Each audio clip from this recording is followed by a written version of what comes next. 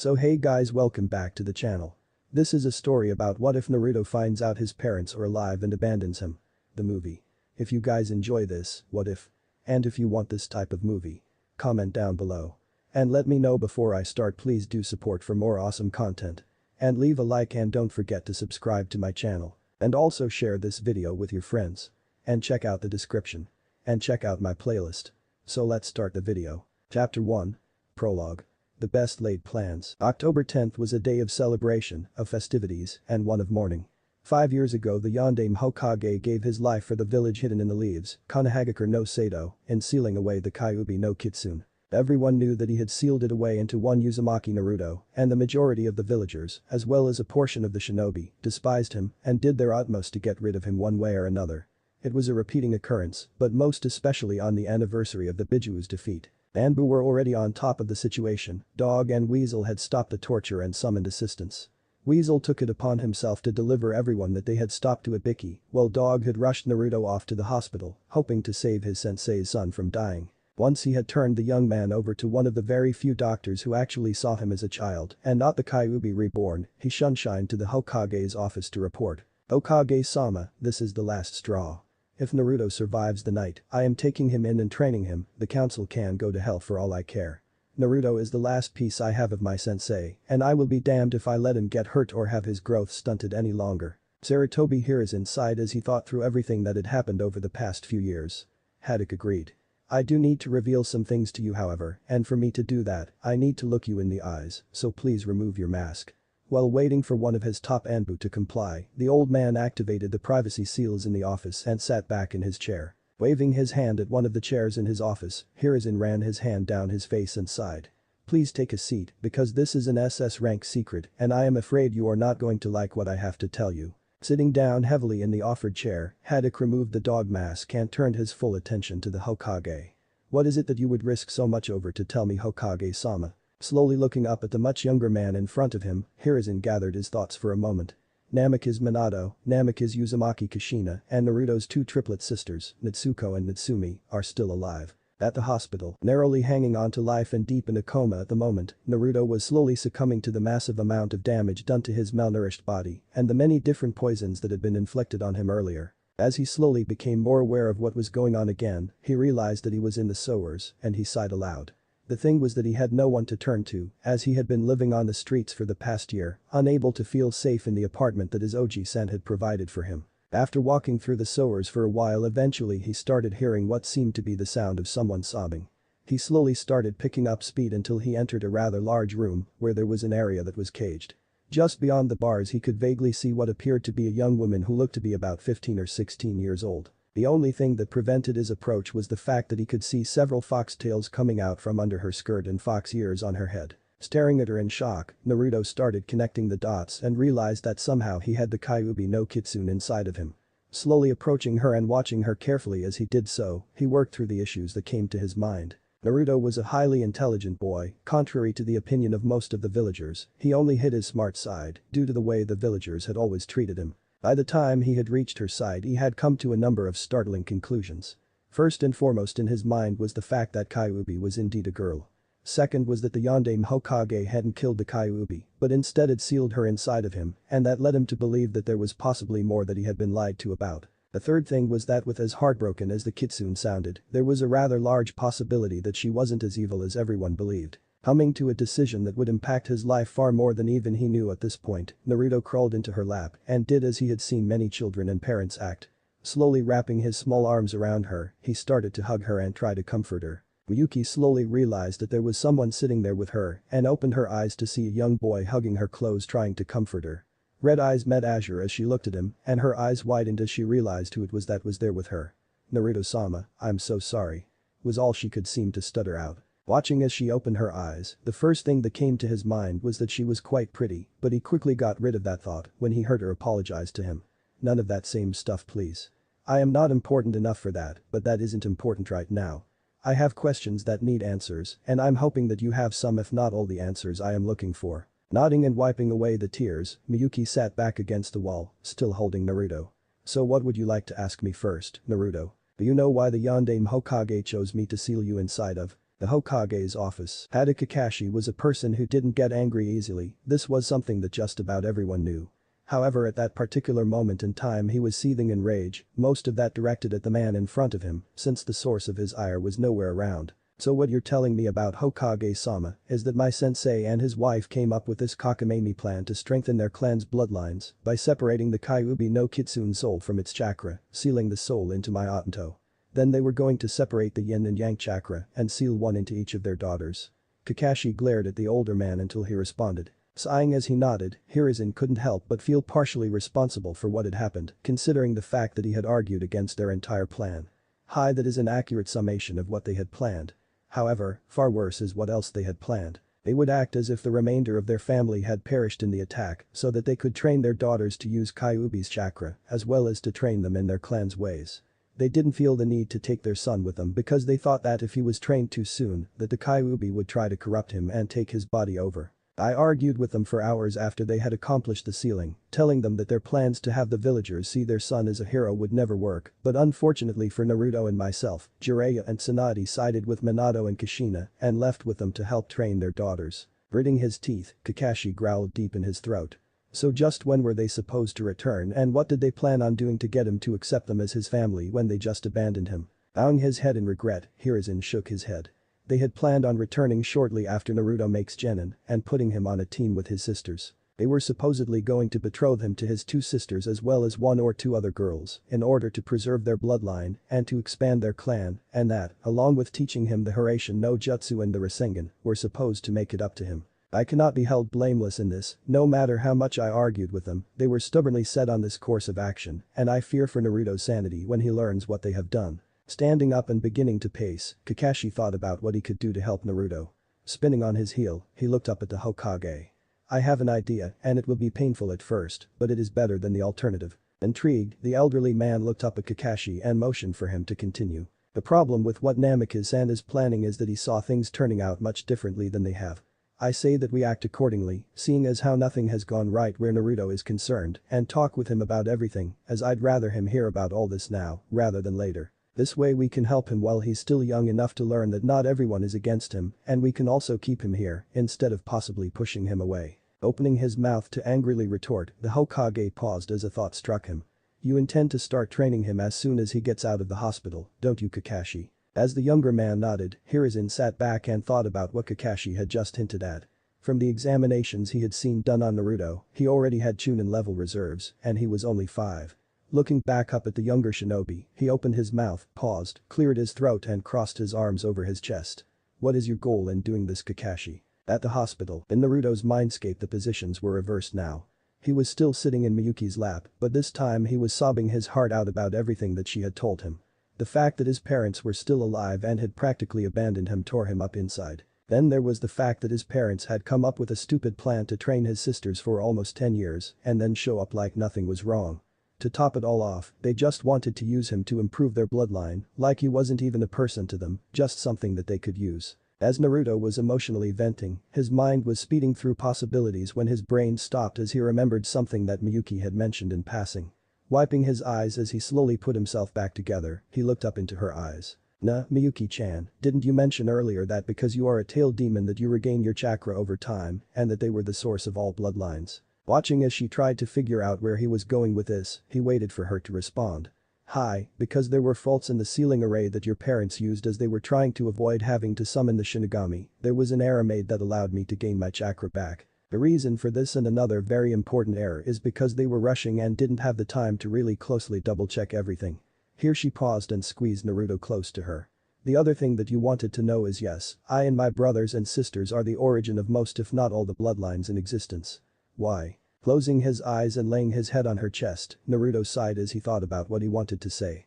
Miyuki-chan, is there any way that you could not only give me a bloodline or two, but also change my body or my blood so that I am not in any way, shape or form related to them? Rocking him gently as she thought about it, she racked her brain thinking about the possibilities and the risks. Finally looking down at him and smiling, she brushed her hand against his cheek. There is a way, but just to let you know, there are risks associated with this procedure. The other thing you need to know is that we will need to do this soon, as this last attack is more than the healing ability I give you by being inside of you can handle. Taking a moment to think about what she had just said, his eyes widened as he realized that he was slowly dying. I think I want to get Oji-san's opinion on this. Is there any way that we can bring him in here to meet you and talk to him about this? Nodding her head, she winced as she thought about what he was going to need to do to make this happen. Okay, first you are going to need to be awakened so that you can let the Hokage know what he needs to do. It is going to hurt a lot and you will need to focus on telling him that he will need to channel a little bit of chakra and put his fingertips on your forehead. I will do the rest from there, okay? Quickly agreeing with her, he braced himself for the pain as she forced him awake. Hokage's office. While they were discussing some of the things that they would need to accomplish, an urgent knocking sounded at his office door. Motioning to Kakashi to open the door, the Hokage quickly released the privacy seals which allowed them to open the doors. An Anbu with a cat mask was standing at the door, anxiously waiting for them to open it, and once it was open she immediately bowed. Okage-sama, Naruto has awakened and even though he is in agony, begged us to come and get you. He said it's to do with his tenant. She hurried out of the way as the two occupants rushed out of the room for the hospital, both so stunned that they forgot about anything, but moving as quickly as they could. At the hospital, moments later, the two men were standing in Naruto's room, eyes wide in shock at the amount of pain the young man was in. Kakashi walked closer and took the boy's hand on his own and squeezed it. Turning his head to see who was there and seeing Kakashi and the Hokage, Naruto tried to grin and failed miserably. Looking from one to the other, he licked his lips as he struggled to talk. Closer please. I'm dying. It is still a chance. Need to channel your chakra. Touch my forehead. A lot to discuss. Please hurry. Quickly moving closer, they started to channel a tiny bit of chakra and touched their fingers to his head while they watched him bite back a scream of agony. As soon as they made contact with his skin, everything went black momentarily. Naruto's mindscape. They appeared in front of a cage in his mind and they gazed about momentarily in awe before they focused on the voices they heard in front of them. Please Yuki-chan, please make the pain go away. It's going to hurt worse before it gets better Naruto-kun, first we need to talk to the Hokage and Haddock-san. The voice they heard this time was feminine, low and melodic, which drew their attention. Walking forward towards the cage, the scene in front of them stunned them. As soon as they could see beyond the bars, they saw a young woman with stunning red hair cradling Naruto to her. He was lying there in her lap, his little body shaking from the pain, when they noticed her ears and tails. That was when their minds had to stop and reboot. Of the two of them, Kakashi was the first to recover. Kyuubi. Is a girl. Naruto groaned and glared at him for a moment. Her name is Miyuki. Not Kyuubi. Kyuubi is a title. Nodding at the young man, they both sat down right next to the cage. The Hokage gently placed his hand on Naruto's head and smoothed down his hair, trying to give him some comfort. Naruto-kun, why did you need to talk to us? Shaking his head to clear his mind, Naruto opened his eyes to look at the Hokage. I know Oji-san, I know everything about Minato team and Kishinobaka. Their plan, the way they abandoned me, I know everything. What I need from you is for you to listen to Miyuki because she has a way to not only save my life, but a way to make it so that they lose any and all say or control over my life. I will be able to receive a new bloodline, which would allow me to start my own clan, right Oji-san? Stunned beyond all belief, the two men stood there in silence as Miyuki told them briefly about her history with Konoha and what had happened that night when she had attacked. She also told them about the Kitsune summoning contract that she would have him sign, gaining Konoha a 6th summoning contract, and also about what would need to happen in order for him to survive the night. The two men were skeptical at first, but as they talked and discussed everything in depth, they soon came to see that this seemed to be the only way to help Naruto out. Thinking about everything that they had talked about, the Hokage leaned back against the bars of the cage. Turning his head to look at the Kitsune, he realized that there were a couple of other matters that they needed to discuss. Miyuki, I only have a couple more questions for you. The first is, will he be able to choose his bloodline, or will it be something totally at random? Secondly, have the two of you discussed any names, since I am quite sure that Naruto would prefer to distance himself as much as possible from them. Taking a moment to think about her answer very carefully, Miyuki sighed and shook her head to clear it. There is only so much manipulation I can do. Given that his chakra affinities are wind, water and fire in that order, I can tweak his affinities to give him a Hyuden Kekkei Genkai using his wind and water affinities, a Futen Kekkei Genkai using his water and fire affinities, or even a Shakuten Kekkei Genkai using his wind and fire affinities. The only definite abilities that will be included are a remarkably fast healing ability, combined with an extended lifespan and slowed aging, as well as enlarged chakra reserves and a new Dojutsu. Both of the men there stared at her in shock, though Kakashi recovered faster. That more than anything will get the council's favor quicker than anything, though. Will it be a single stage like the Byakugan or an evolving one like the Sharingan? Smirking at their stunned faces, she chuckled lightly. It will be a single stage like the Byakugan, with 2 lesser abilities and 1 major. The first is that it will be able to cast some rather difficult to dispel on a target, which is a huge plus for anyone like Naruto, whose large reserves generally prevent the usage of. The second is the ability to target an enemy and attack them with either thrown weapons or ninjutsu and have them locked onto the target. What this means is if the target creates Bunshin or they Kawarimi with something or someone, the attack will follow them because it will lock onto their chakra signature. Both men whistled as they thought of the possibilities when Hiruzen realized something. You said that there were 2 lesser and 1 major and only described the 2 lesser abilities. Would it be too much trouble to ask about the final ability of his Dojutsu? She smiled as she saw the grimace cross Kakashi's face. I will give you the general overview of this last ability. It is a bloodline key, meaning it can be used to unlock someone's bloodline ability or seal it away either temporarily or permanently. Gasps were ripped from the throats of both men as they began to fully realize the full scope of this new Kekkei Genkai. This is an amazing opportunity for you, Naruto. Have you decided on a new name and surname for yourself and your new clan? Naruto simply looked at the old man and gave him a small smile. After tonight my name will be known as Mjinakari and our Kekkei Genkai will be known as the Sigi no Namida or the Tears of Justice. Pausing here, he turned to look at Miyuki and tilted his head a little. Yuki-chan, can you make my eyes a different color, like green? And make it so that when I am active the only thing that changes is the shape of my pupil. At this point he was picturing it in his mind's eye, hoping that she would pick up on it. As he gazed up at her, he watched as she giggled slightly and nodded at him. Can do, Naru-kun, but since we have agreed to get this done, I must ask a favor of both of you. I would like for you to push him in his training, which should start once I fix his body and he is out of the hospital. The biggest upset that I can think for those 2 is for them to come back and he is already a jonin or an anbu. Think you can make it happen in the next 7 years? The 2 older men looked at each other, smiled and turned back to Miyuki. Most definitely, Miyuki-san. Hikari-kun, you will be working yourself into the ground if you want this to happen, understand? Nodding, he carefully stood and then walked towards the 2 men. Walking back through the bars, Hikari hugged each of the men for a moment, thanking them profusely and asking them to thank Weasel and Cat for helping him as well. Turning back to walk into the cage, he stopped and tilted his head back to look at Sarutobi. Oji-san, we will give you approximately 5 minutes to set up the chakra containment seals. You will need to ensure that no one outside of this room will feel the procedure. Will that be long enough? Thinking about it for a moment, he nodded to them. Bowing to Miyuki, he smiled as he rose. Please take care of him, he is precious to me and I have much to atone for where he is concerned. Simply smiling at him in turn, she nodded once and then ejected them from his mindscape. She then turned to her container.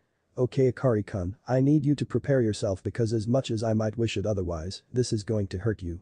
What needs to happen is that you're going to rip as close to 1/3 of the seal off as is possible for you. This will allow enough of my chakra and intent out to repair the damage done to your body as well as overwrite your current bloodline.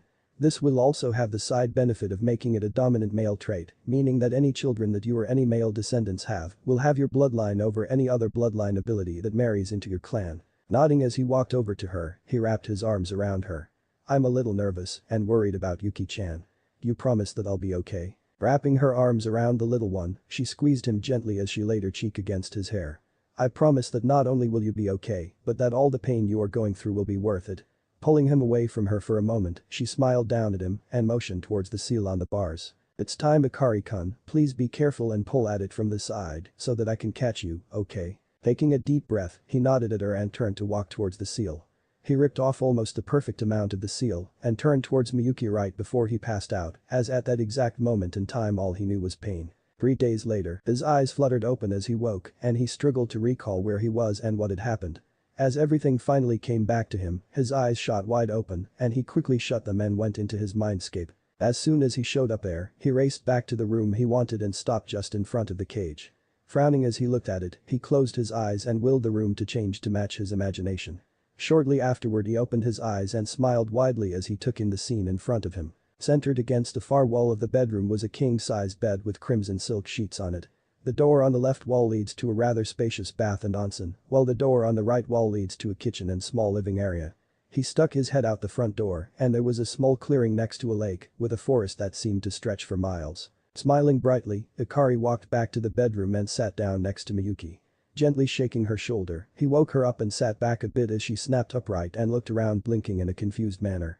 As he took in her state of confusion, he noticed that she had on a leather choker with a kanji for seal engraved on it. Yuki-chan, what do you think of my new and improved mindscape? Staring up at him she squealed and glomped onto him. Hikari-kun is amazing. I have to say though, have you looked in the mirror since you woke up? You look totally different. Hearing that, he tore out of the room and into the bathroom, where he stood there stunned for a few minutes. He was a little over 4 feet tall now and definitely looking healthier. His hair was straight and smooth, unlike before, and it was black with some red highlights.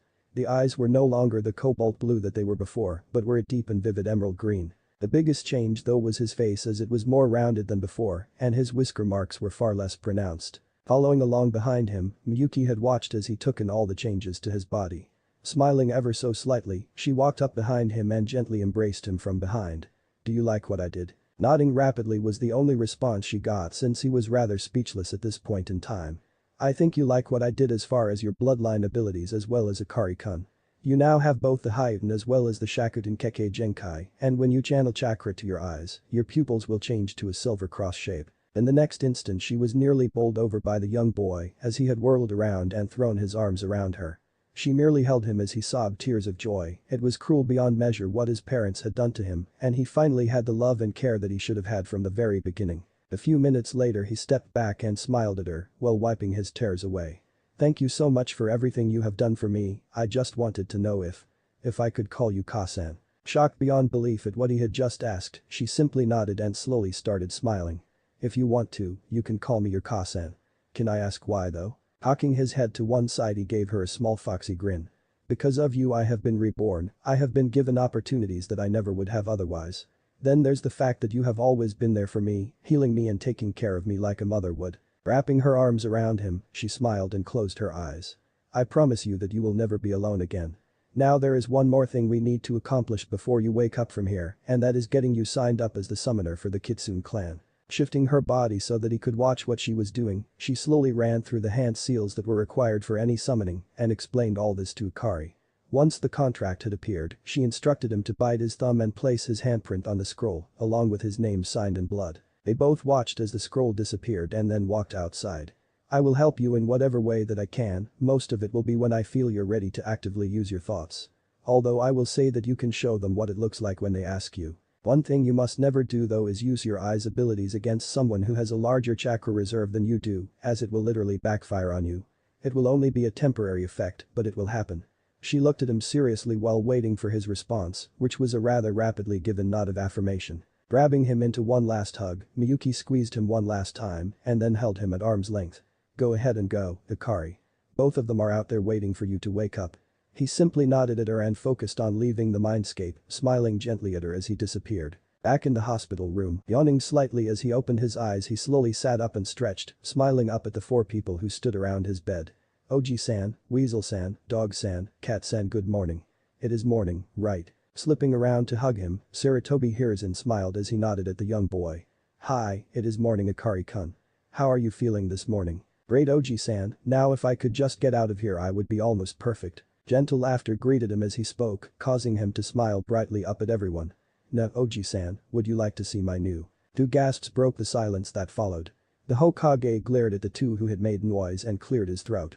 "I expect you to keep silent on these 2. The Kyuubi confirmed for us that the Bijuu are the source of a great many bloodlines, if not all of them, and because of the way he was injured several nights ago, the Kyuubi no Kitsune was gracious enough to give him a new bloodline, including a never-before-seen." He paused here and smirked slightly, chuckling at the look of surprise on Akari's face. "Is it already active? I thought it would be some time before it could be activated." Shaking his head at the older man, he smirked back at him. "Nope, apparently they will be activated when our ability to use chakra is unlocked. Take a peek if you want." Here he closed his eyes for a moment to focus a bit of his chakra to his eyes, and as he opened them back up, he looked at each of them in the room and chuckled mentally at the looks in their eyes. All 4 of the others in the room were shocked beyond belief at the sight in front of them. His once blue eyes were a brilliant and piercing green, and with his activeness, his once round black pupil changed into a brilliant silver Maltese-style cross. Glaring with it active, he sat up straight in the bed. "From this day forward, Namikaze Uzumaki Naruto is dead. I have been reborn as Sumjin Akari, and my clan's abilities and Kekkei Genkai are to be kept a secret until the Hokage and I deem it time to reveal some, but not all of the abilities." Hiruzen chuckled softly as he nodded in agreement. "Well said, Akari-kun, very well said. I can foresee you becoming a very capable clan head and leader in the future. Gather around and I will explain what I'm allowed to say about what could become one of the most powerful clans and bloodlines here in Konoha." Chapter 2. Testing, First Assignments and Surprises. 3 years later, Training Field 7. He was exhausted. All of his teachers were there along with the members of the Shinobi Council, as well as the current Anbu commander, and they were currently judging his abilities and whether he was worthy of the leaf Hitai 8. Thinking back over the last 3 years made him smile, as he recalled all the good times that they had shared and all that they had taught him as well as everything he had learned on his own. The first year had been brutal, as they had pushed him to the extreme, just in getting his body conditioned, as well as getting his chakra control to where it needed to be. Flashback begins. Guy-sensei was in a league of his own when it came to conditioning his body, especially when it came to learning Taijutsu. He had spent most of that first year constantly adjusting his chakra weights, since having Miyuki sealed inside of him, as well as having a nearly inhuman healing rate to boot, meant that his muscles and bones were healing up overnight. Once the green-clad man had learned this, he was ecstatic and gave him full-body workouts every other day. On the days they weren't working out, Ikari was learning the stances and moves of the Goken, or strong fist Taijutsu style. The biggest reason behind him learning this was because Miyuki had insisted that the moves were quite similar to the Genso no Ken, or fist of the element style. His second year with Guy-sensei was quite similar to the first with 2 major differences. The first was that his chakra weights had the limiters reduced, meaning he was working out with far more weight added than before. The other was that he was beginning to learn the differences between the 2 stances and training in the Genso no Ken. He wasn't allowed to add in any of his elemental natures, as both his sensei had wanted him to get the moves of his chosen style nearly flawless before adding anything to it.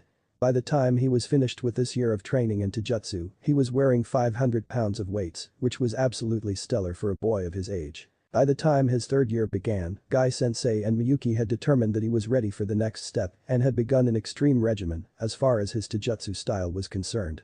The first 4 months had been learning to add his water nature chakra to his body while sparring. They quickly learned that his natural grace and agility while fighting increased exponentially when utilizing this type of chakra.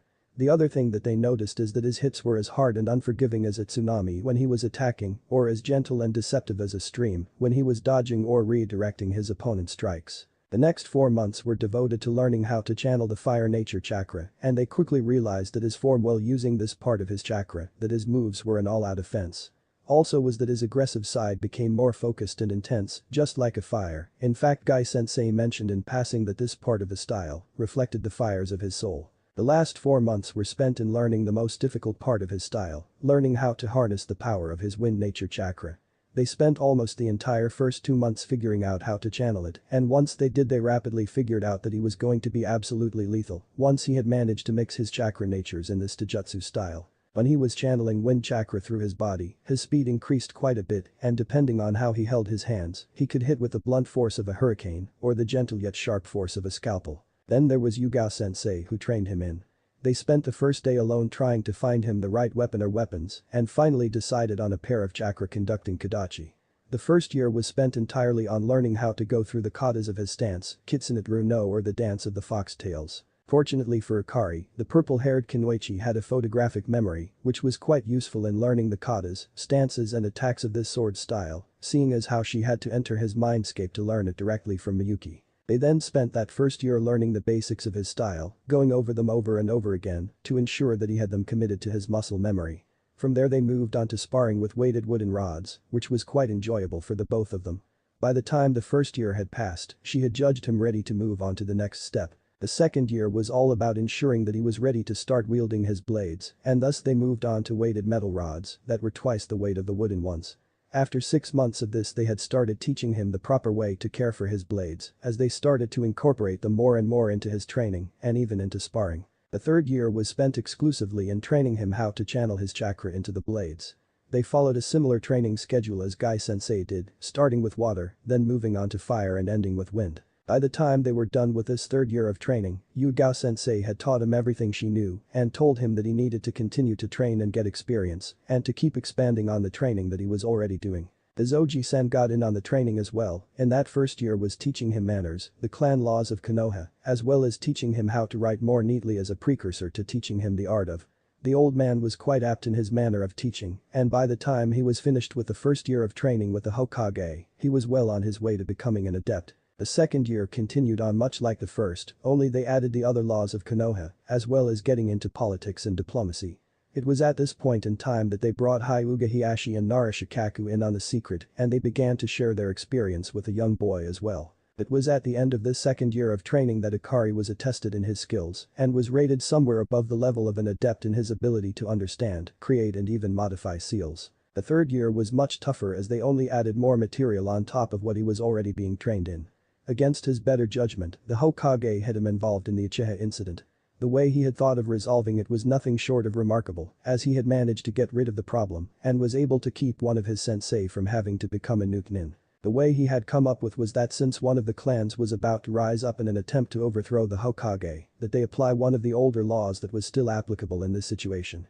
Since they had an inside person to give them the details, they had the Anbu go in and crash one of the clan meetings. Once inside they were able to incapacitate all those who were guilty and brought them to Moreno Ibiki and Yamanaka Inoichi to interrogate and prove their guilt without a shadow of a doubt.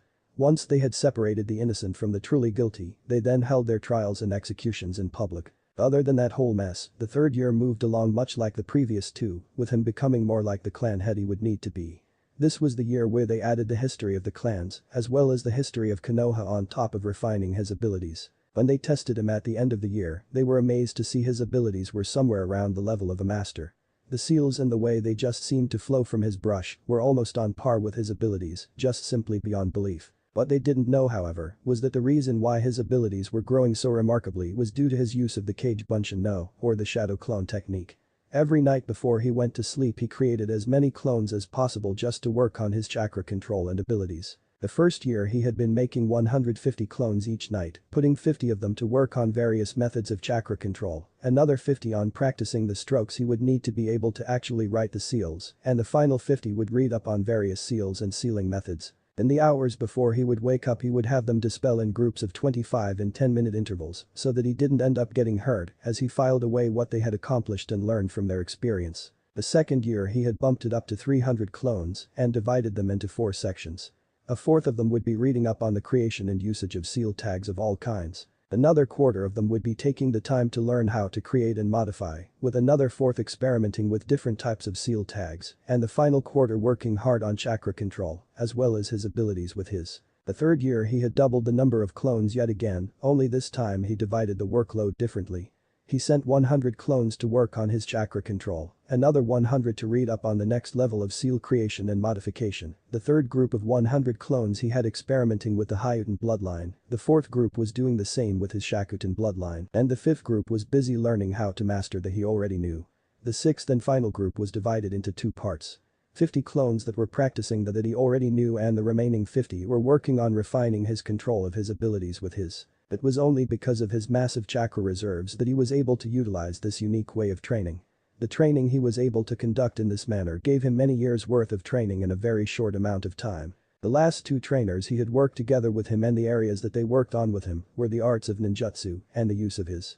It went without saying that Itachi-sensei and Kakashi-sensei were the 2 most suited for these 3 areas of training, and they consistently overlapped in their training in these arts. The first year they mostly worked on the basics, with Itachi helping him to train him so that he wasn't using so much chakra in activating it.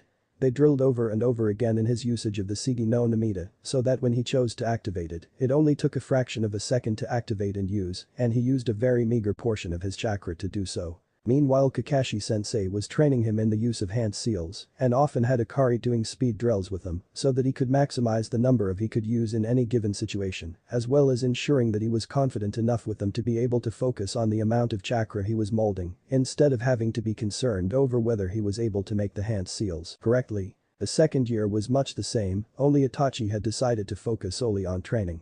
This year was spent learning about the different types and ranks of, as well as casting them on him to ensure that he understood how they worked. The only downside to this method of teaching was the fact that there was apparently a defense mechanism built into his that detected when it had been cast on him and automatically allowed him to either spike or cycle his chakra to dispel it. They ended up having to have Akari form the over Itachi instead, and once it had been dispelled he was graded on how well he had done. On the other hand, Kakashi had been having a much easier time of training the boy in ninjutsu as he was a very quick learner when it came to hands-on training.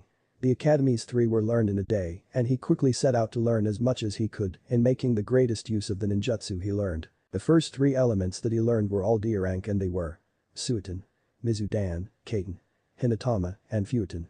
Case. By the time the year was done he could honestly say that he had learned a lot from Kakashi-sensei, as he had learned how to moderate the amount of chakra he poured through the seals and could charge the first 3 that he had learned with enough chakra to take them from B rank to high C rank in both range and damage. Year 3 was by far the most interesting training for the boy as he truly exploded in his capabilities with his and Itachi was extremely grateful for what he had done for his clan as well as for the village, so grateful in fact that he had spoken with the Hokage about arranging a betrothal between Ikari and one of the young girls in his clan. They debated it fiercely for a few months before deciding that they would allow the young clan head a choice in whether it went through or not. By the end of the year, Ikari knew at least 2 each of D rank, C rank, B rank and A rank. He could cast them quickly and was able to layer 4 on a target as soon as he made eye contact. The best thing is that it always took 2 separate methods to break out of his, as long as they were cast with his. The time that he had spent with Kakashi-sensei had paid off dividends in his abilities in combat. The 3rd year had been when he had learned about collaboration, like water and lightning or wind and fire. The fact that he was able to create a few B and C ranks for his affinities as well as his 2 bloodline abilities was nothing short of spectacular. Flashback ends. Wincing as he stretched out his sore and aching muscles, the 8-year-old boy took a few more minutes to stretch his body out as it had been quite the rigorous workout. He had started at 8 this morning with a spar from hell with Guy-sensei, then after a 20-minute break, he had matched swords with Yuga-sensei. By that time it had already gotten close to lunchtime and so they had stopped there and eaten before continuing on. Immediately following lunch had been Itachi who had to make a couple of clones for him to test his on.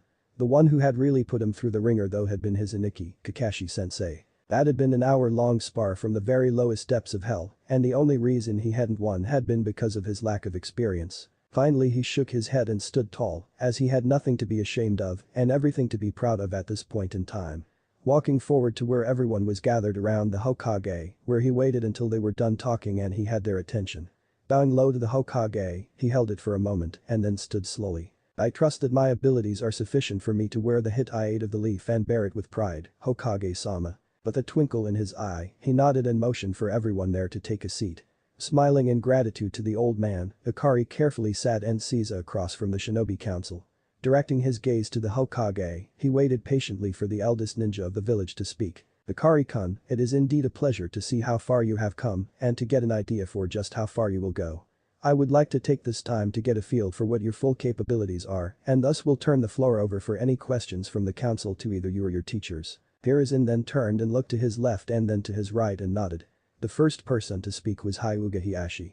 Smjin-san, what exactly are its capabilities? Taking a moment to gather his thoughts, he quietly responded.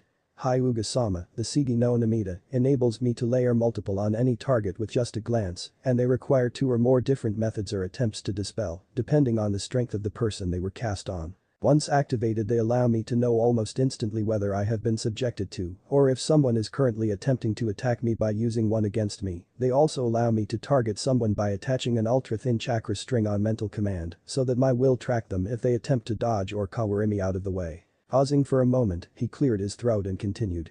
My ultimate ability is the ability to sense if someone I am looking at has a Kekkei Genkai and either unlock it if they haven't already unlocked their ability or to lock it away either temporarily or permanently.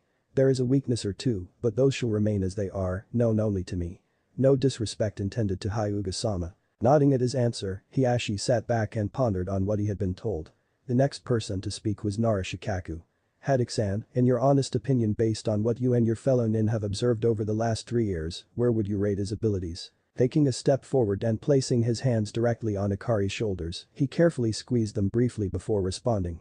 In all honesty Shikaku, I can only rate him based on what I have seen, so there will need to be an answer on part of his training from the Hokage as well.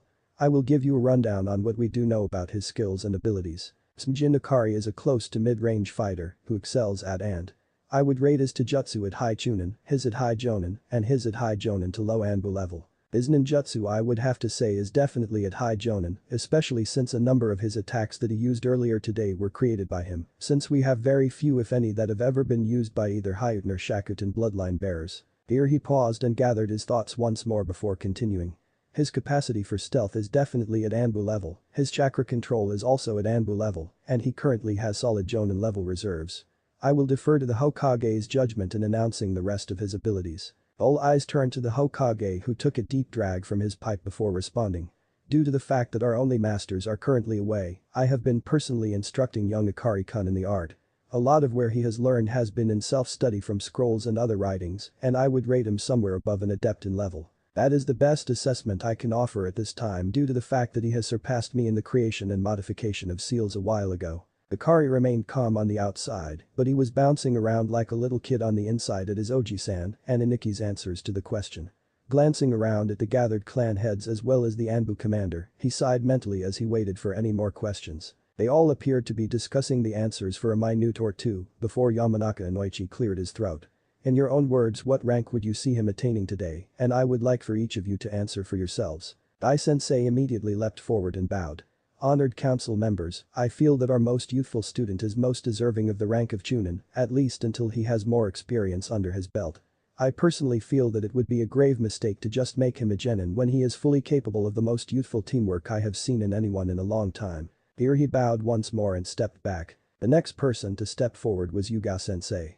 I would agree with Gai-san in his assessment. Akari-kun not only has the drive to improve himself, but to help others around him to improve and grow as well. I have learned a great deal from him in the last 3 years, almost as much as I have taught him, and I feel that he should receive the rank of Chunin. As she took a step back, Itachi-sensei stepped forward. I concur with my comrade's previous statements. I feel that he not only has the ability but the mentality to handle the rank. I would ask that he be assigned to a team that is a shy person, so that way he can gain the experience he needs to grow and progress. Once he was done, he took a step back and Kakashi cleared his throat. I would make the same recommendation, but with the option to be picked up by the Anbu once he has been blooded. Here he paused as he felt Akari's gulp through his hands, and he squeezed his shoulders gently once more before continuing. His character is without reproach, especially considering how ill-treated he was before we took over raising and training him 3 years ago. He is loyal, hard-working, and has a do-or-die mentality that will see to having both the mission accomplished as well as his entire team returning with him one way or another. Kakashi stopped there and stepped back amongst his other comrades. The Anbu commander tilted his head in acknowledgement and acceptance of his statement and then looked to the Hokage and nodded in response. Tilting his head forward for a moment, Sarutobi Hiruzen hid the tears of pride as he blinked them away. The fact that Akari had come so far in such a short amount of time meant a lot to him. Looking back up at Akari, he cleared his throat before speaking. Having heard the assessment today, I must say that I am very proud of you, Akari-kun. You have persevered when many others would have given up. You have struggled and fought your way through a training regimen that many your age or even a little older than you would consider insane, and you not only passed your final exam, you have completely obliterated any and all expectations that there could have been for you. Now if there are no objections, he paused here for a moment and looked at each face there only to see approval. It is my pleasure to congratulate you and say that you have earned this. Rise and accept your fate and best, Chunin Sumjin. Blinking back tears of gratitude, he bowed low to the ground before rising to his feet and shakily moving forward to pick up the items that the Hokage had set in front of him. Throwing the vest on and then wrapping the headband around his right bicep and tying it off, he then returned to where he had been sitting and stood there, turning to face the council once more. Smiling broadly at the young boy before him, Sarutobi stood and looked around at everyone there before speaking up once more. It has been more years than I can remember since we have seen the establishment of a new clan. I have received a request from Uchiha Itachi, the current head of the Uchiha clan, for the creation of the Sumjin clan, with himself as a sponsor. According to the laws of Konoha, the only people who have any say in the creation or addition of a new clan are the Hokage, as well as the other clan heads. Turning to Akari, he smiled once more. Akari-kun, if this request is accepted and passes, until you turn 16 or become a you will need to have someone who will represent your clan in council meetings. Do you have anyone in mind that would be able to do this for you? Getting a nod from the young man in question, Hiruzen turned his attention once more to the council members in front of him. Anyone have any reason why this request cannot be accepted? Aside from the fact that there is only one member for now, that is. Seeing that no one there seemed to have any objections, he smirked as he turned back to face Akari. Chunin Sumjin, upon unanimous decision of the council, you and your family are now a clan of Konoha. Seeing as there is only yourself and no one else, we will need to initiate the Clan Restoration Act. You will need to find a minimum of 3 women and be married by your 16th birthday to at least one of them. Is that understood? Grumbling mentally about this, Akari nodded. Hi Hokage-sama, I do have one question though. It is acceptable that I have the final say in the matter of my marriages and that they are not to be forced or coerced. Is that correct? Getting a nod and a soft smile in response, he sighed in relief. Taking a deep breath, he turned and faced his teachers. Yuga-sensei, An-san, would you do me the honor of accepting the role of being my clan's representative on the council until I either come of age or achieve the desired rank? Stunned beyond belief, it took her a moment to respond. Smiling at her honorary Otanto, she nodded to him. Hi, Otanto, it would be an honor to assist you. I appreciate your trust in me and will never give you cause to doubt me. Turning back to the council he smiled and bowed. Thank you for supporting me in this, I am eternally grateful to my teachers as well as each of you for all that you have done for me. I await your orders, Hokage-sama. Looking through the papers in front of him, he shuffled through them looking for the right one. Finding it, he cleared his throat before reading from the sheet. Chunin Smjin, you are to report to your team's training ground, which is Training Field 18, in the morning at 8 a.m. Your new team is Chunin Inyazuka Hitomi, Chunin Abiram Takedo and Jonin Sensei Yasumasa Habara. Any questions? Shaking his head, Ikari smiled internally. Things had been going great for him and he was finally starting to reach some of his goals. Blinking as he looked around at everyone standing there, he was a little surprised at seeing Itachi-sensei approach him. Smjin-san, it is an honor to have helped you to get here, having achieved two of your dreams today. I have with me a request, which will help both you and a member of my clan.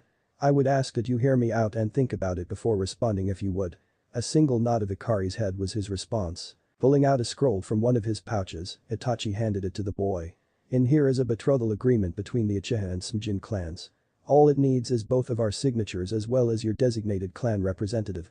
I know how you feel about arranged marriages, Ikari-kun, but I ask that you give her a chance and see where things go. You will have until your 15th birthday to choose whether to finalize said contract once it has been signed, and the only requirement is that the both of you spend time together and get to know each other. Deep in thought at the moment, Ikari gently weighed the scroll in his hand. Unlike his former family, Itachi was giving him a choice in the matter, which was a huge plus for him. Also there was the fact that he had absolutely no respect for the Namikaze or Uzumaki clan heads, but he had quite a bit for Itachi, which also weighed heavily in favor of him accepting the contract. Removing the binding around it, he quickly scanned the document to see if there was a name listed and was stunned by the name he found there. Looking up at Itachi, he nodded at the man. I must admit to being a little stunned at the names listed here to be perfectly honest. Satsuki-sen was one of the only children I knew that would play with me before my change. Is she aware of anything to do with me? Shaking his head at the youth's question, Itachi mentally sighed with relief as it seemed that he was leaning towards accepting the contract, which would be largely beneficial to her, since her only remaining relative was an older brother who had been an eager participant in the attempted coup and had been executed with the rest of the traitors. This would give her a fresh start and would bring her out of the depression she had been in ever since. By the same token, with the dowry that he and his mother had decided to put into the contract, which was a considerable sum along with a rather large house and property to help the young clan out, there was very little reason he could think of to deny the contract. Deep in thought himself, Ikari had pretty much noted many of the same things that Itachi just had and sighed aloud. Turning to Yugao as he unrolled the scroll, he bowed his head and spoke. On-san, I'm inclined to agree, but I bow to your wisdom in the matter. Having given it some thought and glancing over the terms, they are being quite generous in helping our new clan in our humble beginnings. He then stood and smiled at her for a moment before becoming serious once more. However, here he looked at Itachi and the Hokage with determination in his eyes. I must insist that if we agree to the betrothal that she is informed of who I used to be, what I contain, and who my former family is. I also beg of you to consider her desires in this, and if she doesn't want to go through with this for good reason, that we let the matter end there. Is this acceptable? Taking a moment to look at Ikari, he nodded and smiled softly. I don't think she'll have any problems with it. That and the house and property sit on land that is on the edge of the Uchiha and Hyuga clan lands, so you will have more than enough room to grow. Tilting his head in thought for a moment, Ikari smiled. Perhaps we could discuss this over dinner tonight. Itachi looked to Yugao who simply shrugged and nodded. Turning his gaze back to Ikari, he nodded as well. That would be acceptable, Ikari-kun, shall we say 6:30 this evening? Returning Itachi's gaze for the moment, Ikari smiled and nodded. Arigato, and that is indeed an acceptable time. He then bowed to everyone present, turned to the Hokage, and looked at him with a questioning gaze. Receiving a nod from the older man, he turned and approached Yugao and walked away talking with her, leaving the council to chuckle at his departure. Walking up to the two men standing together, Hiashi chuckled slightly as he nodded at the young boy who had just left. Hiruzen, Itachi, something tells me that that youth is going to go places, yes? Nodding his head in agreement, the Hokage simply laughed as he watched the departing group of ninja. Itachi, something tells me that it might be a wise idea for me to be available later on this evening, because I am almost positive that your two clans will become quite close in the coming years. I agree with Hokage-sama. Chapter 2. The next step on the path. 2 years later, turning in for the night, Ikari sighed in relief. The past 2 years had been most beneficial for him in multiple ways. The first was that his first meeting with his former family had possibly been pushed back another 3 years. The main reason for that being that they had improved the academy's curriculum due to quite a few injuries and deaths that could have been prevented had the genin actually received more in-depth training than just the basic techniques that were covered, as well as ensuring that the trainees were physically fit. That had increased the graduation age from 12 to 13, and then there was the mandatory time as a genin before being able to go to the chunin exams that the council had established, which meant that there was a 2-year time requirement to be able to go from genin to chunin. Due to this delay in graduation, as well as the time requirement, there was a small possibility it had pushed the confrontation with his former relatives from when he was 12 to 15, and with the test he had undergone earlier today in trying to join the Anbu. He was certain that by the time he actually had the confrontation with his former family, that he would be a jonin and be firmly entrenched as a clan head. While he was fairly certain that he did well enough to pass, he was still concerned because his age might be the one factor in him not being accepted. That and he was concerned about the possibility of his ex-relatives coming back earlier to ensure that their daughters were made genin. Then there was the new house that he had been living in for the last year and a half. He had been pleasantly surprised by the reaction he had received from Satsuki, and that had been the deciding factor in choosing to sign the contract. Flashback start. The dinner had been amazing, but Akari could already tell that something was worrying Satsuki, and he knew that he wasn't the only one to pick up on it. Once dinner was over, the conversation slowly became heavier as both Itachi and Makoto, his mother and chief advisor in his role as the Uchiha clan head, directed the conversation toward why everyone was there this evening. Eventually, the Uchiha matriarch smiled and cleared her throat. Satsuki-chan, there are multiple reasons for why we are all gathered here tonight. The first is to clear up a mystery concerning one of your dearest friends, one Uzumaki Naruto. I promised you when you were much younger that I would help you to find him or find out what happened to him, and I am happy to tell you that he is alive and well, even if he has changed more than you might have expected. Sitting up straight with a small smile on her face, the first one that anyone had seen on the 7-year-old's face in quite some time, she looked expectantly at her Oba-san. I had hoped so, Oba-san. Where has he been all this time? What happened to him? When will I see him again, or has he forgotten all about me? Right as she stood to run to her room, her hands over her face, she was wrapped up in a hug from behind her. Then she heard a familiar voice in her ear. Suki-chan, I never forgot you, I promise you that. I had to get strong though because I found out some rather disturbing things about my family, and because of certain things that you will be made aware of tonight, I had to train in secret for the last 3 years. I know that I owe you an explanation at the very least, and I promise you that I will give it to you.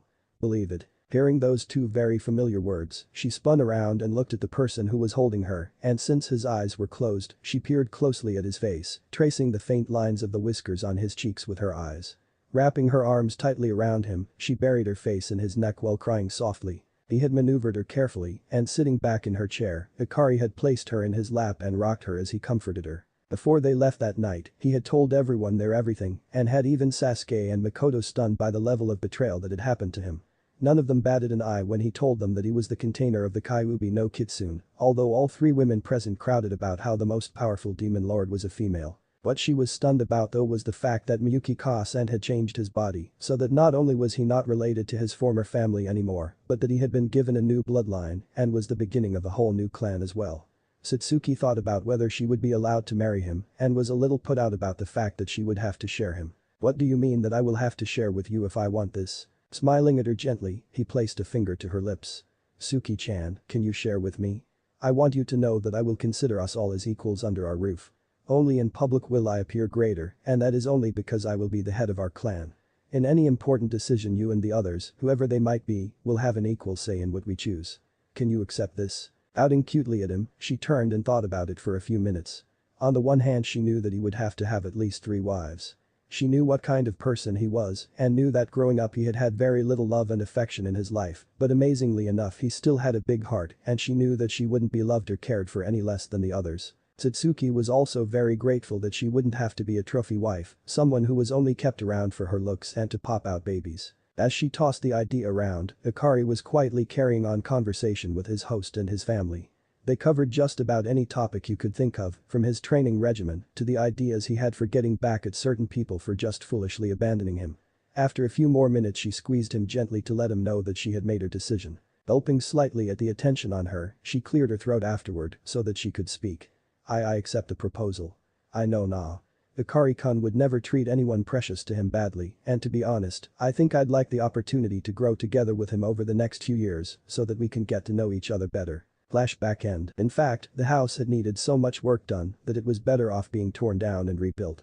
He and Itachi had come to an agreement that they would match every single ryo that he put into the new building, and that was mainly due to the fact that they figured that he wouldn't be bringing in all that much until he gained more rank and was able to take on harder missions. What they still didn't know is that he had his clones steadily making sealing scrolls and explosive tags on the side, and that he was making around 15,000 ryo each month above and beyond what he was making with missions. It was part of the reason why they had managed to have a new house built so quickly, and with all the extra cash he had coming in, he had personally commissioned a few extras, like the mixed bathing onsen, the training dojo, and a flower garden with a pond. Laying there in bed as he prepared to go to sleep, the youth sat there and mentally estimated how much he had saved up over the last 2 years and whistled quietly as he figured he had saved up almost 500,000 ryo in the last 2 years, and that wasn't counting interest earned either. Smiling to himself as he fell asleep, he knew well that his future family wouldn't suffer the way he had growing up. The next day, Akari had awakened much refreshed this morning, showered and gotten dressed in his standard clothes. Black Anbu pants with pockets running down the legs, a sleeveless mesh undershirt with a dark green long-sleeve shirt over it with his black chunin vest over the top. He tied his 8 around his left bicep and laced up his black steel-toed boots. Walking downstairs, he greeted the elderly housekeeper that he had hired on as soon as the house was complete. "Heyo Mika-san, how are you this morning?" She turned as she finished with breakfast and smiled at the young man.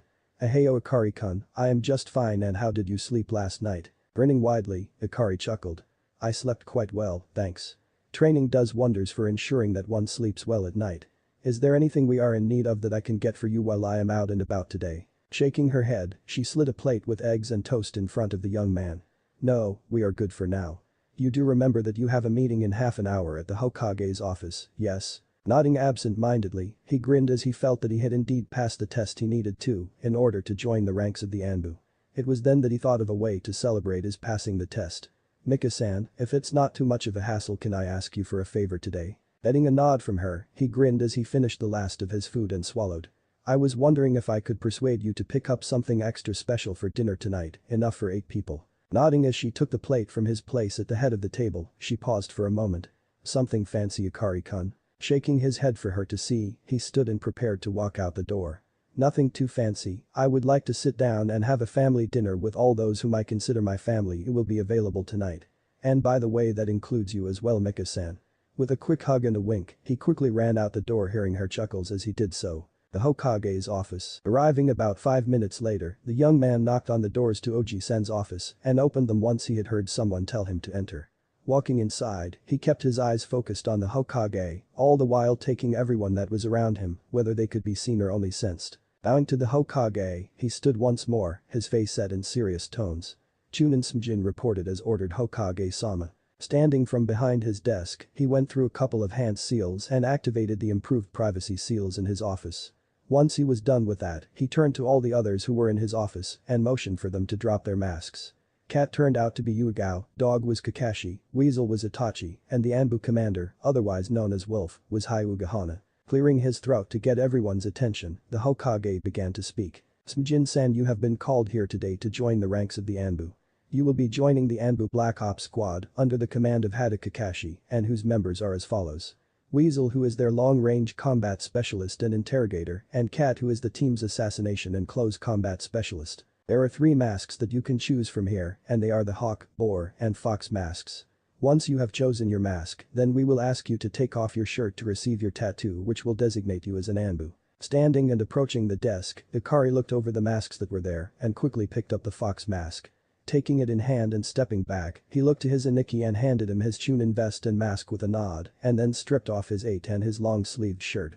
Sitting and Caesar in front of the Hokage, he looked up at the old man with a smile on his face. "I'm ready for Hokage-sama." Smiling down at the young man, he then turned to Yugao and Hana, who were the tattoo specialists in the Anbu, and motioned them forward. Yugao looked down at her Otanto and smiled widely. "You have come a long way, Otanto. As a special gift for today, Hana-san and I will give you one more tattoo, free of charge, wherever you would like and whatever you would like." Thinking about it for a moment, he was struck with inspiration. While Hana was busy tattooing the Anbu mark on his left shoulder, he smiled up at his onsen. "A fox head sitting directly over 9 fox tails arranged in a circle, directly over my heart. She changed my life for the better, and this will be my clan's new symbol, minus the fox head of course." Nodding her head, Yugao waited until Hana was finished and then asked Akari to stand so that they could do the requested tattoo. Once it was done, he looked down at it and smiled. "That one is for you, Ka-san." Thank you Akari-kun, I appreciate the touch. There is something we will need to talk about though, in regards to your clan and the first betrothal you have arranged as well as any other wives you marry. Okay then, how about before dinner this evening, so that we can discuss any possible courses of action with all who might be involved. Once he had gotten the feeling that she agreed with his timing, he looked up at everyone there and grinned. Well, this is another step towards my goal, Haoji-san. Gently smiling at the young man, Hiruzen nodded. Indeed it is Akari-kun, now then I have a mission briefing for all of you in the morning, so be here at 8 and don't be late. Dismissed. Getting the attention of the 3 Anbu he needed to invite, he motioned for them to follow him. Once they had left the Hokage Tower, he led the way to one of the parks nearby. Once there he threw down a disposable privacy seal that he had created and then handed each of them an invite.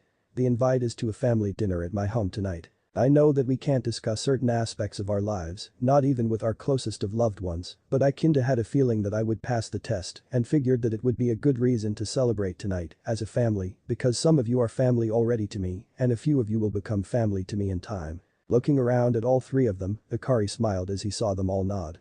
Well then let's get me kitted out with the Anbu gear I'm going to need, nah. Everyone simply smiled at the young man and the sunshine away. Next day, having awoken early the next morning, the young heir had conducted his morning business and gotten dressed in his new attire. A new sleeveless emerald green shirt that was covered by a dark blue Jonin-style Anbu vest, dark blue Anbu pants and the steel-toed boots, and his 8 was the final touch as he finished getting dressed. On the way out the door, he let Mika-san know that he was going to be gone on a mission and didn't know how long he was going to be gone for. Disappearing in a swirl of ice shards, he reappeared in the Hokage's office with his mask on and ready to go. Seeing as he was the first one there and that not even the Hokage was there yet, he covered himself in and hid his chakra levels and then waited for everyone else to get there. 5 minutes later everyone else was there and he pulled down and stood next to Weasel. Glancing up to see that they were all there, the Hokage sighed mentally. I have 2 missions so I am going to need the 4 of you to split up. The first mission is to assess the efforts and capabilities of the rebels in Mist. From there if your assessment is favorable, the 2 that go are to remain and assist them. Do not get captured by their enemies as they are on a witch hunt against bloodline users. One of the 2 who will be going on this mission is Fox, as he will be needed if the assessment indeed turns out favorable, and the reason for that is because their Yonde Mizukage is the Jinchuriki of the Sanbi. Stopping here for a moment, he could feel the tension and realized that there wasn't anything he could do about it now, but pray that everything turned out well. The other mission is to remain off the books for now, because it involves subterfuge of the highest level, due to the nature of the people you will be in contact with. I need 2 of you to deliver a scroll to the Sennin Jiraiya and let him know that training mission or not, if he doesn't get back on the ball with his spy network, I will have him marked as and put a kill on side order out for him in the bingo books. If he argues with you or tries to blow you off, let him know that twice now in the last 6 months, I have had to find out about some rather important events that could have had major ramifications from his spy network, and even then it was almost too late for us to do anything about it. Not to mention that they have told me that he has not been in contact with them for over a year. Giving himself a moment or 2 to calm down, he sighed and rubbed his temples with his fingers. My apologies, I do not mean to take these things out on you, but lately I find myself wondering what the hell I was thinking allowing those idiots to carry out their foolish plan. I want you to make your plans and depart no later than noon. Looking around for a moment, he located the 2 scrolls he was searching for and tossed them to Dog. The blue edge scroll contains your contact location and passwords to meet up with your contact in the port city of Atsu no Adori. The green edge scroll is the one that I need delivered to Jiraiya. Once you have taken care of that, then and only then will the 2 of you link up with the others who will be in Mizuno Kuni. Understood. 4 replies of "Hi, Hokage-sama" were his answer, and he nodded. Good, then all I have to say is good luck and return safely. His only response was 4 nods, and then they vanished in various methods of shunshin. Once they were safely out of sight and hearing, he sagged back in his seat and tilted his head back. May Kami watch over and protect you all. Once they had reappeared at the Anbu training ground, Kakashi removed his mask and turned towards the others. After gazing at both Itachi and Yugao for a moment, he sighed and looked at Akari. I know that you have been in life and death situations before Atanto, I want you to promise me something though. I need you to promise me that you will follow Itachi's instructions. You are important to me, and I am unsure of how long it will take us to locate our target and link back up with you. Taken aback for a moment, Akari nodded and sighed. You have my word that I will do my best to follow Itachi's instructions. Smiling at his younger brother, Kakashi sighed mentally, relieved at how easily that had gone over. Clipping his mask back into place, he straightened his shoulders and turned to Yugao. You're with me, Cat, Weasel and Fox, you are to head out to the contact's location and be there in 3 days. Good luck and be cautious. He then disappeared in a swirl of leaves along with Cat, leaving the other two to their own devices. Fox turned to Weasel and frowned even though he knew the other man couldn't see it.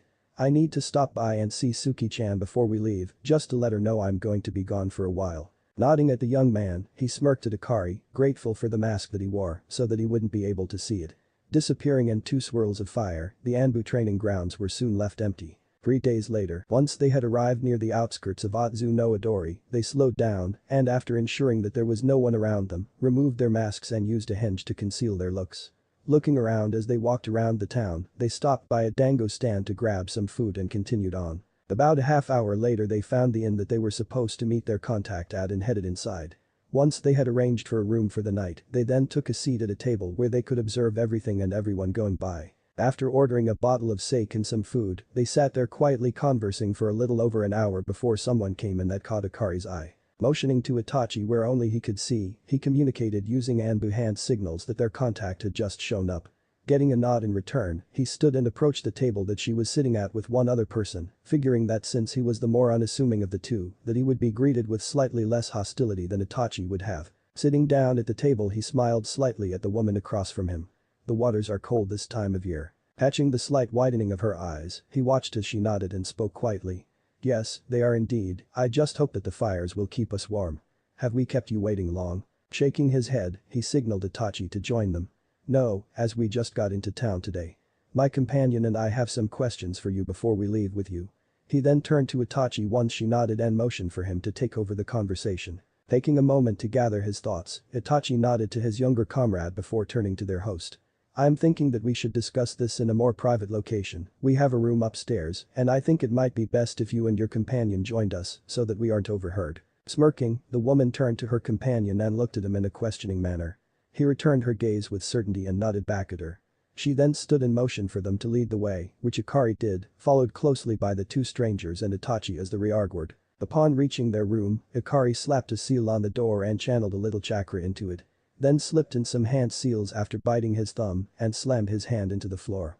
No two three-tailed kitsune, one that was an icy blue in color and the other the blazing reddish-orange of a fire, popped out of a small cloud of smoke and looked to their summoner. What do you require of us, Akari-sama? Hiding his grimace, he spoke quietly to them, yet still loud enough to be heard by everyone there in the room. Greetings to both of you, Shimo, to Kibi, I need the two of you to make certain that we are not overheard by anyone. Do not attack and employ your stealth skills to observe and report any chakra usage outside of this room within 500 meters. Both nodding at their summoner, they popped out of the room as Akari looked up at his partner. We should be secure now, so we can begin anytime you wish to. This got Itachi's attention, and he turned towards the pair who were just sitting there, somewhat stunned by the ability of the young man. The first thing that we would like to know is your names. I am Uchiha Itachi, and my partner is Sumjin Akari. It was at this point that the two of them dropped their respective henge and resumed their normal looks. The woman nodded and pointed to her companion first.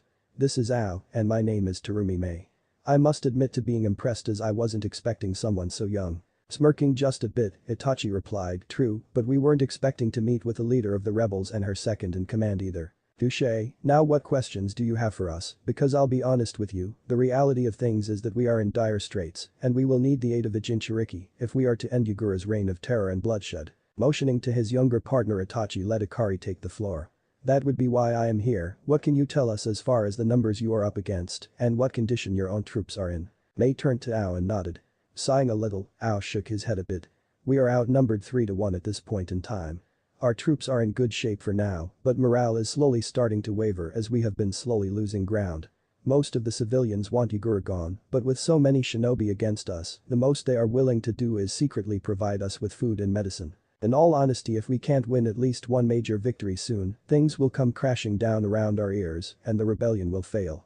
The worst part is that if Yagura wins, it will not bode well for countries like Hai no Kuni and Kaminari no Kuni who have well-known bloodlines. Sitting back in their chairs, the two Konohinin took their time sorting through the information they had just received.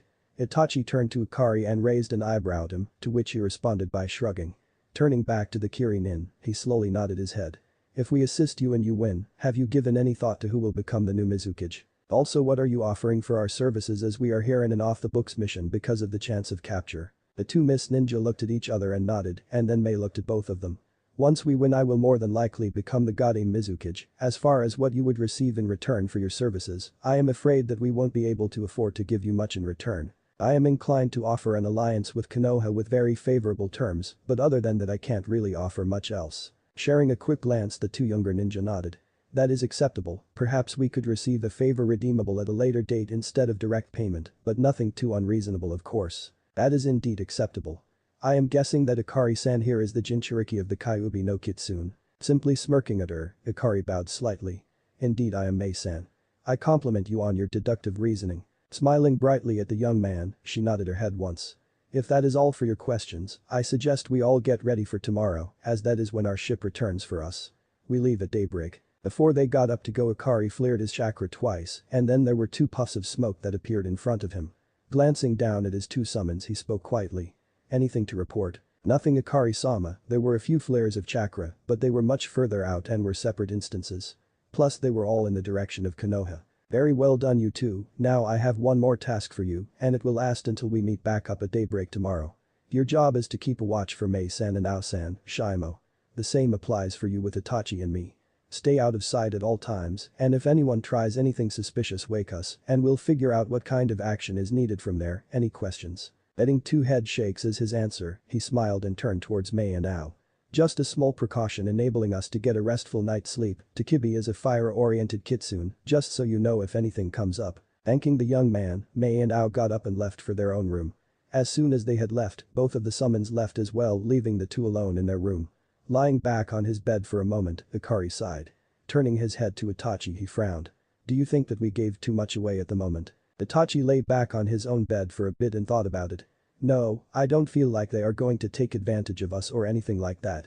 So I think that we did just fine with the level of information that we gained as well as gave away. Before we go to sleep tonight we need to make sure we send a report to Kakashi. I will write it up if you will take care of summoning a fox to send it. Agreed, I am just a tad bit nervous though. I've fought bandits before, but in an actual battle or part of a civil war. I'm not scared so much as anxious, as I know that this will be on a far larger scale than anything I have ever been through before. Itachi turned to look at the young man that he regarded as part of his own family. I trust you to do what you feel is truly right. It isn't all that uncommon to feel that way, all it means is that you are human. What you need to worry about is when you feel nothing at all, for that is when you have truly lost all touch with humanity. Exhaling heavily, Ikari turned to look at Itachi and smiled slightly. Thanks Itachi, I appreciate that greatly. I suppose that we should get that report written up so Nikki can get it sent to the Hokage along with his own report. Closing his eyes for a moment, Ikari thought back to the conversation he had had with his family the night before he had left. It had been extremely nerve-wracking as he wasn't too certain how well the topic would go over.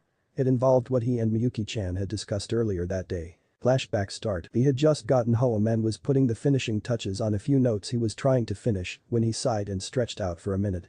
Taking a gander at the clock he saw that he had about an hour before anyone would start to show up, and he remembered what his Ka-san had asked of him. Wrapping up what he had been working on, he put the scroll into a seal that was tattooed on his wrist and sat on his bed. Relaxing, Ikari quickly entered his mindscape and found Miyuki lying out in the sun in her kitsune form. Approaching her, he lay down with his head on her flank, just soaking in the closeness he felt. After a few minutes of this, he gently shook her awake and lay still while she woke up and shifted to her human form. In short order he was lying there with his head in her lap and she had her hands running through his hair. Smiling up at her, he gently cleared his throat. What was that you wanted to talk with me about earlier, Ka-san? Returning his smile, she sighed softly as she looked off into the distance.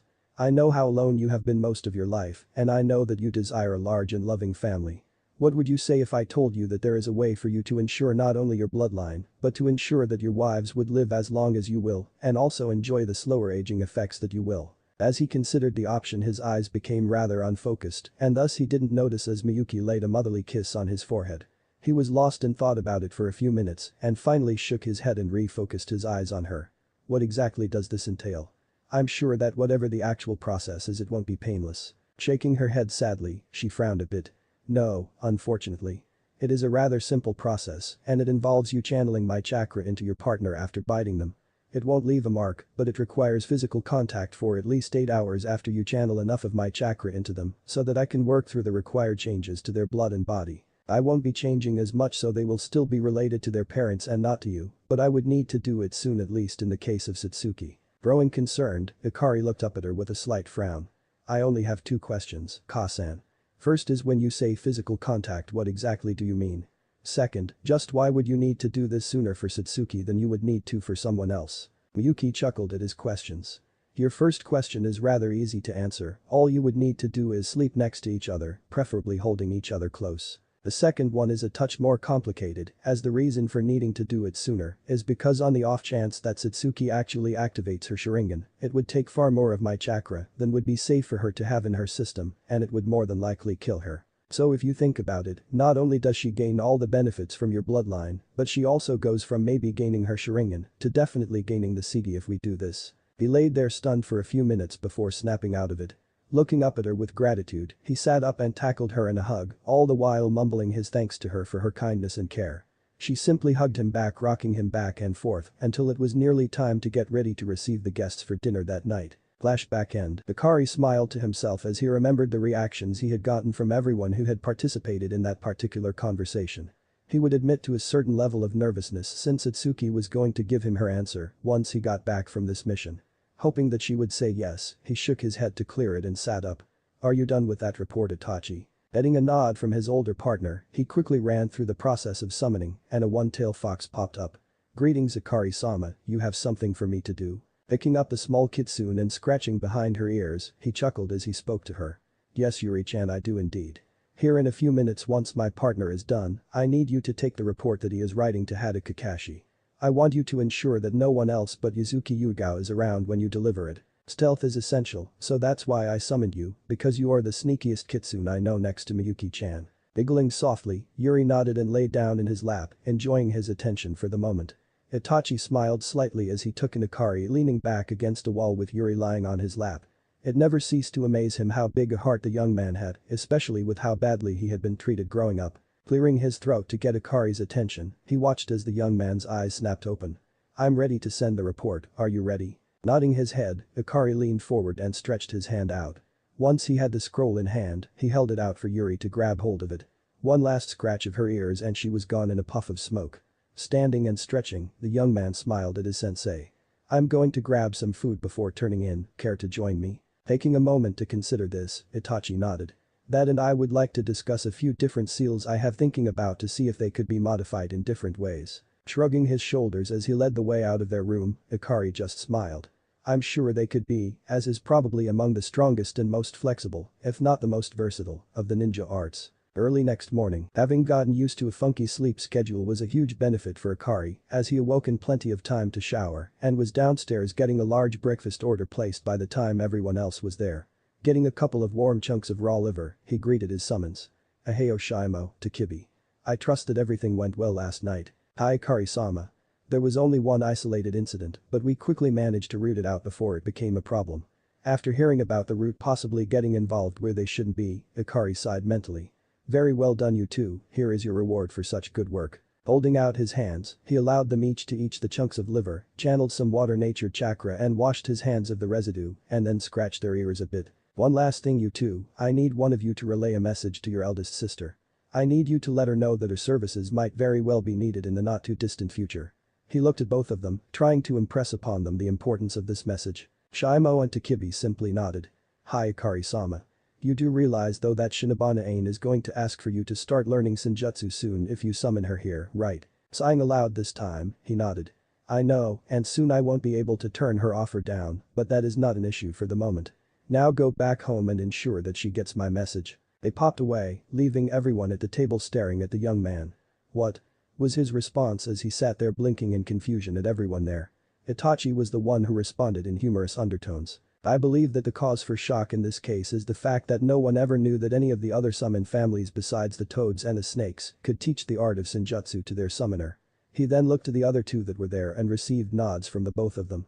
Mei cleared her throat and shook her head before speaking up as well. There's also the fact that you are quite possibly the youngest person I have ever heard of being able to summon, let alone being taught the sage arts. Her voice was soft and respectful as she spoke, somehow also filled with awe at the strength this young man possessed. Chuckling lightly, Akari simply nodded at them.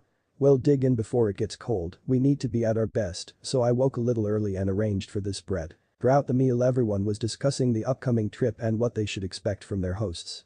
They learned about how the seven swordsmen of Kiri had attempted a coup to try and overthrow Yagura and how the attempt had failed. Most of them had then disappeared, with the exception of Ringo Amayuri and Chijuro, who had both joined the rebellion to aid Mei. When he heard this, Ikari got a gleam in his eyes as he thought about getting the opportunity to spar with one of the seven swordsmen. He continued to listen as they spoke about other issues that they had come across, like the extermination of the Kagaya and Yuki clans and their bloodlines. It was while they were finally leaving the town and out to sea that he got up the courage to ask about what their bloodlines were that he got the shock of his life. Mei-san, can you tell me a little bit about the two clans and what their bloodlines were? Ikari stood at the railing, enjoying the sea breeze that was blowing in his face while they talked. Her eyes closed, Mei mentally shrugged as she thought about whether or not she should be talking about these things when she realized it really couldn't do any harm. The Kagaya had the ability to call their bones out from their body in various ways, either as weapons or as ways of entrapping their foes. The Yuki clan was able to utilize one of the sub-elemental chakra as their bloodline, much like my own family.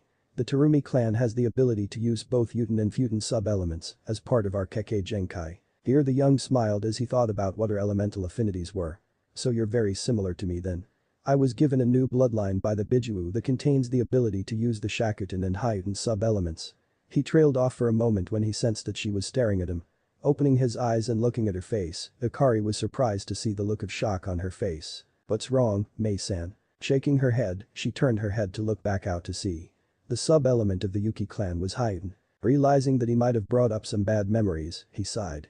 Gomen Mei-san, as I did not mean to remind you of anything bad. Waving his concerns off for the moment, she turned back to him. You couldn't have known Ikari-san. I will say this though, you will find it much easier to use your Hyuten abilities while in Mizu no Kuni, seeing as it will be easier for you to draw out water from the surrounding area to use in your. Taking a moment to consider this new revelation, Mei was struck by an idea.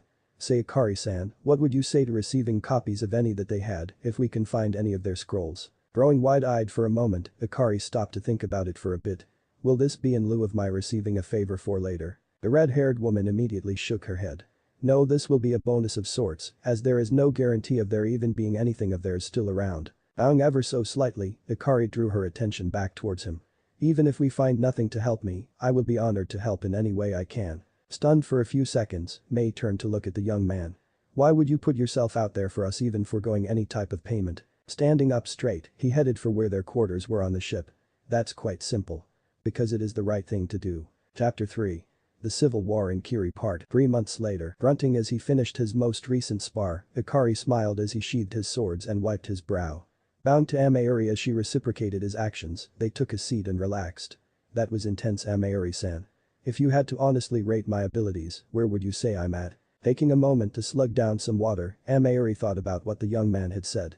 3 months ago when she had first met him and the rest of his comrades from the Leaf, she had chuckled to herself, thinking that the child was just playing at being a ninja. Then a month into their stay, he had been one member of a two-man team that had been sent out to assist them when she and 3 others had been ambushed on a medicine and food run. Flashback start. Cursing up a storm, Amayuri sliced through yet another kunai thrown at her. She had managed to hold off the attackers for a while now, enabling the rest of her team to get out and hopefully make it back to the base with the food and medicine. Running on fumes as far as her chakra was concerned, she was almost desperate enough to consider making this her last stand and taking out as many as she could before going down as well. That was when she saw 5 figures blur past her into the trees where she had seen at least 10 of her attackers lash out at her from, and then heard a young voice scream Indiana Bakuhatsu Haimei Bunshin. Then there was a flash of blue light and the sound of multiple explosions as the figures turned a bluish-white color and shattered, sending fist-sized shards of ice into the surrounding woods. By the sound she heard afterward, there must have been at least 5 of her enemies that were either dead or wounded. Right after that she saw a 3-tailed kitsune race past her and take up a protective stance in front of her and then felt a presence at her side. Turning to look she saw one of their few medic ninja and smiled a tiny bit. Getting a nod in return, she broke for cover and took a breather. Kitsune tilted its head toward her and spoke in a low voice. How many of your attackers are left? Be quick so I can assist my summoner. Taking a quick moment to count in her head, she rapidly did the maths and replied. 5 to 7, all either Jonin or Anbu level. Let your summoner know that as soon as I have recovered a bit of my chakra we will be leaving. I just wish we could leave no survivors because the people will be punished for assisting us. Nodding his head really quickly, she heard him growl and bark a number of times before hearing a faint response. Cocking her head to one side she looked at the fox in front of her in a questioning manner. Chuckling as he felt her look at him, he spoke quickly before leaving in a hurry. I just told my brothers and sister to leave no survivors, so don't worry about that. Once you're ready, head out and we will cover your retreat. While she waited for the medic to finish healing her more severe wounds, she dug around in one of her pouches and finding one last soldier pill, popped it into her mouth. Once she was healed enough to move, she quickly stood and nodded her thanks to the medic. Hearing a scream of pain, she turned her head to look in the direction she had heard it come from and then heard another shout. Shakuten. Shakinetsu no Rik Hinatama. The next thing she saw was a white-hot fire dragon form from the flames coming out of the young boy's mouth, only to watch it spit out 3 fireballs the size of boulders. That combined with the screams of the 3 dying enemies convinced her it was time to leave and immediately ran after the medic ninja. 10 minutes later as they were making their way back, she was stunned to watch as 5 kitsune took up position around them and the one in the lead, a 5-tail, was carrying what appeared to be the young boy that had come to help from the leaf. Flashback end. Chuckling to herself, she saw Akari's eyebrow rise at her mirth. Shaking her head, she sighed and looked at him. To be honest, I was just remembering the day my opinion of you changed, that day that you and your kitsune saved my ass a few months back. I would honestly say that if you were one of ours, I would be doing whatever it took to get you as my apprentice to become one of the Kiri no Shinabigatana Shichinen SHK. You are currently at around low Anbu level with your blades and have an almost uncanny ability to read what your opponent is going to do before they do it. Blushing lightly at the glowing praise and recommendation, Akari bowed his head to her. Arigato, Amaori-san, your assessment is much appreciated as is your honesty. Waving her hand at him as they both stood, she simply shrugged off his words. You asked for an honest opinion, and I am nothing if not blunt about the way I speak my mind. I call them like I see them, and if you ever change your mind about staying in Konoha, come see me after the civil war is won, and I will ensure that you get a place here. Chuckling lightly at her comment, he shook his head. I highly doubt that my fiancé would agree with all things considered. Especially since her clan and family all live in Konoha. Shaking her head in amusement, she laughed aloud. Engaged at 10, huh? Was it a pre-arranged betrothal of some sort? Grinning up at her, Akari nodded slightly.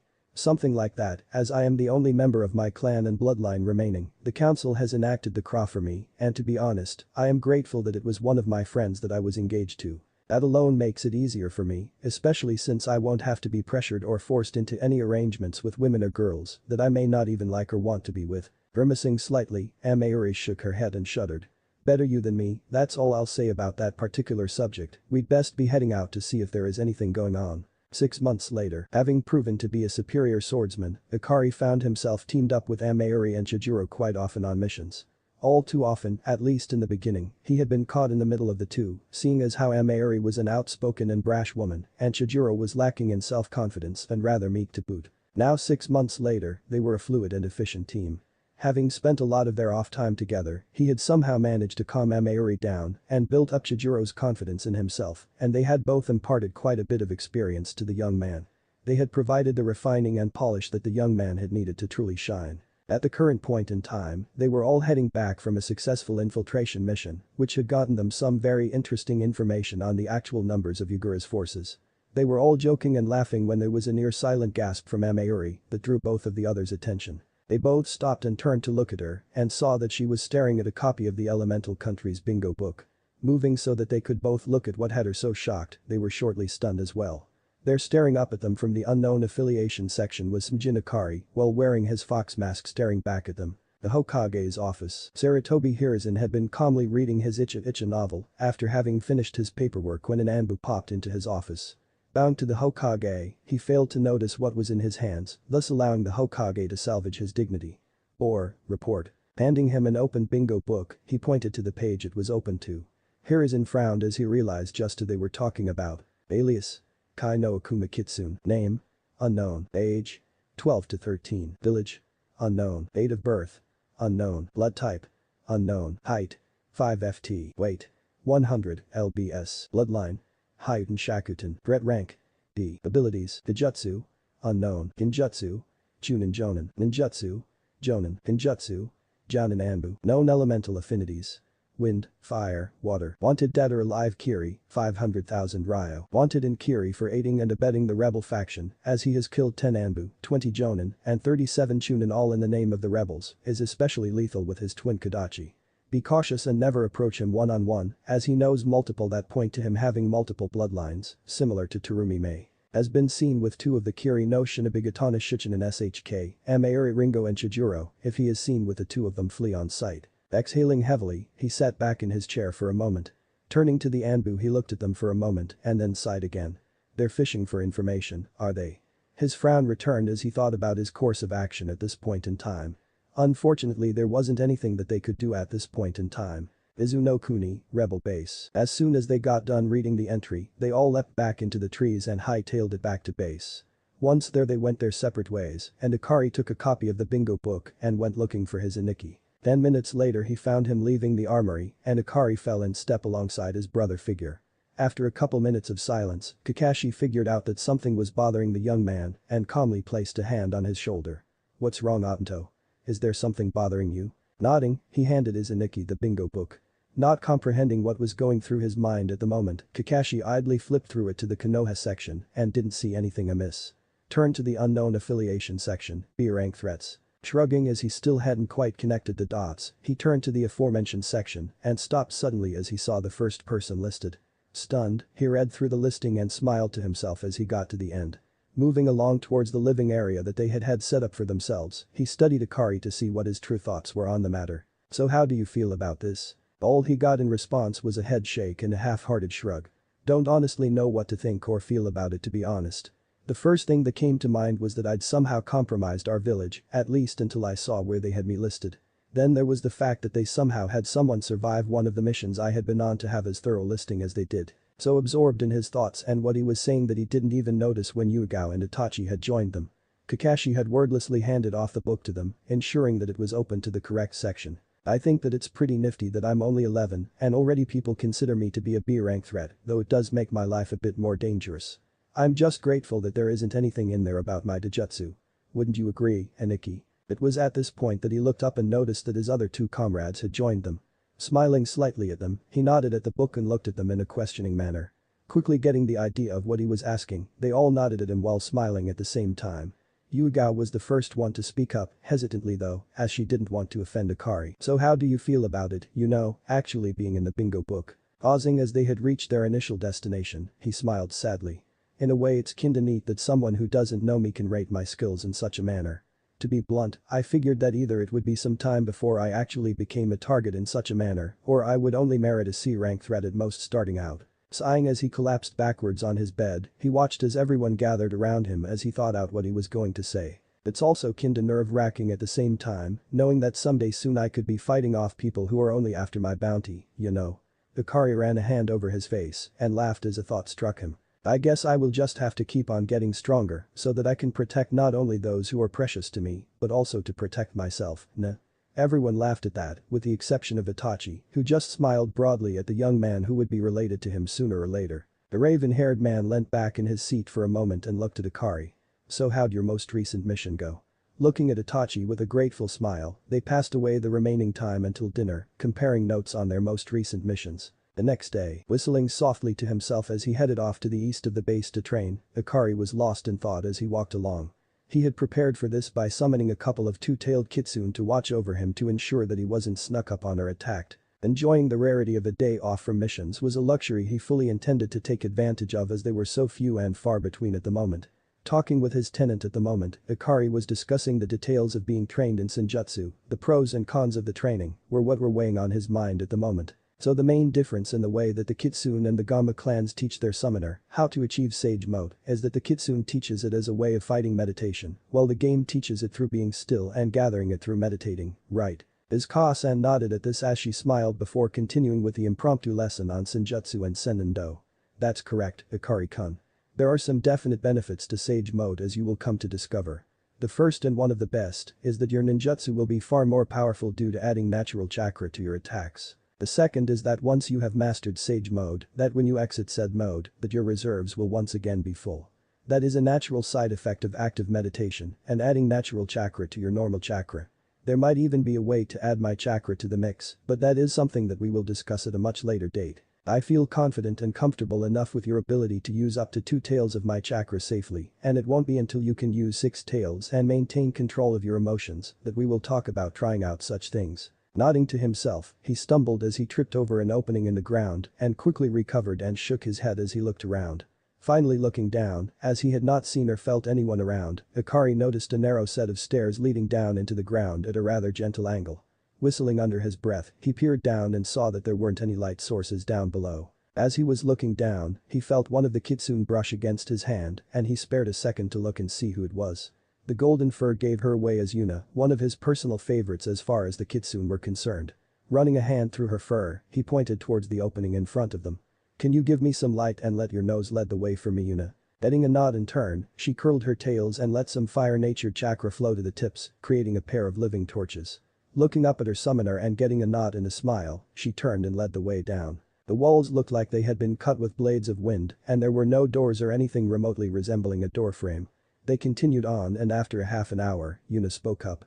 "Akari-sama, the scent that I'm getting is unusual to say the least. Until now all I could smell was the earth and stone all around us. Now I smell the wind, almost like from a mountaintop and some sort of avian scent." Nodding in response once again, Akari looked ahead and saw that there was an opening that led into an area that was much wider and more open than the passageway that they were in. Holding up at the entry, he looked around and saw that there was a massive amount of engraving on the walls, and as he stepped into the room and looked closer, he was stunned by the level of detail that was present. The only thing that he could see was that there were many birds in various poses, each of them birds of prey. Akari was brought out of his musings by Yuna, who had yipped at him, and drew his attention to a pedestal that was artfully carved into the wall directly across from the entryway. Approaching it cautiously, Akari noticed a rather large scroll that looked eerily familiar to him. As he looked at it, it occurred to him that this scroll was a summoning scroll. Turning to Yuna, he tilted his head in thought for a moment before meeting her gaze. "Is it possible to hold more than one summon contract as a summoner, Yuna-chan?" Sitting back on her haunches for the moment, Yuna sighed. "Technically, yes it is. The hard part about it is that you need both bosses to agree to it. Before I say whether or not Shinobana-sama will even think about agreeing or even considering the possibility, you will need to open the scroll and see exactly what summon the scroll is for." Nodding absently as he turned to the scroll, Akari quickly unfurled it and looked through it. There were only a handful of signatures there and they were so faded as to be illegible. Glancing at it once more, he quickly figured out which summon it was for. "Looks to be for the Washi clan, do you think that Shinobana-sama will go for it?" Quickly getting over her shock, she rapidly nodded. "The Eagles have always been one of our clan's allies and I don't foresee any issues with it. You will need to summon her to ask before signing it though." Smiling at her, Akari grabbed a scroll and proceeded to leave the same way they had come. Once they were out of the passage, he turned to look at it only to see solid ground once more. Quirking an eyebrow at the strangeness of it, he ran through the hand seals and slammed his bloody hand into the ground. No. A large cloud of smoke popped into existence and cleared away rapidly. Standing there in front of him was a horse-sized dark blue kitsune with 8 tails waving behind her. "Greetings Shinobana-sama, I have summoned you here for a rather unusual request." The rather large vixen smirked as she looked down at her clan summoner as he had his head bowed out of respect for not only her, but her mother as well. Settling down into place, she laid out in front of him, setting her head down on her paws. "Greetings to you as well, Akari-kun, and to you as well, Yuna. What is this request you have for me?" Raising his head and settling down on the ground as well, Akari held the scroll out in front of himself resting on both of his palms. "While discussing the Senjutsu training with Kasen this morning, both Yuna-chan and I came across a rather unusual opening in the ground. Deciding to check it out for potential threats, we ran into a large room that was most beautifully engraved with many different birds of prey in quite a few different positions. Yuna here discovered a pedestal, and on it I found this scroll that contains the contract for the Washi clan. I then asked her if it was possible to be the summoner for more than one clan, and she told me that it is up to the discretion of the boss summons for each clan." Quietly taking a deep breath, he licked his lips as unobtrusively as possible before continuing. "It was my desire to know if you would allow this, as I desire the power and ability to protect all those precious to me, and having another clan to summon would be of no small assistance in accomplishing this." Tilting her head slightly after getting past the amazement that he had actually found one of their long-lost allies summoning contracts, she held the young man's gaze. Looking into his eyes, she could see the courage that it had taken for him to ask this of her, as well as the desire to grow stronger. As she contemplated his request, the vixen tested his patience and resolve by holding her tongue as she considered his request. Staring at the young, she considered what she knew of him. He was young, honorable to a fault, definitely very strong in spite of his youth, and he never lorded it over others despite his rough beginnings. Smiling to herself, she knew that this would prove beneficial to both their clans, and she nodded. "Akari-kun, I will allow this, as in the time that you have been our summoner, you have proven both your honor and loyalty to us. I know that you would not favor one of us over the other. All I ask is that since you will have multiple mates, that you allow your first mate to sign the contract with the Washi clan, your second mate with the Kitsune and your third with whichever she so desires. Is this agreeable to you?" Exhaling softly, Ikari smiled gently as he nodded his head. Yes, it is agreeable, although I do have a small favor to ask on behalf of another. I shall wait to do so once the boss of the washi is here before us. Without further prompting, he bit his thumb and signed the scroll after unrolling it.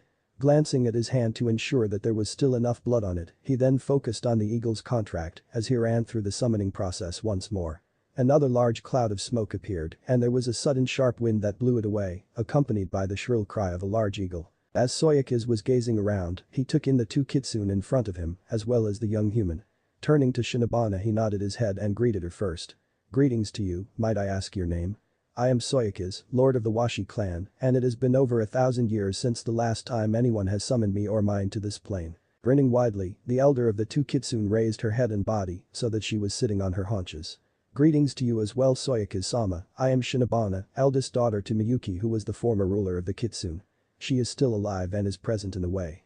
Sumjin Ikari, stand and present yourself. Turning and facing the young man as she spoke, she drew attention to the human present. Gulping silently as he stood, Ikari bowed to both of the bosses. Greetings to the both of you, Soyakis-sama, Shinobana-sama. My name is Sumjin Ikari, Chunin of Konohagakure no Sado, Jinchuriki of the Kyuubi no Kitsune, and summoner of the Kitsune clan.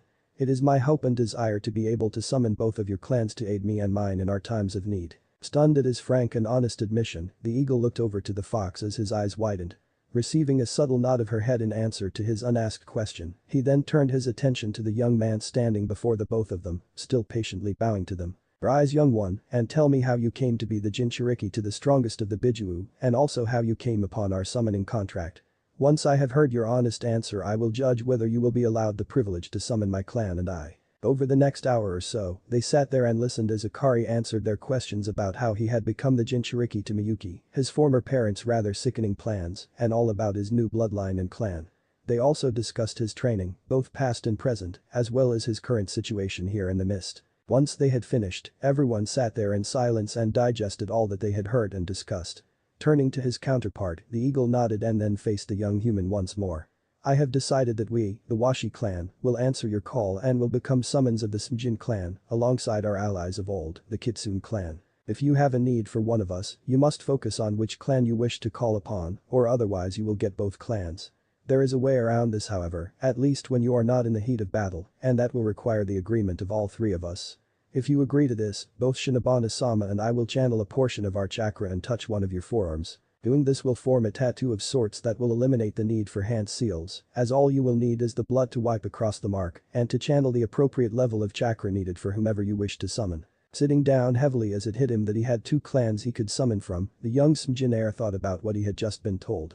Putting his agreement to their proposal to the side mentally at least, he vocalized the favor that he had been thinking of. Pardon me for my boldness, Soyakis-sama, Shinobana-sama, but there is a boon I would ask of you. My life has been blessed by many wonderful people to care for me and train me, and all but one of them have a clan to summon of some type or another. Here he bowed his head and closed his eyes as he thought about Yuga-chan and how much she had done and still did for him in his life.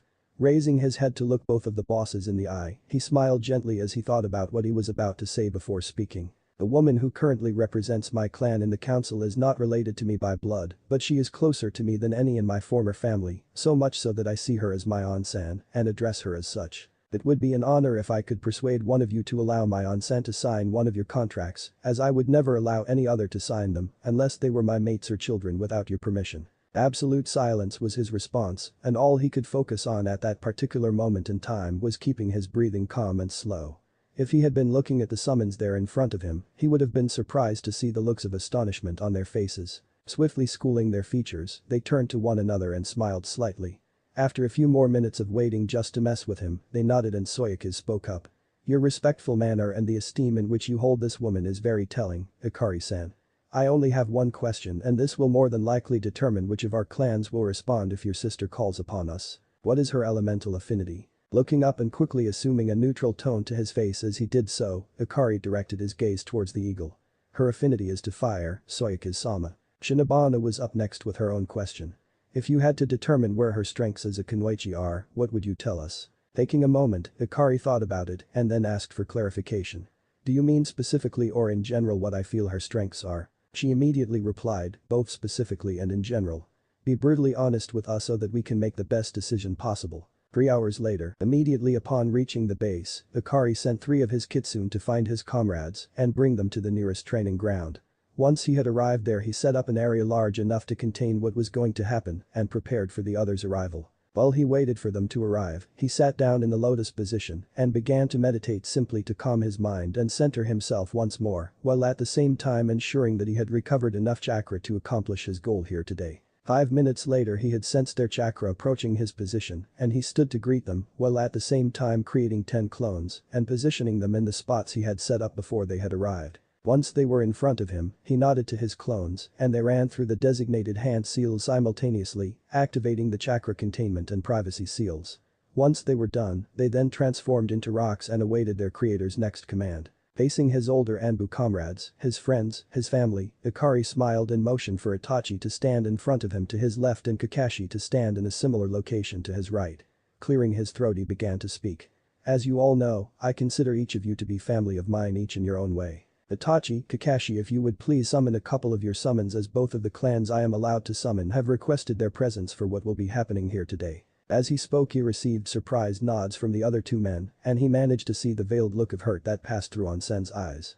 As the 2 men sped through the hand seals, Ikari bit both of his thumbs and channeled his chakra to his hands as he swiped the bloody digits across the tattoos that he had on his forearms. For a moment, everyone there was blinded by the smoke as the summons appeared and then blinked as soon as they were able to see again. Bowing to the bosses that were present, Ikari turned to his Onsen and smiled gently at her. Yuigao, Onsen, today has been a wonderful day as I have gained yet another powerful ally, both for my clan as well as for Konoha. I have long wished to repay you in some form or fashion for the care and affection you have shown me growing up, much as I have done for Kakashi and Itachi.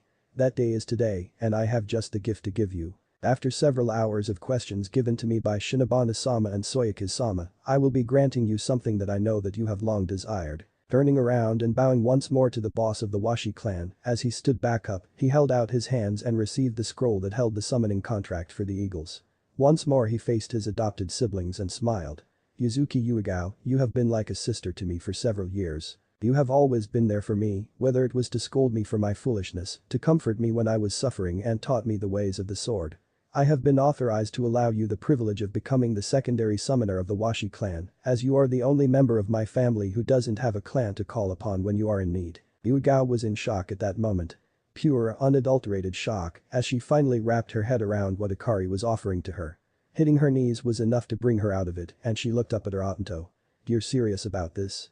This isn't a joke or a prank, Otanto. Shaking his head, Ikari knelt in front of her as he unrolled the scroll. I would never pull a prank that would be as hurtful as this would be, Onsen. I need you to bite your thumb and sign your name in blood, then place that hand next to your name, leaving a bloody print of your hand. Then the hand seals are as follows. I, Inu, Tori, Seru, Hitsuji, and slam your chakra-filled hand against the ground. Going through the motions as he called them out, she shakily slammed her palm into the ground and heard another summon pop into place in front of her. Opening her eyes, she saw a much smaller eagle blinking up at her. Hello there, are you the one who summoned me here? My name is Shiakaz, what's your name? Reaching out to touch the young summon, she steadied herself as she gently stroked the feathers on her head. Coming to her senses, she smiled gently at the young bird as she cleared her throat. My name is Yuzuki Yuigao, young Shiakaz, and yes, I am one of your clan's newest summoners. It is an honor to meet you, and I hope to work with you in the future. Turning to Ikari, she smiled even wider even as her eyes began to tear up. Bowing her head in gratitude, she then looked to Soyakaz and Shinobana and bowed once more. My deepest gratitude and thanks belong to both of you, Soyakaz-sama, Shinobana-sama. I promise you that I will always remember this day for as long as I live. Standing up, she held out her arm and motioned for her summon to join her. As the group watched Shiakaz flap her wings and take to the air so that she could take a perch with her summoner, Ikari chuckled as he took in her excitement and awe. Clearing his throat, the Washi clan leader spoke up at this point in time.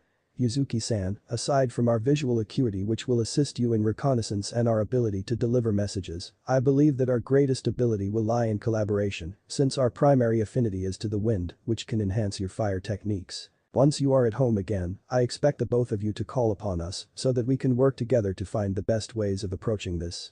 Until we are needed again, we will take our leave. Here he paused for a moment, giving a nod of his head to Kakashi's and Itachi's crows, who all bowed to him, and a slight bow to Shinobana who returned it. Taking one more look at his summoners, he spoke one last time. It would appear that fortune has smiled once more upon my clan and given us strong summoners.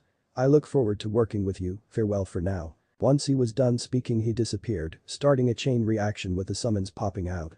After they were all gone, Ikari gave a signal which told his clones that they were done, and they transformed back, released the seals and then dispelled themselves. Ikari was then promptly blindsided by Yuigao, who almost tackled him in a hug, mumbling her thanks over and over again. Gently rubbing her back as he smiled and congratulated her softly as he looked up at the other two members of his team, from whom he was sure that he would never hear the end of this. Shrugging mentally, he figured that he could grin and bear it, especially since it concerned his onsen. Once she was through thanking him she let go of him and wiped her eyes. It means a lot to me that you would do something like this for me, Ikari-kun. I appreciate this more than I could possibly tell you, and it makes me quite proud to be your onsen, Atanto. Smiling up at her, he simply nodded and led the way back to the base. I look up to each of you as my family, each of you in your own way. Itachi is like a favorite cousin, who is patient and considerate, teaching me the things that I need to succeed in life. Kakashi is like my perverted Aniki, who is humorous and keeps me on my toes while showing me how to have fun in life. Then there is you, Yuga-chan, who is like the onsen I have never had, who is gentle and caring, always there to pick me up when I'm down or not feeling well. That is how I view each of you in my life, and I thank Kami every day for blessing me with each of you. Everyone was chuckling as they entered the base, and it was quite relaxing to know that their already close bonds had become even closer and more tightly knit. They spent the rest of that day in fairly close quarters, just enjoying the break from the war and preparing for the next few months, as they would need to be on top of their game to make it through to go back home once more. 3 months later, Konoha, stretching as he finished dispelling the last of his clones doing paperwork, Hiruzen frowned as he went through the memories and walked over to a particular stack of and rifled through it. Once he had gotten to the one in particular that he had been looking for, he pulled it out and read through it. Sighing to himself, he rolled up the scroll and put it into a safe that only he knew about. It would seem that they were still insistent on going through with their goal of having Naruto marry his sisters, even though technically he didn't exist any longer. Lighting his pipe and sitting back in his chair, the Hokage chuckled to himself as he thought about how things were going to go down once they were back and everything went wrong with their plans. Then there was also the look that would be on Jiraiya's face when the young man wouldn't be willing or able to sign the Toad contract, all because of their treatment and abandonment of the boy. This is going to be a sight to see, especially if Ikari-kun is able to finish his Kijin no Mai, especially since it doesn't require seals, so they can't complain that he has stolen their clan technique. Shaking his head as he envisioned what that match would be like, he rose from his seat and left his office chuckling as he thought about what was going to happen when those 6 idiots simply decided to drop in and try to claim him as kin. Frowning as he thought about who he was going to have to replace him as the Hokage in a few years, he exhaled a rather impressive smoke ring. There was no chance in hell that he would allow Minato to return and take the position back, and he definitely wasn't going to allow Jiraiya or Tsunade the opportunity either. That narrowed his options down to 2 people at the current moment in time, and that was Hada Kakashi and Uchiha Itachi. Even he would be the first to admit that he was leaning towards the Uchiha, especially given his loyalty to the village and his ability to bring out the best in those around him. Kakashi on the other hand, well, he was the lesser of the 2 choices considering the fact that unless it was for a mission he was habitually late, always had his nose stuck in one of the orange books, and was more than just a little bit on the lazy side. If it came down to it, Hiruzen knew that he could be trusted to fulfill the position, it was just that he was his absolute last choice if all else failed. Sighing once more he decided to visit the Ichirakus and take in a couple bowls of miso ramen before heading home and retiring for the night. He knew that there would still be time to decide which of them would be best for the job later. Chapter 4. Civil War in Kiri Part 2. 11-year-old Sumjin Ikari stretched as he woke up and recalled what was going on today. Thinking back over the last year and all they had accomplished, and also how much he missed being home. Gently fingering the latest scroll from home, he sighed and got up out of bed.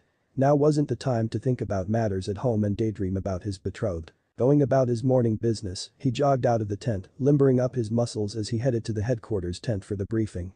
Calming his thoughts as he slowed to a walk, he swept aside the door to the tent and managed to make his way towards the briefing room, where he greeted several other ninja before approaching his teammates. Getting various nods and mumbled greetings, Ikari took a seat nearby and waited for the briefing to begin.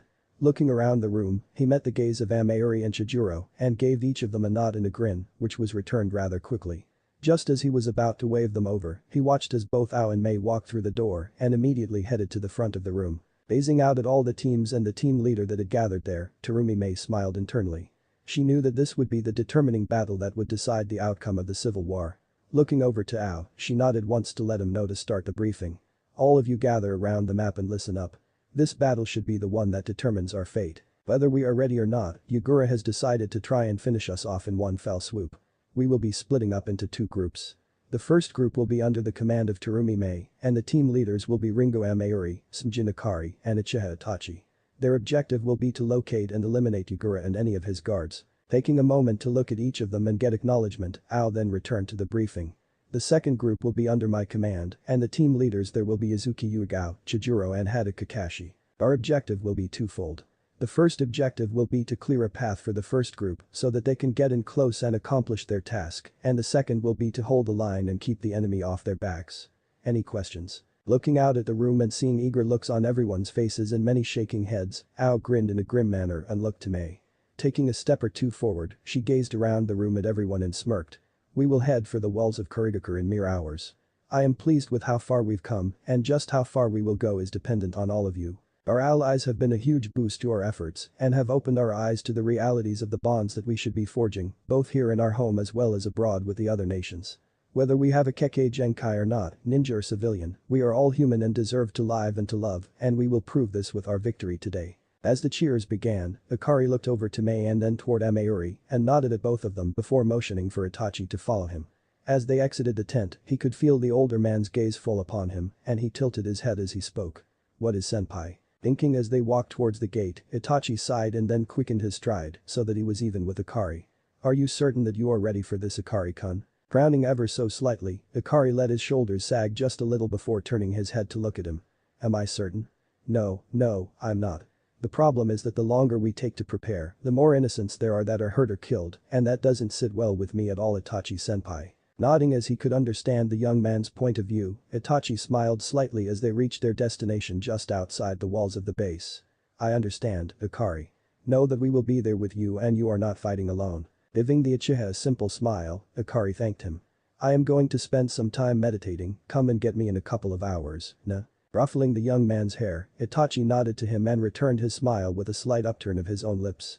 Turning away, he walked back to camp and went in search of the others. Several hours later, there were 10 of them gathered and waiting for the signal to move in and remove Yagura from the picture. Itachi had summoned a couple of crows who were currently flying overhead, while Akari had summoned a couple of 4-tailed kitsune who were close by keeping a watch for any enemies that would try to sneak up on them. Akari and Amayuri were both sitting down back to back, meditating, while everyone else was sitting around waiting for the other team to clear the way. Kakashi had teamed up with Ao, and they were currently clearing out the guards at the gate. Slipping it open, he turned and curled an eyebrow at Ao, only to receive a shake of the head and sign language to hold off until they had disabled the main body of shinobi in the town. Agreeing quickly, they made their way back to the other members of the team and signaled them to pull out the seal scrolls that Akari had prepped for this very purpose. In his studies, Akari had learned how to modify certain types of tags in many different ways. He could change them so that they could unleash, kunai, even many different types of poison. After many weeks of study, as well as trial and error, he had even managed to get some of the weapons tags to be unleashed in specific directions. The specific seals that he had given Kakashi were of a unique design all his own, in that they contained a modified fuetin that was unleashed after a relatively simple to use and counter sleeping agent was dispersed. The agent itself worked almost instantly upon contact with any of the mucous membranes around the nose, ears and eyes. That he used was a very low-powered fuetin. Tatapa, that was released as the agent burst into the air, allowing a much wider spread of the near-invisible powder than would normally be permissible. Breaking up into 4 smaller squads, Kakashi quickly whispered directions to the other 3 people that he handed out seals to, refreshing their memories on placement, timing, and avoidance of the agent. Moving out into the early morning darkness, Kakashi and Ao quickly located one of the few massive groups of the enemy's forces and quickly got to work. 10 minutes later, everyone in their task force regrouped and readied themselves. Giving a quick glance around, Ao nodded at Kakashi who gave a short countdown and they all activated their portion of the tags. One of the most complicated portions of these particular seal tags was the work that had not only incorporated the portion, as well as the directional part of the seal, as the seal in its entirety was nothing short of a masterpiece. It also boasted a chakra conversion seal which converted anyone's normal chakra into wind nature chakra, a very dilute form of the explosive seal that was needed to propel the sleeping agent, but it also included a very localized silencing seal that eliminated the noise and managed to keep the down to where it simply felt like a quick but gentle breeze. Waiting about 5 minutes, Ao nodded to Chijuro to give the others the signal as it was now time to strike. Chijuro's smile was enough to give even Kakashi the shivers, seeing the shark-toothed man grin from ear to ear like he just had. Focusing on his chakra network, he quickly flared it once, twice, paused for 3 seconds, and then flared it a 3rd time. Outside the city gates, upon receiving the signal, Ikari stood and assisted Amayuri in standing, while nodding to everyone else that was there. "It's time, Mei-san, please lead the way." Receiving a short nod and a slight smile, they quickly headed for the tower and hopefully to end this war. Once they had reached the gates, they ran into one of the others that had gone on ahead with Kakashi, who nodded to them and pointed the way before disappearing to regroup with the rest of his team. As they moved towards their target, they took down any that they came across with a thrown kunai or shuriken, doing their level best to preserve as much of their chakra for the upcoming confrontation with Yagura. They arrived at their destination about 5 minutes later, and all but Amayuri, Itachi, Mei and Ikari broke off and headed out to secure the perimeter, while the others waited for them to accomplish that portion of their mission. As soon as they had cleared out any resistance, Mei led the way into the tower, followed by Ikari, Amayuri, and then Itachi. Once they reached the top and were standing outside the cage's office, Ikari held up a hand and pulled a brush and ink out of one of the seals that he had on his wrist. Rapidly he painted a seal on the door with all the grace and precision of a master artist. After he had finished and sealed away the tools, he then gestured for Mei to continue. Opening the doors, they all entered and stood in the Mizukage's office, with Mei in the center and the other three arranged in a semicircle behind her. Ikari closed the door and took a step back so that he couldn't be easily seen and prepared to erect a seal barrier that he had personally designed. The seal, Arashi Shimiki, was designed to completely enclose an area, whether interior or exterior in nature, and seal it off with an impassable barrier made up of wind and lightning nature chakra. In essence, once he activated it, nobody and nothing would be able to enter or exit the enclosed space until after he deactivated it or was killed. The best part is that any that hit it, regardless of whether from inside or outside, only served to strengthen the barrier as it absorbed the chakra from them. So this barrier was ideal for facing off against A, and Ikari was waiting for the signal from Mei as to when to set it off. He spent the next minute or two observing Yagura, who had pale white blonde hair, pinkish eyes, and was rather short in stature. "Terumi Mei, so have you grown desperate enough that you would try to assault me here in my stronghold? No matter, I'm quite certain that as we speak your rebels are getting mopped up by my forces." Smirking wildly at the Mizukage, Mei chuckled lightly as she gave Ikari the signal he had been waiting for. Flashing through the hand seals with a speed that most jonin would drool over, he activated the technique and the barrier quickly arose in place. The raised eyebrow was Yagura's only response as he examined the white and blue shimmering barrier of chakra. Interesting, this would appear to be a barrier seal, very impressive work for one so young. Turning his attention back to Mei, he chuckled in a low tone of voice. "I'm guessing that you won't be willing to back down and turn yourself in to face judgment." Scoffing aloud at his comment, Mei's face changed almost instantly from a smirk to an angry scowl. "When that judgment would be my death simply because I was born with a Kekkei Genkai. You're clearly losing your grip on reality if you think that I would just roll over and take something like that. Now then, shall we just get down to business?" His features settling into a grim scowl, he slowly stood and reached behind his back for his staff. Walking calmly and coolly around his desk, Yagura stood in front of her and assessed her for a moment. "As you wish, Mei-san, if you're that eager to die, then I will willingly oblige each of you in this." As the two of them were talking, Ikari activated his and was waiting for the right time to utilize his against his target. While he was observing their target, he got a feeling in his gut that not everything was as it seemed. Getting Itachi's attention, he flashed a message to him with hand signs. "Senpai, target may be under A. No proof, but it might be advisable to check out." His eyes narrowing slightly, Itachi activated his Mangekyo Sharingan and looked over the current Mizukage. While unable to see the chakra network like the Byakugan did, he was able to determine the flow and effect of chakra, thus being able to copy and predict movements, as well as determining whether a target was under the effects of a ninjutsu or. It was due to his many years of experience that he was able to detect the very subtle and almost invisible threads that denoted the usage of a highly advanced on the Mizukage. Nodding to himself, he continued to gaze at Yagura as he signaled back to Ikari. Confirmed, the Mizukage is indeed under A, highly advanced and almost impossible to detect or remove. Continue with our primary objective and eliminate, strike to kill not capture. Heading into his stance, Ikari nodded and turned his full attention to Yagura. Clearing his mind and focusing on the battle to come, he nodded to Mei who began the attack. Ripping through hand seals with great speed, she called out the name of her attack, Jotun. Imgen Rick, and then inhaling and pushing her breath out forcefully, she unleashed a dragon formed out of lava that rushed at her target. Grimacing, Yagura whipped his staff out in front of him and started to spin it at a rapid pace with one hand while forming one-handed seals with the other. "Mizu no Tate" was all that they heard as they watched him exhale out a stream of water that merged with the spinning staff in front of him. Looking over to Amayuri, he nodded to her and then to the pool of water at the Mizukage's feet. Getting the hint, she grinned madly and channeled her chakra through her swords for this attack. Raiden. Inazuma kick was all that she said as she spun her swords in a circle in front of her, which allowed her to shape a blue ball of lightning in front of her. Moments later she tapped the ball upwards with her offhand and then slammed it forward with a slap from the flat of her blade in her main hand. All he could do at the moment was watch as the battle evolved and adapt to its ebb and flow. He watched as the water shield caused the dragon to hiss and then disappear, and then saw the ball of lightning strike the pool of water, shocking the Mizukage into dropping his. It was at this point that he decided that now was the best time to jump in and try to take advantage of him while his guard was down and he was distracted. Wielding a single sword in his hands, he leapt forward and swung his blade diagonally from above his head on the right to strike at Yagura. At the last possible second the Sanbi managed to deflect his blade with his staff and locked it in place, where they struggled to push the other off balance. Shifting his stance ever so slightly, Ikari was in a better position to hold his blade in one hand, letting go with his offhand, and started to run through one-handed seals. Finishing on a modified Tora, he brought his hand up to his mouth as he called out his first. Shakutan. Yarishimkayaku.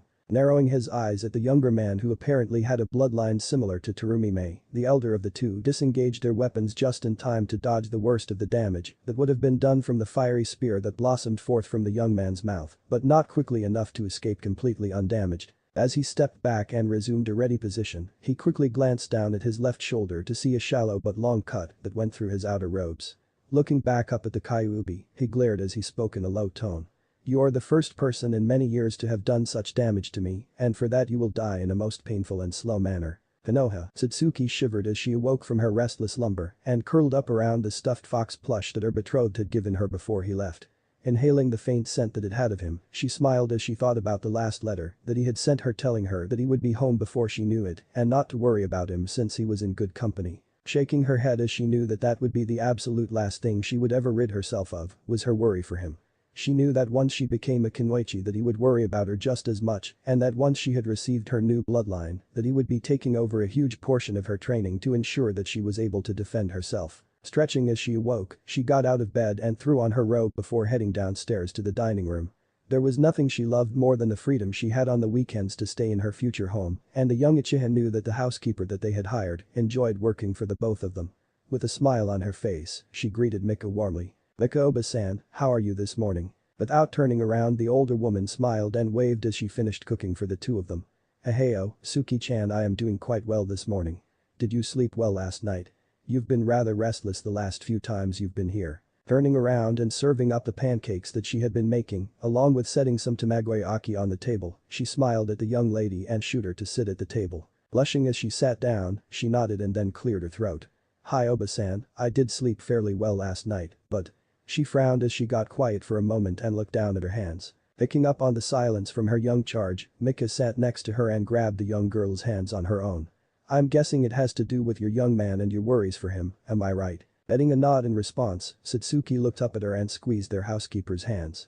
"The feeling I got this morning as I woke was that he was in grave danger, and I can't help but wonder if he will be alright." Gently returning her squeeze, Mika sighed as she let go with one of her hands and rubbed her charge's shoulders and upper back.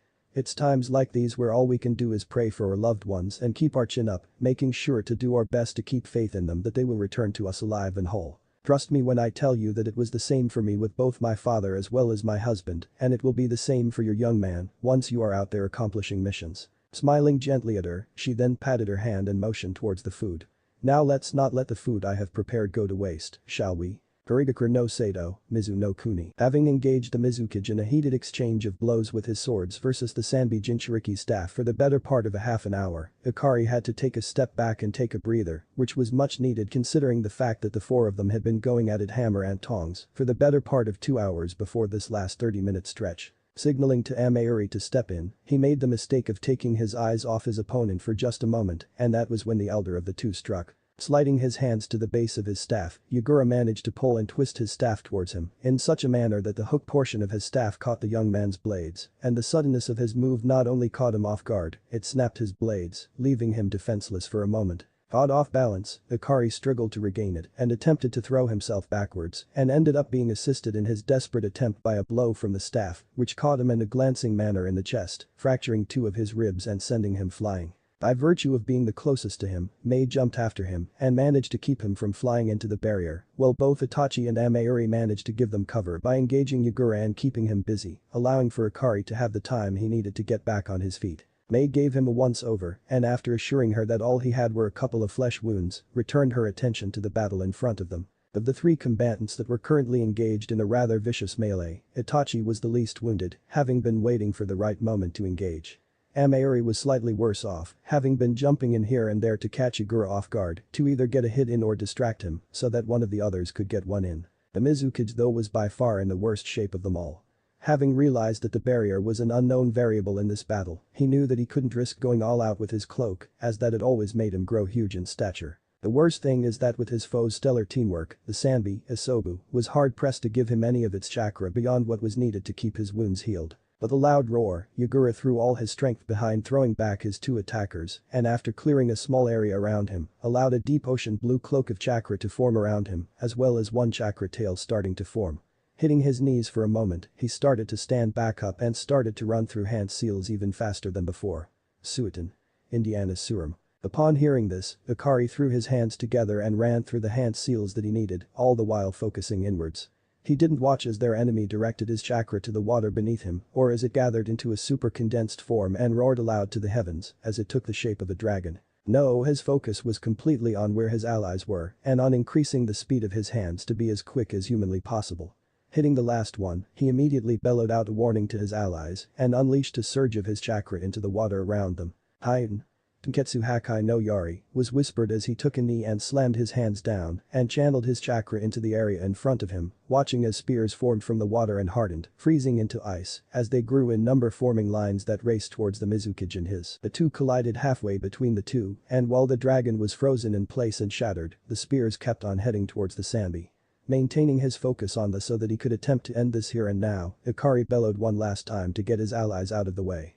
Itachi, Amayuri, get out of there now. Barely moving out of the way in time, Itachi and Amayuri stood well back and watched as the spears raced towards Igura and caught him off guard, slicing into his legs and hands.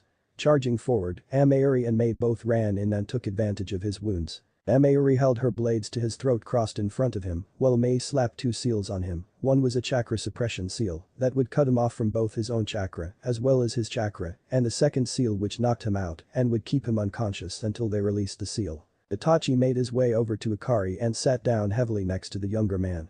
"Are you well, Ikari?" Shaking his head to clear it momentarily, Ikari turned and looked at the Ichigo. "Nothing wrong with me that a nice large meal and a good night's rest can't cure, but I would prefer to get looked over by a medic just to make sure I'm not underestimating the damage I took." Sighing as he realized that he no longer had his blades, he bowed his head for a moment and then raised it once more to his teacher. Grinning sadly, he grabbed the hilts to his blades and sighed once more as he looked up at Itachi. "How the hell am I going to explain this to you, Gao?" The next day, village square in Kiri. The very next day the four ninja from Konoha stood around a bound and unconscious Igura, and they themselves were standing behind Mei, who had Amayuri and Chijuro to her left and Ao to her right. They were simply waiting for noon to start off with the meeting that she had planned, which would end with the public execution of Igura. Glancing at the clock that was built into the cage tower, she noticed that it was time to begin, and taking a couple of steps forward, she cleared her throat and began to speak. "Shinobi, Kunoichi, and civilians of Kiri, my name is Terumi Mei, a Jonin Kunoichi of Kiri, and today I have a momentous announcement for all of you. The civil war which has plagued our land for so many years is finally over, and the Yonde Mizukage has been apprehended for war crimes as outlined in our original village charter. The penalty for said crimes is death, and before the day is out the sentence will be carried out by one of our 7 swordsmen, Ringo Amayuri." Taking a step to the side and motioning for the other 4 to bring Igura forward, which Ikari and Itachi did by grabbing him under the arms and walking forward, and stopping just behind where Mei was standing, resting him on his knees and keeping a hand on his shoulders. The crowd as a whole seemed to emit an aura of relief and joy that the whole war was over and done with, and it would seem that there were only a very few holdouts who seemed to endorse the whole ideology behind Yagura's bloody reign while he was Mizukage. The whole thing seemed to have both Ikari and Itachi on edge, which was just as well for the both of them, seeing as how they had been keeping watch over the Sanbi as a precaution. It was at this point in time that several members of the village council came forward, and what would appear to be their designated spokesperson asked a couple of rather forward as well as pointed questions. "Just who would you replace him with then, to ensure that what has happened here does not make a return, yourself or one of these other nins standing beside you? What are your thoughts and plans on this matter?" Shrugging her shoulders, Mei sighed as she gathered her thoughts before responding. "First and foremost, I am still a Jonin of Kiri, and that is one thing that I have always been, despite fighting against the Yonde Mizukage. Could I step up and take over?" "Most assuredly yes, as I am a cage level Kunoichi." Will I? The answer to that is a firm and resounding no, because that would go against everything me and the rest of those who have been fighting for the simple right and privilege of being able to live have fought for. If I were asked to take over as the Goddamn Mizukage by those who have the right to do so, then I would more than likely step up and take the job and do the best I know how to heal our wounds, both physical and metaphorical. Standing tall, her shoulders back and her gaze held level, Terumi May looked every bit the firm and unyielding leader she had had to be to pull off a rebellion. The current spokesperson, one Hoshigaki Izumo, looked her over with a critical eye before turning back to the other members of the council and holding a brief conference. They spent about 10 minutes going back and forth while every so often one or another of them would gaze at her or one of the others standing tall around her. Finally getting a majority of them to concur with him, Izumo turned and stared her in the eye for a moment. Clearing his throat, he took a couple of steps towards her and turned to face the crowd while standing next to her. People of Kiri, upon discussing our options and weighing them carefully, we have decided that our Goddamn Mizukage will be Terumi May. Her coronation will occur in 1 week's time at the Mizukage Tower at noon, and I expect each and every one of you to be there. Once he had finished speaking, a loud cheer broke out and he turned to face May and chuckled as he did so. Extending a hand to her, he shook her much smaller hand on his own and grinned widely at her. Leaning in, he spoke softly in her ear for a moment and then pulled back and turned to leave. Chuckling at the blush on her face as well as the look of shock, Ikari nudged her slightly in the back to draw her attention back to the here and now. Shaking her head to clear it, she motioned Amayuri to come forward and stand next to her. Turning her head for a moment and looking at Ikari, she nodded ever so slightly and he summoned a shadow clone who then transformed into a chopping block. Positioning the former Mizukage so that his neck was set up for the stroke, he and Itachi took a half step back and maintained his position. Stepping forward and drawing one of her blades, Ringo Amayuri slowly raised it above her head and in a swift blur of motion, swung her blade downward and through his neck in one clean cut. It wasn't until the clone dispelled that his head even moved, only to detach from his shoulders, such was the speed of her stroke. Taking a cloth from a pocket, she wiped the blood off her blade and sheathed it. She then turned and bowed to May, afterward she raised her head with a grin as she stood back up. The task is done by Mizukage-sama. What are your orders? Taking a long look at each of them, May gently smiled and bowed to the group as a whole. My orders for now are to rest and recover for now. If you four wouldn't mind staying until my coronation, I should be able to send you on your way back home with an alliance treaty to have your Hokage look over and sign. Getting nods from each of them, she smiled once more in gratitude. In that case, you are all more than welcome to stay at my family's compound here in the village. I sealed it up before having to leave Kiri in the middle of the night, and it would be an honor to provide for you while you are here. With that done, the four of them motioned for her to lead on and fell in behind her. 1 week later, office of the Mizukage, the 4 Konoha shinobi stood before the newest Mizukage and offered her their sincere congratulations, as well as their thanks for the gifts that they had received as payment.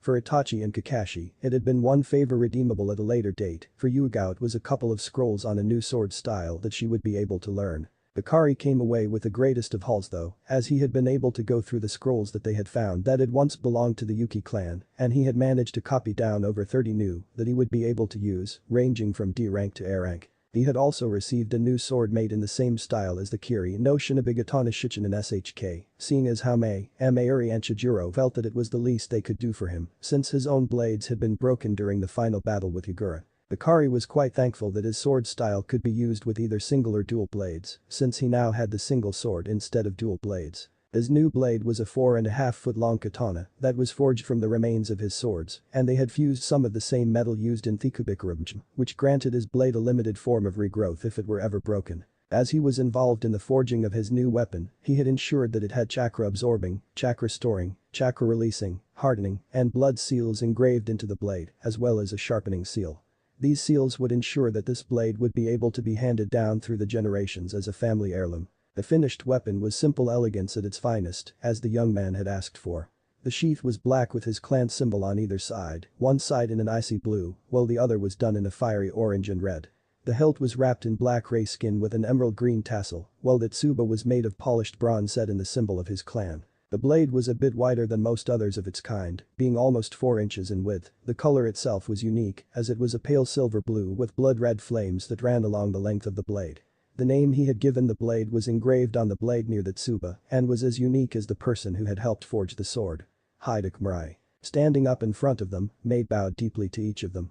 It is with my deepest gratitude and thanks that I send you off with this treaty. Each of you has done far more than expected of you and all for a country and village not your own. It is highly commendable, and I thank you on behalf of my people. I would ask a favor of you, and it is entirely up to you whether you accept it. What I ask of you is that if you run across any missing nin that you give them a scroll with my seal on it, requesting that they return home to Kiri, and tell them that any crimes they may have committed will be forgiven if at all possible once they return. This took all four of them by surprise as they hadn't expected anything like this. Raising a privacy barrier, Ikari turned to his older compatriots and they discussed this at length for about 10 minutes. Once they had reached an accord, he lowered the barrier and stepped forward. On behalf of my teammates and I, we will accept the request and ask for the scroll so that we may accomplish your request. Reaching into her desk, she quickly thumbed through a number of scrolls and grabbed the appropriate one. Unrolling it and glancing over it, she signed it and stamped it with her seal, and then re-rolled it and tied a blue ribbon around it. Handing it off to the young man in front of her, she smiled as she watched him seal into an intricate-looking seal that was tattooed on his wrist. They bowed once more, and the sunshine came out of her office and appeared outside the main gate to Kiri. Checking their gear once more to ensure that they had everything, they then leapt into the trees and headed for home. 1 week later, Konoha. After having had a rather rough ride back to the mainland, the four shinobi had maintained a rather rapid pace back to Konoha. They were all eager to take some well-deserved time off and train up their skills without having to constantly look over their shoulders for an enemy. Not that they would ever come close to being complacent, it would just be much easier on their nerves being at home to do so. Izumo and Katetsu were standing around at the gate joking around about how life was so very boring and how nothing interesting ever happened while they were on duty when they saw four figures leaping through the trees towards them. Watching them closely, Katetsu was the first to recognize them and relaxed as they approached the gate. "It's been a while since we've seen you guys, welcome home." Getting 4 nods in return, they all showed their ID and then headed off for the Hokage's tower. Taking it at a slow, easy pace, Ikari looked around and smiled beneath his mask. Even though there weren't many of them, it always warmed his heart to know that he was doing his part in helping keep his precious one safe simply by putting his life on the line. The four of them all looked to each other and shrugged as they approached the tower, and as one they jumped up and stuck their landing against a wall of the tower and ran up the vertical surface, jumping through the window one right after another. Each of them landed and knelt in front of the Hokage, bowing their heads as they did so. Mission accomplished, Hokage-sama. The Gade Mizukage sends her greetings and an offer to create an alliance between our two countries. Kakashi stood and offered up a scroll to Hiruzen as he spoke, then returned to his former position and waited with the rest of his team for their new orders. Nodding in thanks, Sarutobi opened the scroll and read through it, making various noises of agreement here and there as he looked it over. Rolling up the scroll, he steepled his fingers together in front of his face, smiling gently at his Anbu. "Very well done indeed. I will give you each 3 months' leave, which I expect each of you to enjoy to the fullest. Before I let you all depart, there are 2 things that I need to go over with you. The first," here he paused and reached behind him to grab a bingo book, "is that apparently your status has been upgraded in the bingo book." But that said, he tossed the book to Ikari, who opened it up to the bookmarked page while his teammates gathered around him. Alias: Kai no Akuma Kitsune, Riketsu no Akuma no Arashi. Name: unknown. Age: 11 to 12. Village: Konoha. Date of birth: Oct 10th. Blood type: B+. Height: 5 ft. Weight: 100 lbs. Bloodline: Hyuten Shakutan. Threat rank: A. Abilities: Ninjutsu, Chunin Jonin. Genjutsu, Jonin. Ninjutsu, Jonin Anbu. Genjutsu, Anbu. Known elemental affinities: wind, fire, water. Wanted status: alive Kiri 1,500,000 Ryo. The shinobi known as the Kai no Akuma Kitsune is a threat not to be taken lightly. He is most competent lethal in close combat to mid-range, but he is no slouch at long range. His primary weapon is a katana known as the Haidakori, and he is absolutely deadly with this blade. He is very fast, even at his age, and his chakra reserves are almost on par with a Kage. Approach with caution if in a fair-sized group, 7 to 9 Jonin Chunin, anything less than that leaves him well alone. Smirking slightly at the upgrade, he shook his head ever so slightly. "Are you impressed by this, Oji-san?" Ikari looked up at the smiling man that he treated like his very own grandfather, with a questioning look in his eye. Smiling broadly at the young man who he had always treated and looked after like he was his own flesh and blood, Sarutobi Hiruzen nodded as he chuckled aloud. "Hi, Ikari-kun, even if it isn't quite the way I would have liked for you to build up your reputation, I am still no less proud of you and how far you have come." Grinning widely up at the old man, Ikari tilted his head to the side for a moment. "Wasn't there something else that you wanted to discuss with us, Oji-san?" Sighing aloud, the Hokage nodded. "There is an optional clause in the treaty that will require your approval as a future clan head. There is mention of what they call a blood alliance in the treaty. It's not mandatory for it to be accepted in order for the treaty to be approved, but it would help strengthen the alliance tremendously. The Mizukage left it open-ended for their side, but suggested you as the Konoha half of the arrangement. Rubbing his eyes, Ikari nodded and turned to Yuigao. I know that this is going to be difficult, but I am leaning towards accepting the clause, especially since they left it open-ended. That means that not only do I have an option in which woman they send, but there are no time constraints, and they will send the woman who is selected here to join our shinobi instead of us sending them one. Taking a moment or two to consider the proposition from all angles, Yuigao leaned back a bit as she thought about this. Looking deep into Anto's eyes, she could see that he was slightly conflicted with agreeing, but was willing to sacrifice for the benefit of his home, for his precious people. Smiling kindly at him, she nodded her head and then turned her gaze to the Hokage. The Smjin clan does agree to the blood alliance with Kiri, and we will await the clan heir's choice in which woman he decides upon. Nodding his head in agreement, Sarutobi unrolled the scroll and going over it one more time, he smiled and rolled it back up.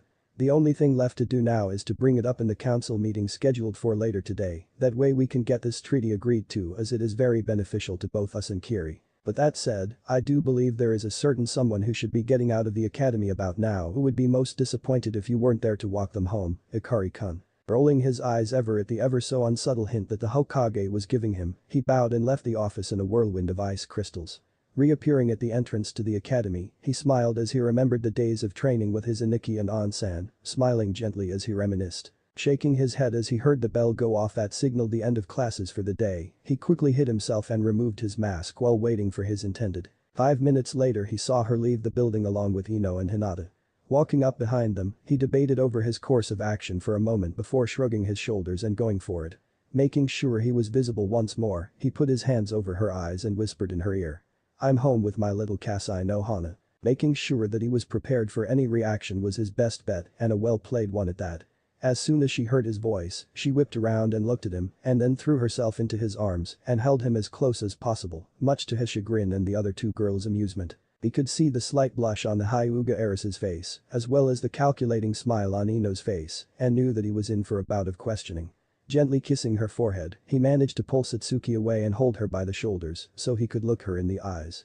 I have missed you dearly, and we have much to discuss, shall I walk you home? Letting a rather small blush to come to her cheeks, he smiled at her and offered her his arm which she accepted.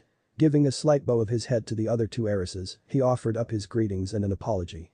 Gomenasai, I was not intending to be rude to either of you ladies, I am Smjin Ikari, Ichiha Satsuki's betrothed.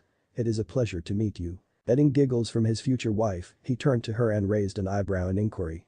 These are my two best friends, Hyuga Hinata and Yamanaka Ino. His face lit up in recognition of the two young ladies and smiled gently at both of them. It is indeed a pleasure and a privilege to meet the both of you, but I do believe that I have held us up enough for one day. Shall we head out? The next 20 minutes or so was filled with many questions, both proper as well as somewhat gossip-oriented. Smirking the entire time on the inside, Ikari was as honest as he could be when they asked him questions about his career and was as polite as possible in declining to answer any questions that could be deemed as frivolous or just too personal. Before he knew it, they were by themselves and approaching their home. Activating the security seal that surrounded their home, Ikari smiled down at his future wife. He knew that they had a serious amount of time that needed to be made up for since he had been gone for so long, but he figured that they could start off by having a family dinner and getting ready for his birthday, which was in a week or two. Walking through the front door, they were greeted by Mika, who gave them each a warm hug and then ushered them to the table.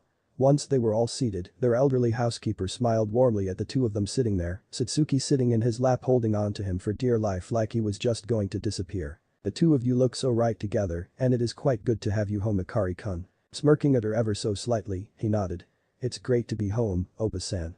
I trust that everything has been going well for us financially. Satsuki looked up at him confused. What do you mean by that, Ikari-koi? How have you been earning money besides missions?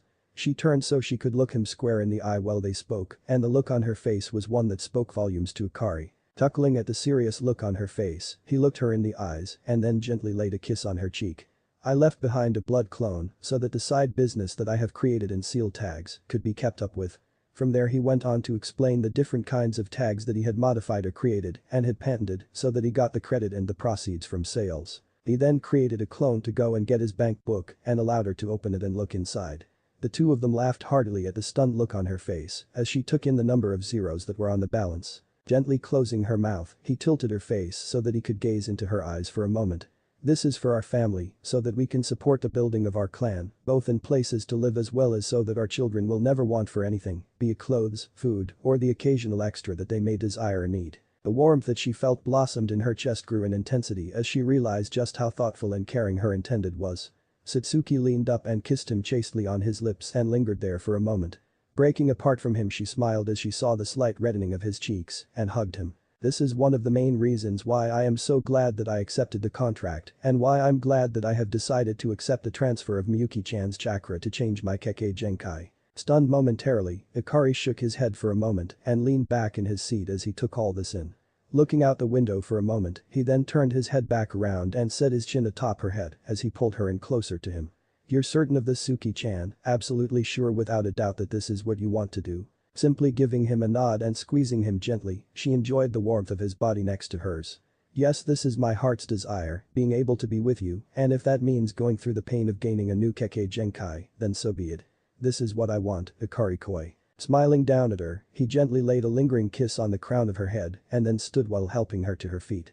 "Well then, I think it's time that we get everyone together for a family dinner and then we can discuss when the best time is to accomplish the transfer. Also, I will more than likely be setting aside as much time as possible in the next 3 months to teach you how to use our Kekkei Genkai abilities as well as Taijutsu and styles." Bouncing in place, she jumped on him and hugged him tightly and then swiftly walked towards the door so as to gather her family and let them know about dinner this evening.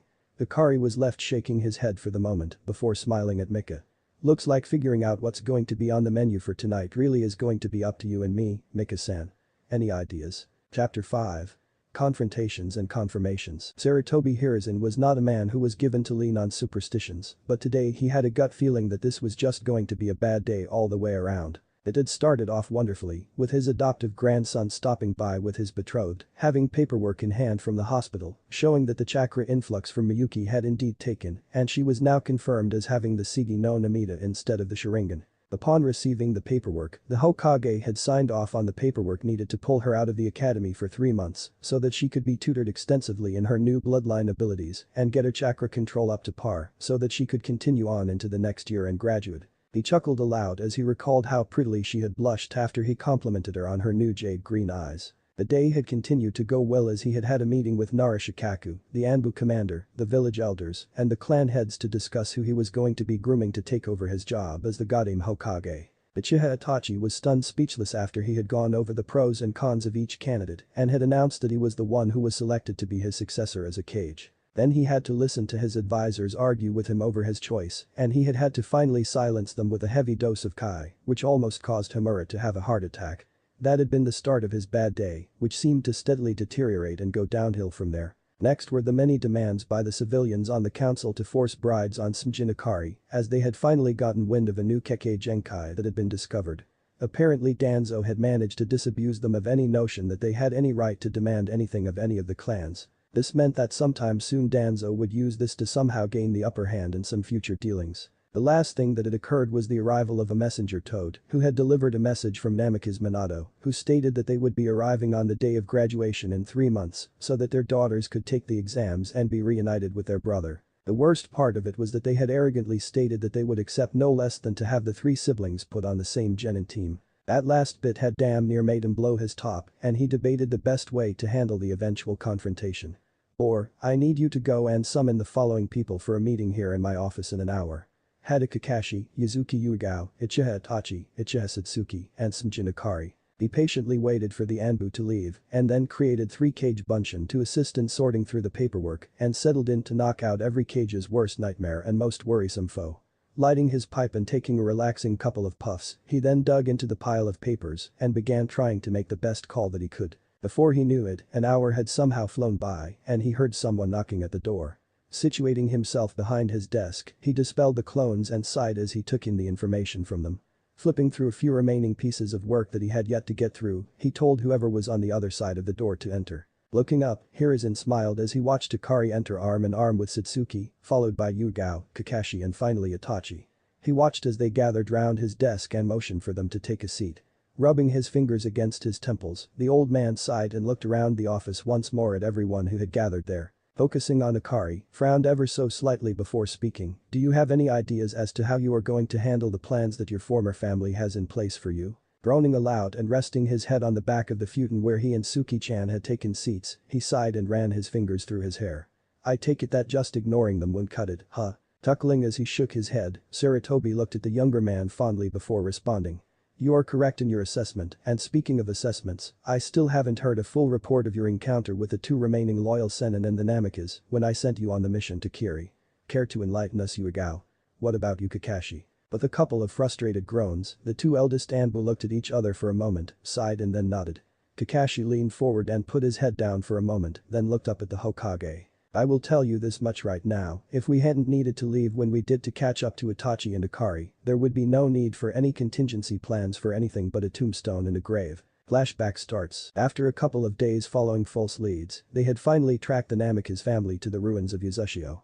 They had quickly followed Pakken, one of Kakashi's summons, as he led them to what looked to be a recently rebuilt house. Hearing the laughter and merriment coming from inside, the two Anbu looked at each other and scowled, despising them for having abandoned their own flesh and blood.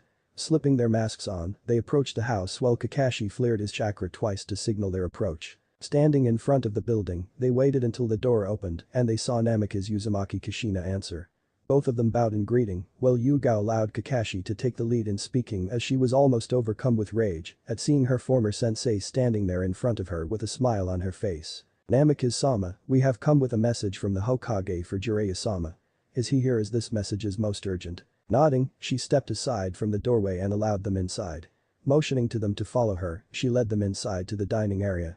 Moving over to sit beside her husband, Kushina got her husband's attention and motioned to the Anbu. Looking over at the two Anbu, Minato's face lit up with recognition as he saw the dog mask on the one that did nothing to hide his gravity-defying silver hair. Kakashi-kun, how have you been?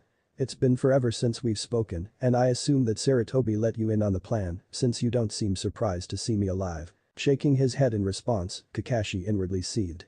How could they abandon their own son and live what appeared to be a fairly good life, showering love and affection on each other and his sisters, and leave their son and brother to think that he was alone and an orphan? In a cold, emotionless tone he replied. It would have been better if you hadn't faked your death for many people, Namikaze-sama, me being the least of them. If there's nothing else you wish to discuss, we are on a time-sensitive mission and need to deliver this scroll to Jiraiya-sama in person. Frowning slightly at the tone of his voice, he nodded and stood.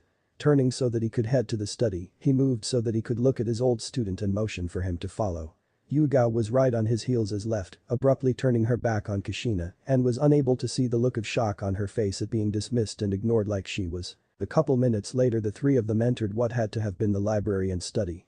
The first thing that they noticed was the Gamma Sennin sitting there trying to decipher the seal work behind an exploding tag, and as they got close enough, the two Anbu smiled as they realized just who had created that modified seal tag. That was shortly followed by laughter when Jiraiya looked at Minato and said that he couldn't figure out just how the creator of the seal had modified it. Yuigao was chuckling and was the one who responded to the Toad Sage in a humorous tone of voice. There's a reason for that, Jiraiya-san, and that is because the creator of the modified seal tag created a security seal that was incorporated into each and every design, and that seal only allows those whom he has authorized to analyze and inspect the seals to see the actual modifications. At this point both Minato and Jiraiya stood there with looks of extreme shock on their faces, and Kakashi lost it at this point, collapsing to the floor with laughter. Why are you so shocked, Jiraiya-san, Namikaze-san? Was Yuigao's question while she smirked at the two. Can you fault the creator of such seals for protecting his work and investments? With looks of frustration on their faces, they both shook their heads. Minato sighed as he ran his hand through his hair. The intricacy of such a security seal almost screams out Uzumaki Sealmaster, and yet here I am stumped by this and all the other seal security, and I am married to and was trained by one of the youngest Uzumaki seal adepts in history. It's quite annoying as well as frustrating. Shrugging their shoulders at his comment, Kakashi turned to Jiraiya and handed him the sealed scroll. Inside are Hokage-sama's orders for you. We were instructed to receive your verbal acknowledgement of them and whether or not you will comply. Chuckling to himself in a slightly perverse manner as he could only imagine that Sarutobi-sensei wanted him to get to work on the next in his Icha series, he soon stopped and had a look of shock on his face. Turning to Kakashi and Yuigao, he spoke and his voice was thick with anger when he did so. You can't be serious. I have an important job here training my two goddaughters, and sensei knows this. Threatening me with revocation of my Sennin travel rights and listing me as a missing nin. What the hell is going on back home? Clearing his throat so as not to laugh at his situation, Kakashi was grim when he replied. You answer to the Hokage, just like any other shinobi, do you not, Jiraiya-san? He expects much of you, as you are a very powerful ninja. If you had bothered to read the entire scroll you would realize that you have been forsaking your duties as Konoha's spymaster and it could have ended much worse for us than it did. To be quite honest, the fact that you are sitting here trying to steal secrets from a fellow Konoha shinobi and teaching two brats instead of fulfilling your duty is rather appalling. Jiraiya and Minato sat there like someone had just slapped them with a freshly caught trout. Both of them got angry at this point in time, and the former Hokage got involved with the discussion at this point. In case you have forgotten, Kakashi-kun Sarutobi agreed with this plan of action so that our children would be taught everything that they needed to defend themselves. So why are you being so petty as to deny my daughters the training that they need to be able to utilize the chakra that is within them? Yugao chuckled sadly at that comment and shook her head slowly. No, this Namikaze-sama, we aren't the ones being petty.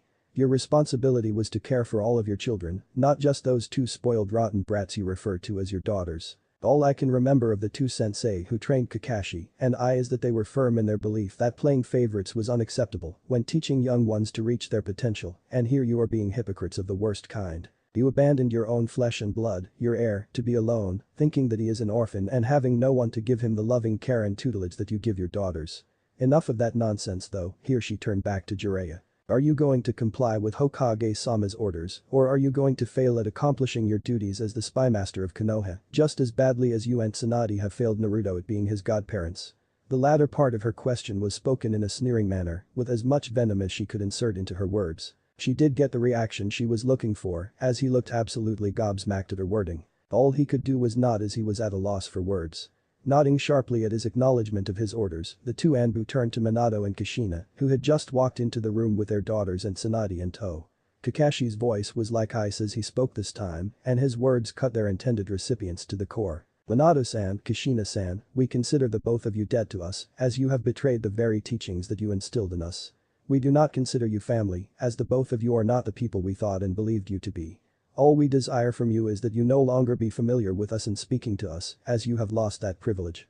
With that said, we bid you farewell. They then sunshine away, as far as they could go, before rapidly moving towards their rendezvous point to link up with their ride and make their way to the rest of their team and continue on with the mission. Flashback ends. Leaning back in his chair, Hiruzen sighed as he smoked his pipe. Rubbing his temples with his fingertips, he processed everything that he had heard before responding. It sounds like they didn't bother taking anything to heart really, with the exception of Jiraiya taking my threat seriously. I must apologize once again for the lack of spine that I showed in not fighting them more stridently and actually enacting this plan, Ikari-kun. Shaking his head the younger man smiled gently at the Hokage. No apology is needed from you, Oji-san. Your heart was in the right place, and you should never apologize for others' mistakes. I will admit that I don't really have any concrete ideas or plans made for when our eventual confrontation will happen, and I know that it isn't a case of if, but when that we need to be concerned about. In all honesty, what I feel would be the best approach at this point in time would be to have Itachi step up and take your place as Hokage before this coming graduation from the academy, as well as me stepping up my training a notch or two to make the cut to Jonin before then as well. Turning to Itachi, he placed his chin in his free hand and thought for a moment. Itachi, I think it would help solidify your place as the Goddamn Hokage if you released Koharu and Homura as the advisors to the Hokage and asked Oji-san and either Aburame Shibi or Hyuga Hiashi to be your advisors. What are your thoughts so far on my ideas, Oji-san? Waving his hand to open the floor to the others in the room, Hiruzen calmly relit his pipe and puffed away at it for the moment as he watched and listened to the others. Yugao simply smiled and nodded as she thought that Ikari's plan was quite sound, even if it was simply in its infancy as far as plans went. Itachi nodded and was deep in thought himself, thinking this through from every possible angle. Kakashi rubbed his chin for a moment before taking the time to speak. I agree with Ikari that it would be advisable to start gearing up to having Itachi become the Goddamn. I also agree with Sarutobi-sama as one of his advisors. I would suggest approaching Hyuga Hiashi in person to extend the invitation to fill this position, as it might be a good way to start building bridges to overcome the animosity between your two clans. Nodding in response to Kakashi's idea, the Hokage gripped his pipe in one hand, puffing away at it for a moment longer before removing it and speaking out. Agreed, Kakashi, I feel that this might be just what is needed to overcome decades of building animosity and anger between the two clans. What I would like right now is for the three of you to give me an honest assessment of Ikari-kun's skills and how they compare with what the bingo book has to say about him. 3 months later, Satsuki and Ikari were having lunch at Ichiraku's in celebration of her advancement to her cousin Sasuke's class and her early graduation due to a test that she had taken earlier that day. It seemed that the 3 months that she had spent training in the basics of her new bloodline had more than prepared her for life as a kunoichi, and she had obliterated the tests that they had had for her in taijutsu, ninjutsu and not to mention her very high written scores as well in history and strategy. The two that ran the stand were currently having a lull in business and had taken up chatting with their favorite customer and were discussing his test for Jonin that was occurring this afternoon.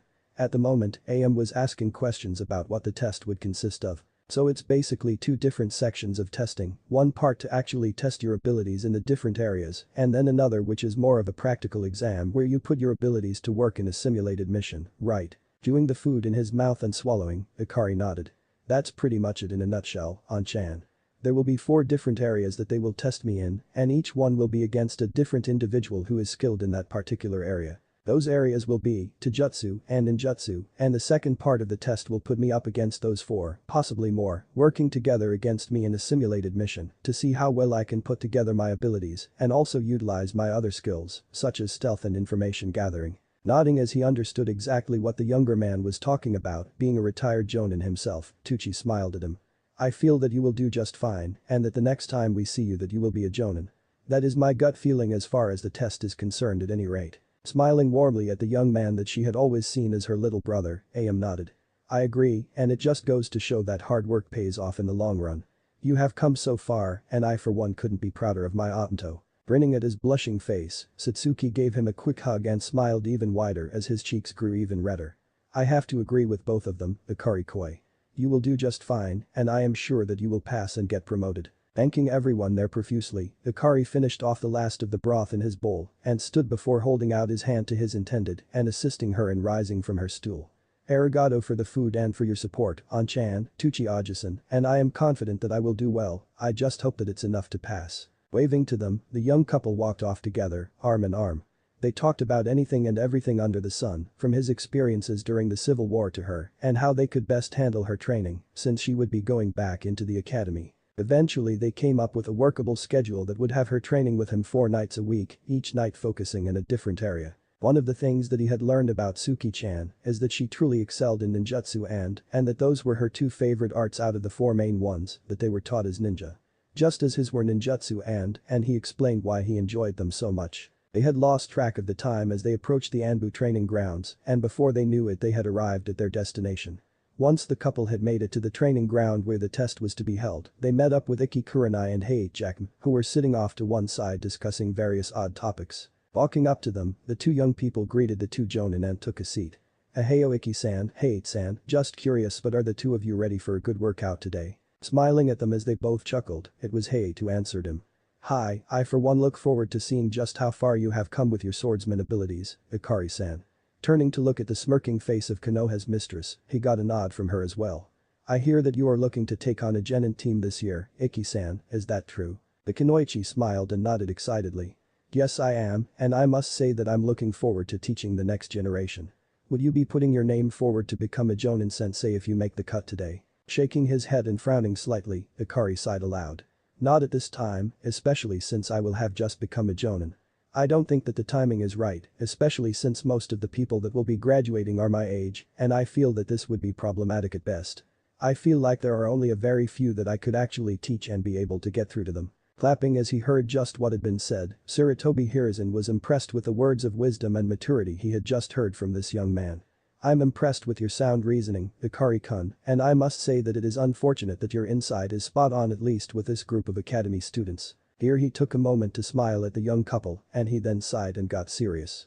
As soon as Kakashi and Guy get here we will begin the testing, starting with Kurenai-sen, then will be Jackm-sen, followed by Taijutsu with Taijutsu and ending with Kakashi-kun in Ninjutsu. There will be a 10-minute break in between each of the exams and I will go ahead and give you the mission scroll for your final exam. Getting a nod from the young clan heir, he smiled at him once more and then tossed a scroll at him.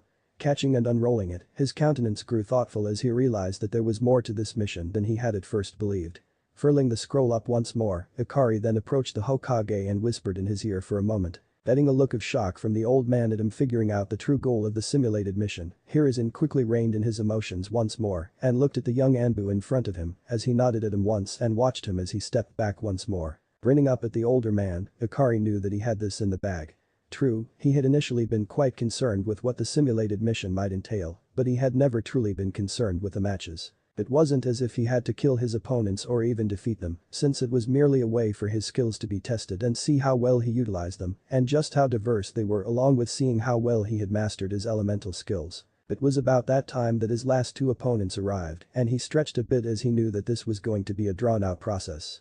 As soon as he was done with his stretches, Ikari approached his intended and gave her a chaste kiss after assisting her in standing, and then ushered her over to where his Oji-san was standing to observe the testing. After that, he smiled at Kurenai and let the fun begin. 3 hours later, sitting down with a thump, he gave a thumbs up to his Aniki as he wiped the sweat from his brow and slugged some water down.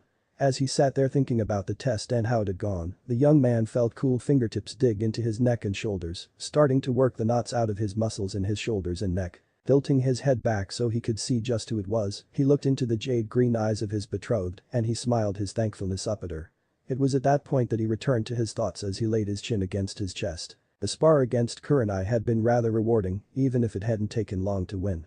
All he had to do was keep dispelling her, and he had finally beaten her with a new that would become a clan only, Sumjin Hijutsu. Mujin Sakushi. Shins no Negai. It was a rather taxing but brilliant creation that casted that was extremely difficult to break, simply because of the fact that it created an illusion based on the target's deepest, most heartfelt desires. The level of complexity caused it to be chakra intensive because on top of its primary effect, there was also a subtle secondary effect to this particular, and that was the fact that it would slowly drain the target of their chakra until they either broke out of it or they fell unconscious. Then there had been the match between himself and Heiitsan, which had proven to be one of the most exhilarating spars he had had since going up against Ringo Amayuri herself.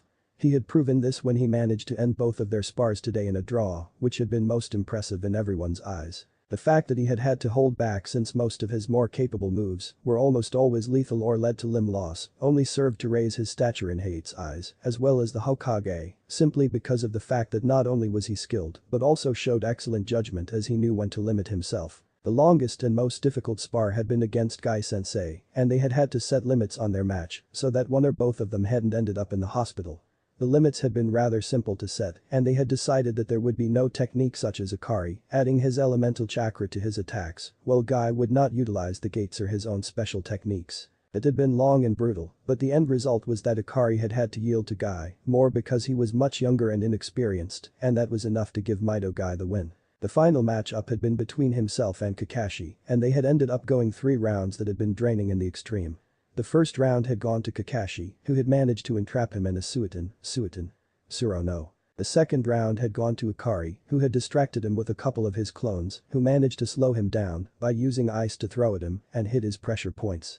Once they had slowed him down just enough that he could catch him, Ikari then used an icy version of that his sensei had caught him with, Hairu no Jutsu. The third round they had gotten down to it with a vengeance, throwing almost everything they had at each other. They had both gone through multiple bunshin, thrown multiple dragons of each, and every element that they could, hell they'd even thrown some of their own original at each other, including Kakashi's Raiten. Rareman Raiten. Inazuma Hikaku Hashira, as well as Ikari's Haiten. Mirai no Senator Tanhari, Shakutan. Shakinetsu no Satsujin Hari, and Haiten. Hakurik Fubuki. In the end they had come to a draw with Ikari holding ice kunai to Kakashi's throat and Kakashi holding his Rikiri aimed at his heart. Now sitting down and taking a breather, Ikari let his mind focus on the task at hand, while his body recovered and relaxed under the loving ministrations of his intended. The task at hand was to infiltrate the Hokage Tower and get into the Hall of Records, and then upgrade the security.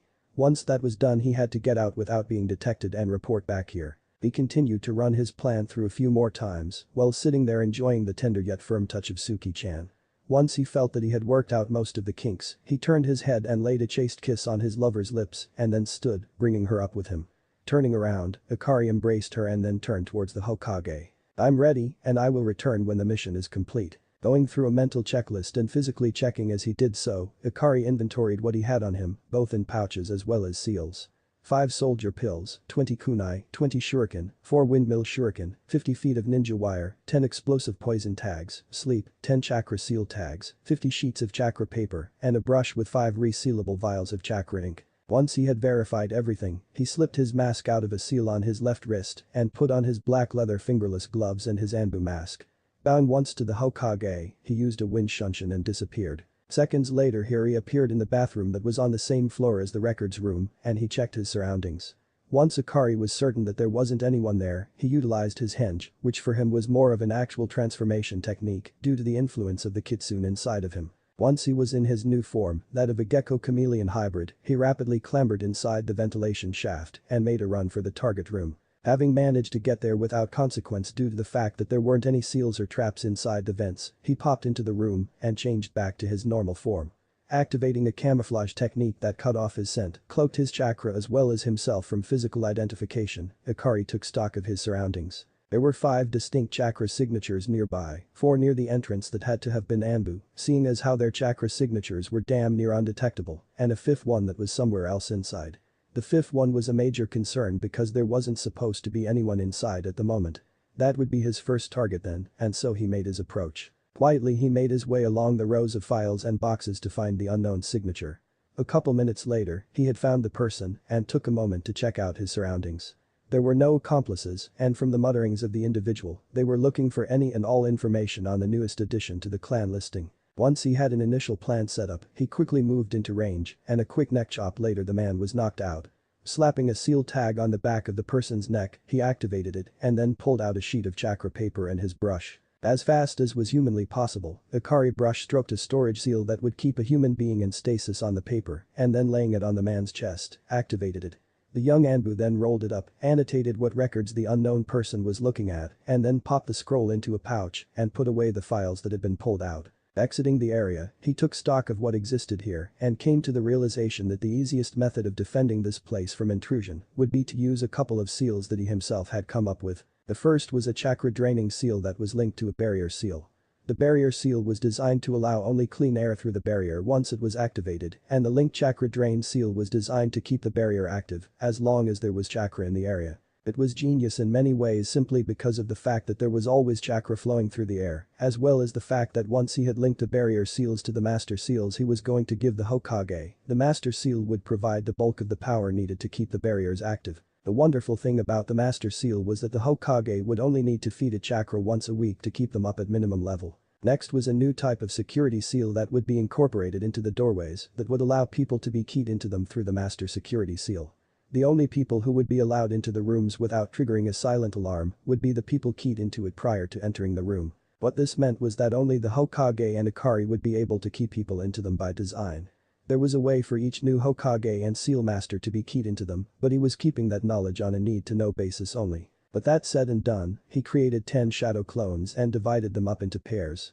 4 of the pairs got assigned to set up the seals over the vents and doorways, while the other 2 were sent to subdue the 2 guards on the inside of the room. After waiting about 10 minutes, Akari stiffened as the clones that were sent to take out the guards dispelled themselves, leaving him the knowledge of how they did so. Making his way to the only available way to gain entry now, he bent down after reaching the 2 guards and pressed a couple of pressure points that would allow him to keep them unconscious for 20 minutes and then got to work putting the seals around the door frame. Once he had them active, he made one final clone whose sole purpose was to dispel itself, allowing the other clones to know that it was time to dispel once they were finished. 5 minutes later the last of the cage bunchen dispelled, which was a signal to leave. Moving back along the same route that he had come in, he activated the last of the seals that remained inactive and made his way back to the bathroom he had appeared in. Once there, he utilized the natural camouflage ability of the chameleon to blend in with his surroundings while he checked to see if the coast was clear. After ensuring that there wasn't anyone around, he assumed his normal form and left in a blaze of fire. Showing up in the same spot he'd left from almost an hour earlier, Akari looked around and spotted everyone that he was looking for standing around in a semicircle chatting in an unassuming manner. Walking up to the group he quickly took a knee before the Hokage and bowed his head. Mission accomplished Hokage-sama, your orders. Taking a look over at Kakashi, who was keeping track of the time, Sarutobi was stunned that he had accomplished the simulated mission in just under an hour, which was a new record. Akari had completely blown the test out of the water and doubly so with the simulated mission. Well done Akari-kun, well done indeed. You have not only passed, but you have set an entirely new standard for future participants in testing for and receiving the rank of Jonin. Were there any difficulties? Shaking his head, Akari smirked under his mask. No, but there was someone unauthorized in the room when I got there, so I subdued them and sealed them inside this scroll. It was at this point that he reached inside his pouch and produced a rolled up sheet of chakra paper and handed it to the Hokage. I'm certain that Anko-san and Ibiki-san will have a field day finding out just what he thought he was doing, trying to find out information on my clan and their bloodline abilities. Swearing aloud at that, Hiruzen handed off the scroll to Kakashi and nodded his head. After watching him disappear in a swirl of leaves, the Hokage turned back to the young man kneeling in front of him. "Stand, my young friend, you will receive an annotation in your records and the appropriate pay for an A-rank mission for your efforts in catching the spy. Now then, debrief all of us on your maneuvers and in manner you managed to secure the records so that we can avoid this in the future." Following his instructions, Ikari spent the next 10 minutes going over his method of entry and what he had done to secure the room. Handing over the 3 master seals, he explained their nature and the way that they worked, one to show the status of the vents and for charging the barrier, another for the doorways inside the room, and finally the last one for the main door, which included a method of completely blocking off access altogether. Aping at the skill and that this revealed him to be in possession of, the elderly man could only shake his head while chuckling. "You have once again completely gone beyond what was expected of you, young man. For this portion of your test I will allot to you an S-rank mission for your record and for your pay, as I am certain that these seals are worth it." Motioning over towards his napping betrothed, Saratobi smiled and chuckled as he spoke. "Go ahead and spend the rest of the day with her and enjoy it. We will make everything official in a few days once Itachi has been sworn in as the Godame, so that we can make everything ready for their return." Smirking once more as he removed his mask, Ikari nodded as he turned to walk to where his sleeping beauty laid. Picking up her bridal style, he turned back to the Hokage and waved. "Hi, Oji-san, and thank you for everything." Then he disappeared, leaving behind ice crystals as evidence of his shunshin. 3 months later, the day before graduation, sighing aloud in his office, the Godame Hokage stretched and cracked his neck. It had most definitely been the most hectic 3 months of his life, ever since he had become the Hokage. Hamura and Kaharu had not relinquished their positions easily, and it had taken a direct command from him to get them to stand down. Shimura Danzo had been quite easier to deal with, as Itachi had simply told him that as long as Danzo didn't go against him in any way, shape or form, then he would be allowed to keep his route active. The elderly shinobi was also given strict instructions to give an accurate headcount of his forces and was to run any new personnel through him before beginning their training. The person who had received the biggest shock of all was Hiashi, however. When he was told that he had been selected alongside Hiruzen to be his advisors, his ever-present calm was shattered for approximately 10 seconds before he could recover. When he later asked the new Hokage why he had been chosen, Itachi had stopped what he was doing, looked him in the eyes and told him, "I believe that it is long past time that our 2 clans stop their pointless and wasteful feud over who has the superior, and came to terms that each was powerful in its own right and worked together as Leaf Shinobi should." That statement alone had won over the majority of the council, both civilian and shinobi, to support the young man in his endeavors to build upon the legacy that each of his forebears had left to him. He was dreading the moment in time when his predecessor showed up, and he knew that it was simply a matter of waiting, as he had received a messenger toad that had let him know that the Namikazes and the Sennin were arriving today. Itachi knew that this was going to be one of the most stressful days he had ever had because of the fact that they didn't know that there was a new Hokage and the long overdue showdown between Ikari and his former family. It was for this reason that he had Ikari notified so that he wasn't blindsided like they had wanted him to be. They had thought that if they showed up and surprised him that he would just fall into the family dynamic and it would be like they had never been gone. Smirking slightly in anticipation of the utter chaos that the young man was about to leave in his wake, the young Hokage chuckled to himself. Heading back to work, he had gone through about half of the profiles of the graduating genin when there was a knock at the door. Without looking up from the notes he was taking, he merely spoke in a monotone, "Enter." He continued taking notes for a minute as he heard 7 distinct sets of footsteps approach the desk and heard a throat clear. Looking up, he maintained the calm, detached look on his face as he motioned for them to have a seat. "I can imagine that you are surprised that I am sitting here and not Hiruzen-san. Considering the fact that you were rather rude in your written response to his last missive, it was decided that we not contact you unless it were urgent, and no, him retiring for the second, and hopefully last, time was not considered urgent or life-threatening." Focusing in on the 2 Sennin for the moment, Itachi spoke up with a certain amount of thoughtfulness apparent in his voice. "Senju Tsunade, I would like to ask you to take on a new assignment. It will be up to you to accept or decline, but I would hope that you would be willing to accept it. I have been cleaning houses and discovered a surplus of funds that I would like to put at your disposal for a medic program. You will have free reign to teach medics and research medicine, as well as be in charge of the hospital. We have the funds and the people who are interested, but we need you to head the program. Will you accept?" Shocked into silence for a moment, Tsunade was almost willing to believe that she was merely dreaming until she felt Shizun's hand grip her shoulder. Turning to look at her apprentice, she couldn't help but smile at the hopeful look on her face. Looking back at the Godame, she nodded once. "I accept, and depending on how screwed up everything is, I should have a timeline for you sometime in the next 2 weeks." Closing his eyes for a moment in thought, Itachi opened them once more and nodded. That is better than what I had hoped for. Now for you Jiraiya-san, and his piercing gaze fell on the old pervert. I have to say that I hope that we can expect up-to-date reports and that they'll be on time, yes. It was as the Gamma Sennin was about to open his mouth and retort that Hiruzen and Hiashi made their presence known. Sarutobi leveled a glare at his former student and folded his arms in front of him, all the while puffing away at his pipe. I had hoped to have come in here and found that I was wrong about you Jiraiya, and I find myself disappointed. The two of them took up station to either side of Itachi, and anyone who was there at that point in time could see that it was a rather imposing sight. Sighing loudly, Jiraiya nodded his head. Hi Hokage-sama and I apologize for my prior conduct. Nodding his head once more, Itachi turned to Yondaime and his wife. The two of you are something else altogether. I don't hold your daughters at fault, and that is as it should be, as no one should ever hold the child responsible for the sins of the father. I assume you would like to see your son now, am I right? Cautiously nodding their heads, Itachi snapped his fingers and an Anbu appeared off to one side. Tell him to come here immediately please. Getting a nod in response, Dragon bowed and vanished in a swirl of leaves.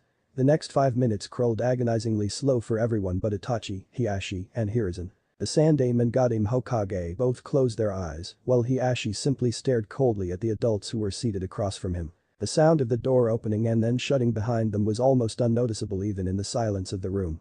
Everyone turned around and watched as a dark-haired youth arrived, his face impassive, his eyes unreadable. Ikari had gone all out and was wearing black steel-toe boots, dark navy Anbu-style pants, and a sleeveless mesh undershirt with a dark blue-green turtleneck over it. He had his 8 tied around his left bicep and a black Jonin vest that had his clan symbol stitched into the material over his left shoulder blade, and that completed his outfit. Approaching the desk, he bowed to each of the 3 men in front of them. Hokage-sama, Hiashi-sama, Hiruzen-sama, you summoned me? Subtly smirking at the young man in front of him, Itachi nodded. Yes, it would seem that the family you thought long dead wasn't quite so dead after all. Your parents, sisters, and godparents all wished to see you. Smiling widely since his former family couldn't see him, Ikari winked at them, letting them know that he had caught on. Wiping his face of any emotion, he turned so that he could look each of them in the eye. There was a time I would have been proud to be called Namikaze Uzumaki Naruto. Once I would have been honored beyond belief to have called the Gamma Sennin and the Namakuji Sennin my godparents. His eyes were piercing in their icy gaze as he looked at each of the 4 adults in the eye. It was rather telling that Kushina was the first to really recognize him, seeing as his facial structure hadn't been altered and he still had the whisker marks, even if they were a touch darker. Sachi. Growling low in his throat, he cut her off. No. You lost the right to call me your son when you abandoned me all on account of some crackpot scheme that those 2 jackasses came up with. He pointed to Minato and Jiraiya as he spoke. As far as I am concerned no true mother or father would ever willingly abandon their child, leaving them to the mercy of a village full of idiots. As Minato started to scowl and open his mouth, Ikari cut him off. Yes, I said a village full of ignorant blind idiots. They couldn't see that I was the scroll and that I wasn't the kunai, all they saw was the kunai. The entire reason that I'm not a clone of you, thank Kami above, is due to the fact that Miyuki, the Kyuubi no Kitsune, was barely able to save my life 8 years ago because of the massive amount of injuries and multitude of poisons that the villagers and more than a few shinobi used on me. If it weren't for her flooding my system with her chakra, altering my DNA, so that I don't have any connection to you by blood or genetically in any way, I wouldn't be standing here. Watching as Tsunade and Kushina each held one of his sisters as the 4 of them were in tears, he scowled as he watched Jiraiya and Minato look at each other and nod before turning to the Sandaime. You're just going to sit there and allow the Kyuubi to pervert and corrupt our son like this? Slowly stepping forward and raising his Kai to impressive levels as he did so, Sarutobi glared hatefully at the 2 morons sitting in front of him.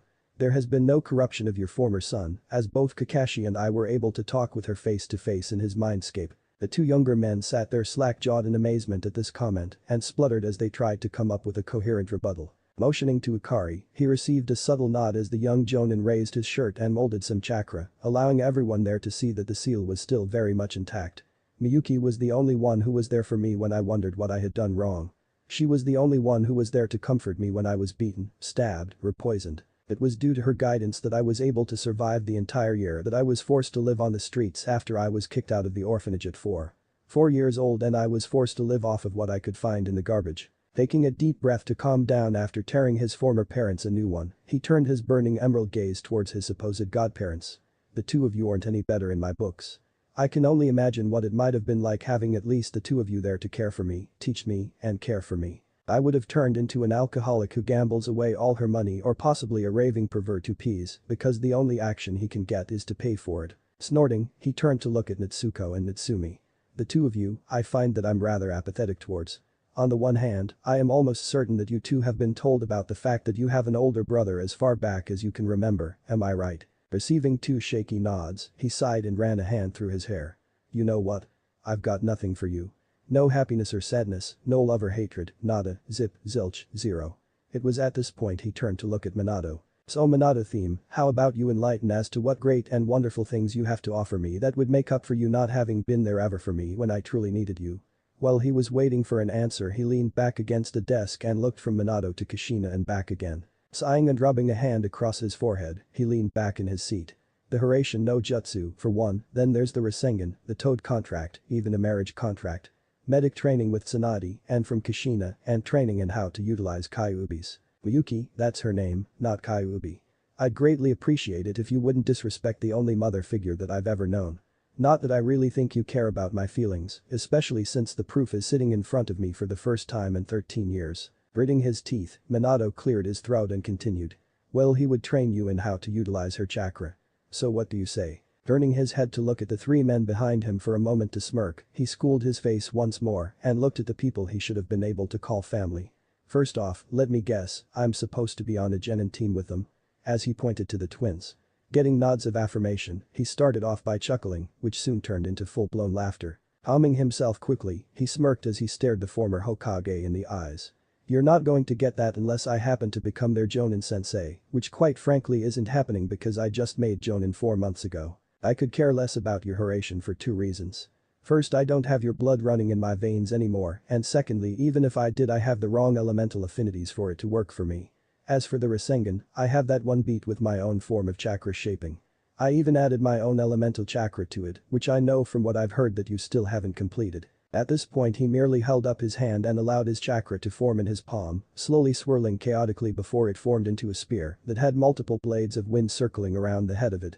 Releasing the chakra, it faded and swirled into the air, and the whole time Ikari was standing there smirking internally at the shocked and jealous looks on their faces. Then there's the whole issue with the toads and the marriage contract, so let's get the latter taken care of first. There isn't anyone in existence by the name of Namikaze Uzumaki Naruto any longer, as he perished on the 10th of October 8 years ago. The person who I am was born from his ashes, and my name is Sumjin Ikari, betrothed of Uchiha Satsuki, and clan head of Clan Sumjin. That contract isn't even worth the paper it was written on. Here he paused for a moment and took in the gaze of everyone there.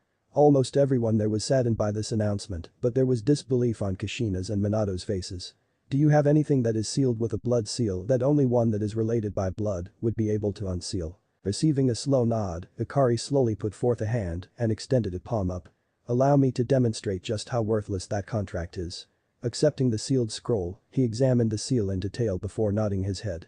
Ignoring the hurt looks at him thinking that they would be as deceitful as to attempt to pull the wool over his eyes, he bit his thumb and then applied the blood to the seal. They waited for a good 30 seconds and there was no reaction whatsoever. Satisfied with his test, Ikari wiped the blood off the scroll and handed it back. Turning to Jiraiya, he frowned minutely before speaking. As I understand it, the whole point of me being accepted by the Gama clan would be to eventually learn about Senjutsu and how to utilize Senendo, correct? Jiraiya sat there gaping for a minute before nodding his head. There's that and there's also a prophecy which. Waving his hand in dismissal, Ikari's frown deepened. Irrelevant. As it so happens, I seriously doubt that my current summon contracts would allow me a third. While he spoke he rolled up his shirt sleeves and bit his thumbs. Wiping the blood on the tattoos and channeling enough chakra for a one-tailed fox through both of them, there were 2 puffs of smoke that appeared, concealing Ikari for a moment. Once the smoke cleared, there was a pure black eagle about 1.5 feet in height on his right shoulder and a golden one-tailed fox sitting on its haunches just to his left. The eagle spoke first after looking around and determining if there was any danger. Greetings Ikari-sama, I am Jinsoku, what do you require of us? Calmly squatting so that he could reach both of his summons, the young clan head simply smiled at them and nodded his head in greeting to Jinsoku. Greetings to you Jinsoku-kun and to you as well Yuri-chan. The only purpose was to show the Gama and Namakuji Senin that they were not the only ones with a summoning contract, and what better way to believe than to see. They both nodded and Yuri looked up at him for a moment, tilting her head to one side as she did so. Shinobana-sama sends her regards and has asked that you meet with her soon so that she and the elders can test you to see when you will be ready to start your Senjutsu training. Gently scratching her ears, he smiled and nodded his head. Tell her that I will summon her tomorrow after the academy graduation, as that will be when I will allow Suki-chan to sign the contract. Reaching into a pouch on his vest, he pulled out a storage scroll and summoned a little chakra forth, channeling it into two different areas. Pulling out a fish from one, he gave it to Jinsoku, who thanked him, took it and left. Holding out his other hand to Yuri, she sniffed at it and then yipped in pleasure. Heart of a boar, Akari-sama, you treat us all too well. Hiruzen chuckled aloud as everyone there watched the young kitsune devour the treat and lick his hand clean.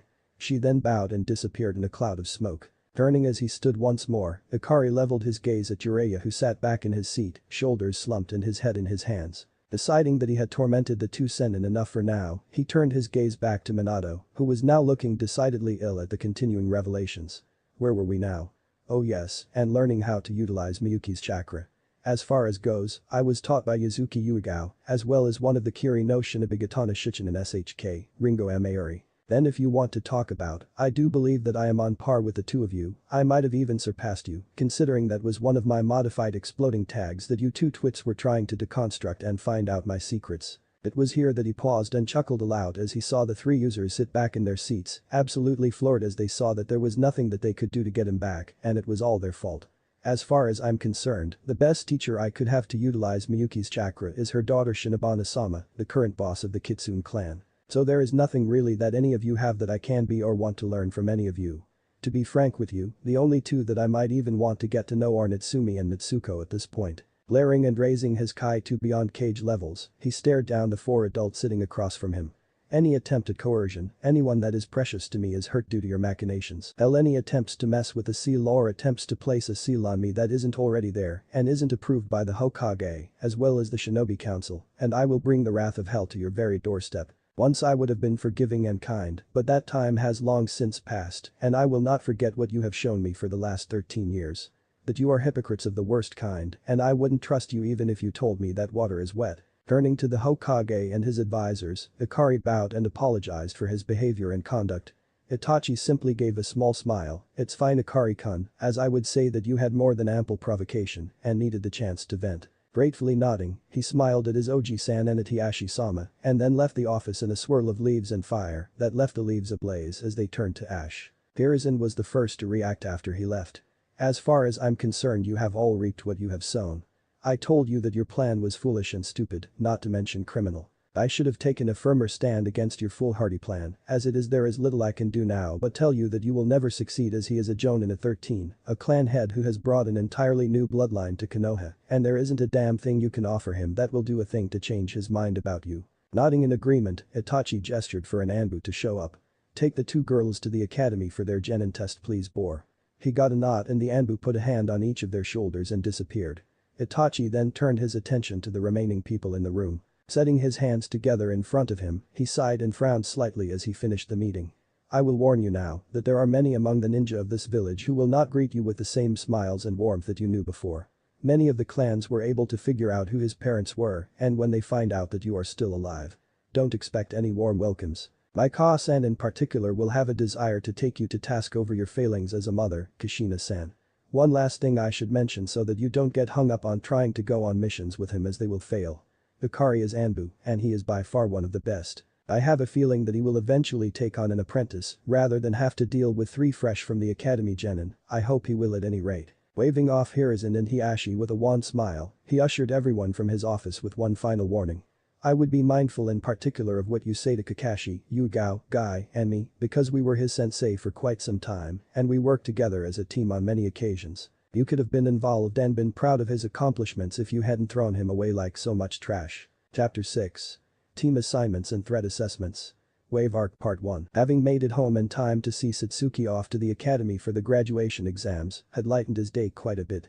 It was more than a little bit problematic seeing his former family once more, and he had gotten quite an accurate read off of them. At the current moment in time he was going through his sword stances outside of his home, as it allowed him to think, and he would need to be careful that he didn't cause any incidents that would allow anyone to take advantage of him. While he was training, he thought back to the sensations he had felt from everyone that had been confronting him earlier. One of the few abilities that he had managed to conceal from everyone but his betrothed was a minor empathic ability. It didn't cover a very long range at all, maybe 20 feet at best, but he was almost always on the money when he was reading people's emotions.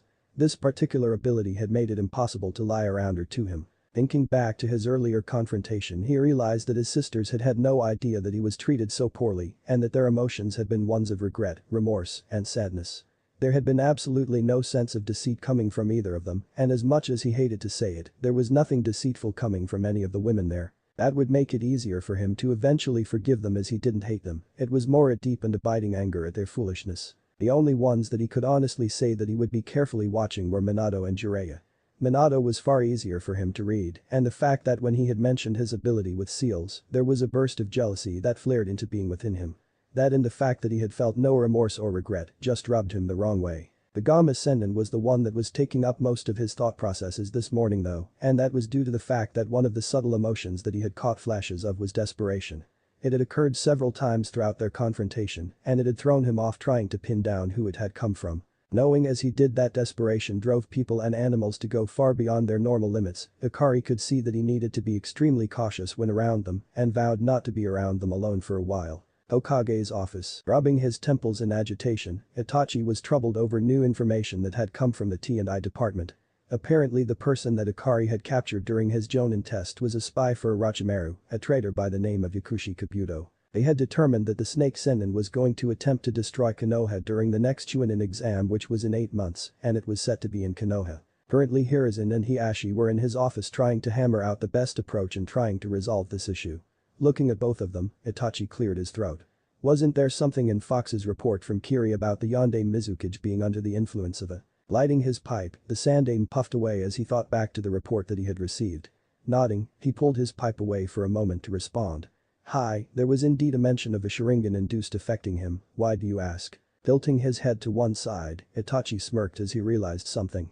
Why don't we attempt the same thing here, utilizing our very own Fox Anbu and his Kekkei Genkai to induce a controlling, so that we can receive new intelligence on just what the snake is planning, as well as to control what information he gets as well as sending falsified information back to him. Nodding as he thought about what the Hokage was planning, Hiashi turned to Hiruzen as he went over the idea in his own mind.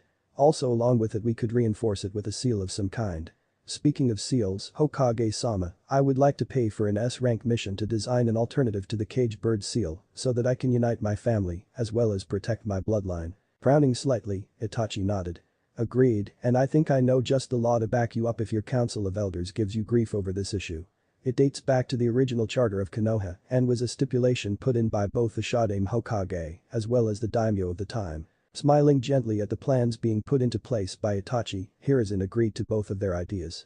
I do believe that it is time for me to put the last of my mistakes to rest, and I have 8 months to get back into fighting shape, as I am almost positive that Orochimaru will be coming after me as a primary target. Agreeing with his 2 advisors, Itachi laid out his ideas for allowing them the greatest opportunity to come out on top, no matter what the snake trader had planned. Smjin Manor, later that week, having taken a shower and relaxing with some light reading, Ikari looked at the time as he waited with Makoto for news of what the team assignments were.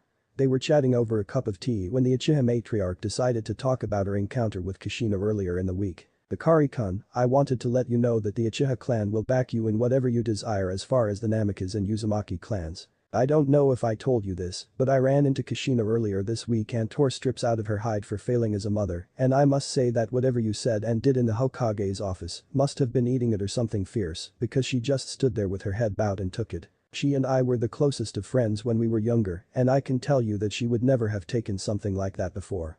Here she paused and took a sip of her tea, before sighing and continuing from where she left off. I'm not saying to accept her back as your mother, as I don't believe that 13 years of absence can be made up for, but I do believe that you might at the very least extend her an olive branch and see what comes of it.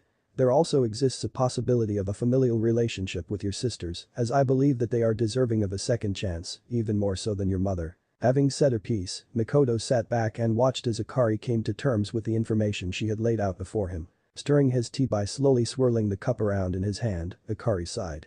This wasn't quite unexpected news, and to be quite frank he had felt the same way to a degree.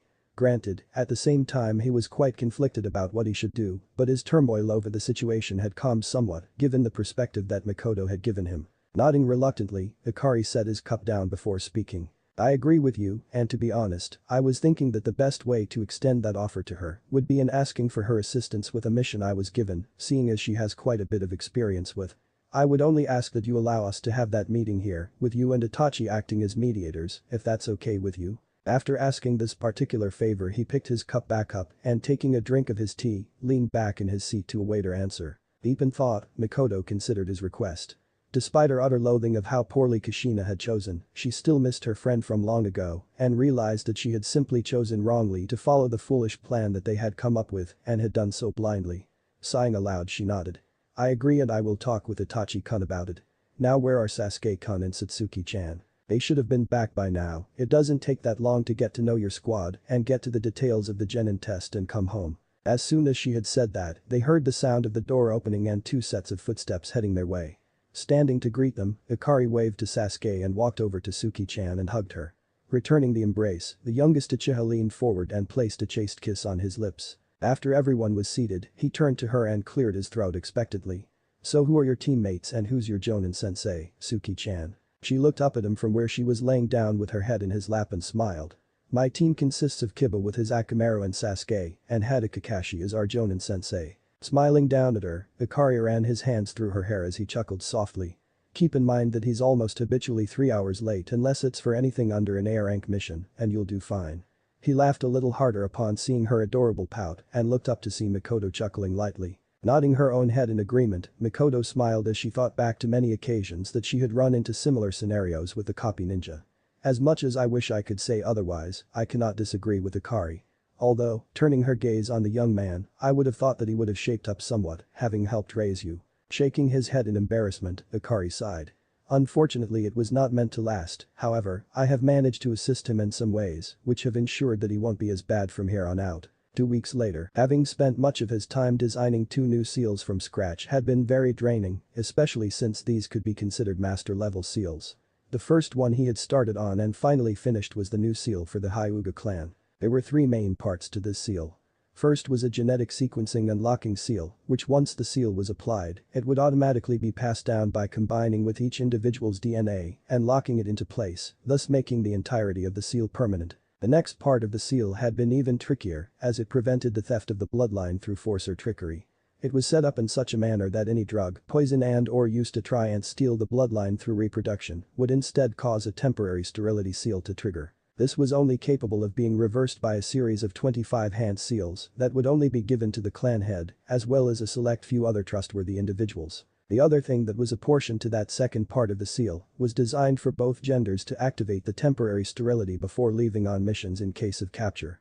That particular sequence of hand seals was taught to everyone who was genin and above in the clan once he had gotten the approval of Hiashi. Third was the portion of the seal that was designed to destroy their eyes' capabilities in death, along with the genetic material that could be harvested to try and pass on their Kekkei Genkai via artificial insemination or any other means of passing it along. The new seal was inked onto the stomach and once completed and sealed, disappeared from sight, and the most surprising bit was that even held true while they were molding chakra, which was quite a bit different from his own seal. The other seal that he had been working on was another combination seal.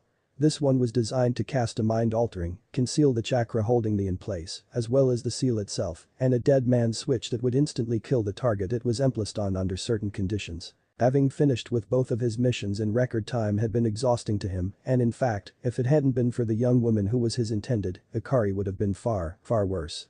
It always seemed that she was there to calm his frustrations and ease his tension, which he thanked Kami above for. Satsuki was clearly capable with her hands, as she had on more than one occasion massaged him to sleep, as well as kept him company while he struggled to complete the seals. In return, he acted as a sounding board for her ideas, as well as allowing her to vent about the stupidity of the D-rank missions that they had to go through. Ikari trained with her in both ninjutsu and when they had downtime, which relaxed to both of them, allowing them both to spend time together as well, enabling them to calm their thoughts and soothe their frustrations. As the weeks passed and he finished his missions regarding the seals, Ikari found a measure of peace in helping the Hyuga clan heal through removing the caged bird seal and placing the new seal on each and every one of them. 4 weeks later, he was returning home from a routine bandit elimination mission when he heard his name being called. Stopping in his tracks, he cautiously determined that he wasn't hearing things and headed in the direction he had heard the voice coming from. Minutes later he burst from the trees that he had been hopping through into a clearing where he chose to stop and wait. His patience was rewarded when Pakin burst through the underbrush and skidded to a halt, panting heavily. Taking a moment to unseal some dried deer meat and a bottle of water, Ikari gave Aniki-sama a minute to catch his breath as well as get some food and water in him. Once he had finished, Pakin sat back and nodded at the young man. Arigato Akari-san, I bring a new mission and a call for aid. Kakashi and his team recently took on an escort mission to Nami no Kuni, and the client wasn't exactly forthcoming with all the details that were needed to properly assess what level the team needed. The day before yesterday they were engaged by the Onakimdai, 2C ranked from Kiri, whom they disabled and interrogated. It was from those two that they learned who the actual threat in Nami is, a man by the name of Gato. Holding up a hand for the dog to pause so he could process everything, Akari did his best to recall everything that he had heard or learned about Inikiri. After staying like that for a moment, Akari looked back to Pakin. Are the two of them still alive and were there any serious injuries to anyone on Iniki's team? The small summon took a moment to scratch his ears and then turned to look up at him. Yes, they're both alive, and no, there weren't any injuries to his team. I just got done passing along the info to the Hokage in here to pass along the info, as well as a change in your orders. The Hokage wants you to make your way to their location as fast as possible and assist them in the completion of their mission.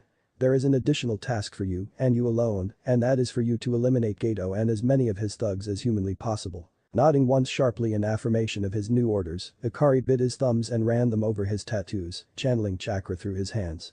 2 puffs of smoke later and there were a couple of other summons in front of him, and he greeted them while writing a short message to the Hokage. Yuri-chan, I need you to bring this scroll to the Hokage as quickly as you can. Once he had received acknowledgement from her, he then turned to the young eagle. Jinsoku-kun, I need the boss to reverse summon me to your area and send me to where my intended is, as she is the only other summoner for your clan, and I am needed there urgently. Having received affirmative responses to both of his requests, Akari seated himself on the ground as they both disappeared.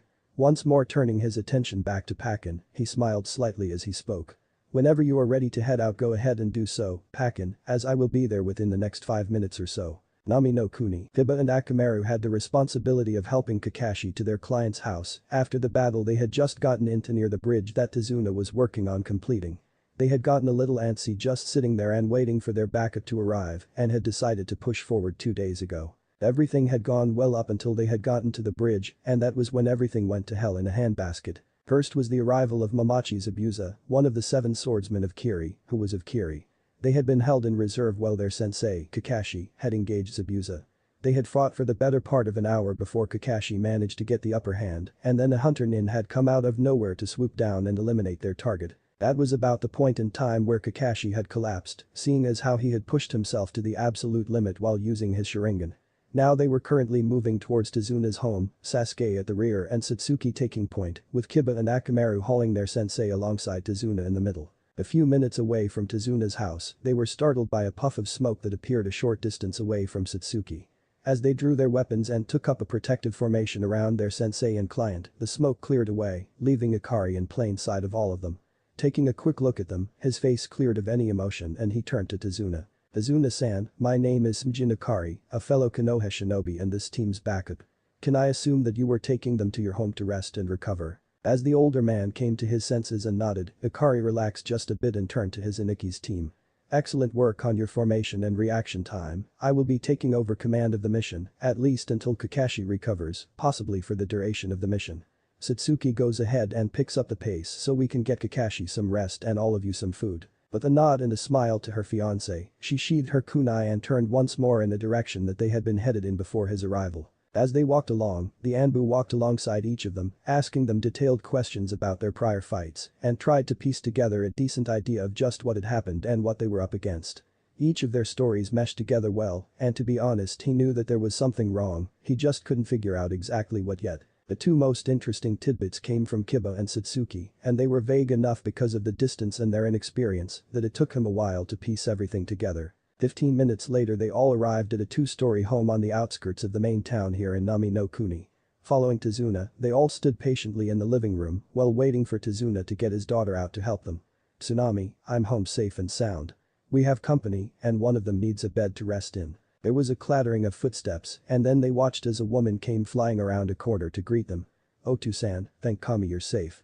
She was blissfully unaware of the shinobi around her for the moment, at least until she let go of her father and smiled at him. Bowing slightly, as she had already connected the dots and realized that these were the ninja that her father had hired from Konoha, she straightened and smiled at them before speaking. Arigato for keeping my father safe and sound, if you will follow me, I will show you to a spare bedroom where your comrade can rest. Is he in need of any medical attention, or is he just wiped out? Shaking his head, Akari smiled gently at the older woman. Note Tsunami-san, he is not in need of any medical assistance, just in need of a bed and a good meal later on. You have our gratitude for your kind hospitality, as well as our assurance that we will do all we can to assist your family and country while we are here. Bowing slightly, he stood up straight once more and turned towards the others as they walked just behind him, following the lady of the house upstairs. Once they had settled into their rooms, the young man checked in on his Aniki before moving downstairs and taking a seat at the table and gathering the genin around him. Alright, if I remember correctly Satsuki, you mentioned earlier that the hunter ninja used to go in for the kill, right? Getting a nod from her in response, he grunted as he realized that he was more than likely right in his assessment of the situation. Turning to Kiba while he was still in thought, he cleared his throat before asking him the next question. From what you told me, Akamaru noticed something odd about Zabuza's scent, and it wasn't until you had your run-in with the hunter that the scent clicked for the both of you, correct? Taking a moment to think back, Kiba nodded. Hi Akari-san, the mixed scent that I got from Zabuza was partly his, partly the hunter's. Does that mean that they were working together? Nodding slowly at first, the younger Jonin frowned. Alright, given what we know about the skills of the hunter ninja and their knowledge of human anatomy which was shown by the near-death state that they put Mamachi in, I would say that it's pretty good odds that he or she has some decent medical knowledge. What that means for us is that he could be back in action in a week to 2 weeks tops. Turning his head towards the genin, Akari smirked at them briefly. Standing up and stretching, he walked towards the stairs and stopped just before making contact with the first step. Eat hearty and sleep well tonight, because tomorrow I am going to be working with you three and training you. Once that was said, he resumed his journey up the stairs to the room he and Kakashi were in to plan out his infiltration and assassination mission to take out Gato. When he got to the room, the young shinobi sat down heavily on his bed and ran a hand through his hair. Knowing the three genin, he would leave behind a few clones, both to help the older Jonin train his squad and to ensure that Tazuna and his family were protected. Going through a pouch at his left hip, he pulled out a scroll of supplies and started to inventory everything that he had sealed into this particular scroll, ensuring that he would have everything that he needed to succeed. Unknown location in Nami no Kuni. At this particular moment in time, the two Chunin levels made their way back to the hideout that their leader had set up for them here in Wave. Tired, sore, and hungry, the two headed into Zabuza's room to check in with him and see how he wanted to handle the team from Konoha, seeing as how they knew that he had not been successful in eliminating their target as yet. As they opened the door, they were mildly surprised to hear the man that they had been looking for swearing up a storm. Damn it all, Haku. You couldn't have aimed those blasted anywhere else, could you? I swear sometimes it's like you enjoy making me suffer like this. The aforementioned individual hung her head slightly as he reproached her and sighed sadly before responding. Omen, Zabuza-sama, but there simply wasn't time to aim anywhere else, as the copy-nin was in the way. Anywhere else I could have achieved the same outcome would have delayed your recovery by a few additional weeks or even longer. The girl was quite distraught, even though she didn't show a single sign of it in her face or voice. Turning as she heard the other two members of their group enter, Haku frowned slightly. While she was grateful that they weren't dead, they had been fairly useless due to the fact that they had been taken out so quickly that not only had they been captured and interrogated, they had failed in gathering information on their opponents. Shaking her head to clear it, she opened her mouth to speak when she was interrupted by their employer. So it looks like the mighty demon of the mist isn't so tough after all. Being beaten by a bunch of children, how low can you get, Zabuza? The midget, as they were wont to call him, was Gato, the man in charge of Gato shipping. He was as dirty as any man could get, involved in just about any illegal enterprise you could think of or even name. Slavery, prostitution, drugs, weapons and stolen rarities, the list goes on and on. Currently the greasy bastard was walking into the room followed by his two swordsmen. Walking up to the bed, he leaned forward with both his hands on the cane and stared at her master. I simply cannot believe the rumors were true about you, especially given your current status, as well as the dismal failure that you have accomplished. Shaking his head, Gato moved his hand to where he could remove the bandages currently wrapped around his lower face, intent on removing them so that he could see what was hidden behind them. He never made it though, as Haku snatched up his arm by the wrist and twisted it sharply, not only breaking the bones, but tearing the ligaments and tendons in his wrist and hand. You will not lay your filthy hands on Zabuza-sama. Without a second's hesitation, she rapidly moved from where she was standing to immediately behind the two goons that he had brought with him and held to their necks. You will leave now, and I will ensure that Zabuza-sama is well enough to try again at the end of the week. Glaring at the young ninja, Gato leered at her. You bitch. You had better ensure that you follow through or I promise that you will live to regret your error today.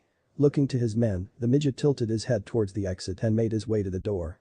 Staring at Kiri one last time, he inwardly smirked at the fate that he had in store for them, then he turned his head and walked out. The next day, having had one of his clones get him up early, Akari was up early enough to have gotten a quick workout in. Upon entering the room he shared with Kakashi, he looked over at Izaniki to see him start to stir. Walking over to his side and taking a seat near the foot of his bed, Ikari smirked at him. About the time you rejoined us in the land of the living Aniki, I was sent in both as backup as well as to eliminate a certain target. Nodding his head in understanding, the older Jonin sighed. You're never going to let me live this down, are you, Atanto? Shrugging his shoulders as he smiled and chuckled, the younger man stood once more. Maybe someday, Aniki, but until then? I think not. Growing serious for now, Ikari walked over to his gear and dug in one of his pouches for a moment. Finding the right scroll only took a moment and he grabbed it and headed back to Kakashi's side. Handing it over to him to read through, Ikari returned to his side of the room and stripped off his shirt so he could wipe down a bit before taking a shower. Shaking his head as he chuckled internally, Kakashi opened the scroll and reviewed the orders that lay within the scroll. The amendments to his mission weren't all that surprising to him, as they had started off with what was supposed to be a C rank, which had been upgraded to B rank after they had had a run-in with the Demon Brothers. Finding out that they were working for Mamachi's Abusa and an unaffiliated shinobi had bumped their mission up to A rank easily. Knowing that he had Ikari to back him up was a huge relief, even knowing that he had a separate mission to accomplish that was easily A rank if not S rank, considering the fact that he was going after Gato. Rolling the scroll back up and burning it, Kakashi lay back in bed and ran through his training regimen for his genin. Having ensured that they had mastered the tree climbing exercise and at least knew the water walking one, he decided that the next step would be to figure out what their affinities were and work with them on a couple of as well as having them work on mastering water walking. Sighing, Kakashi rolled to his side and slowly got out of bed and headed towards the bathroom, passing Ikari as he did so. Having showered as fast as was humanly possible, the younger Jonin exited the shower and headed back to his room to dress. While he was doing so, he mentally reviewed his objectives and made sure to figure out what priority each was given. His highest priority goal during this mission was actually twofold, and those two goals were: eliminate Gato and find out where Zabuza and his lackeys stood on the new Mizukage. The other goals paled in comparison, but that was a slight differentiation as far as where they rated. Mentally grumbling at himself, as he figured that the only reasons that he had been sent were his location as being the nearest to them and his success rate on missions such as these.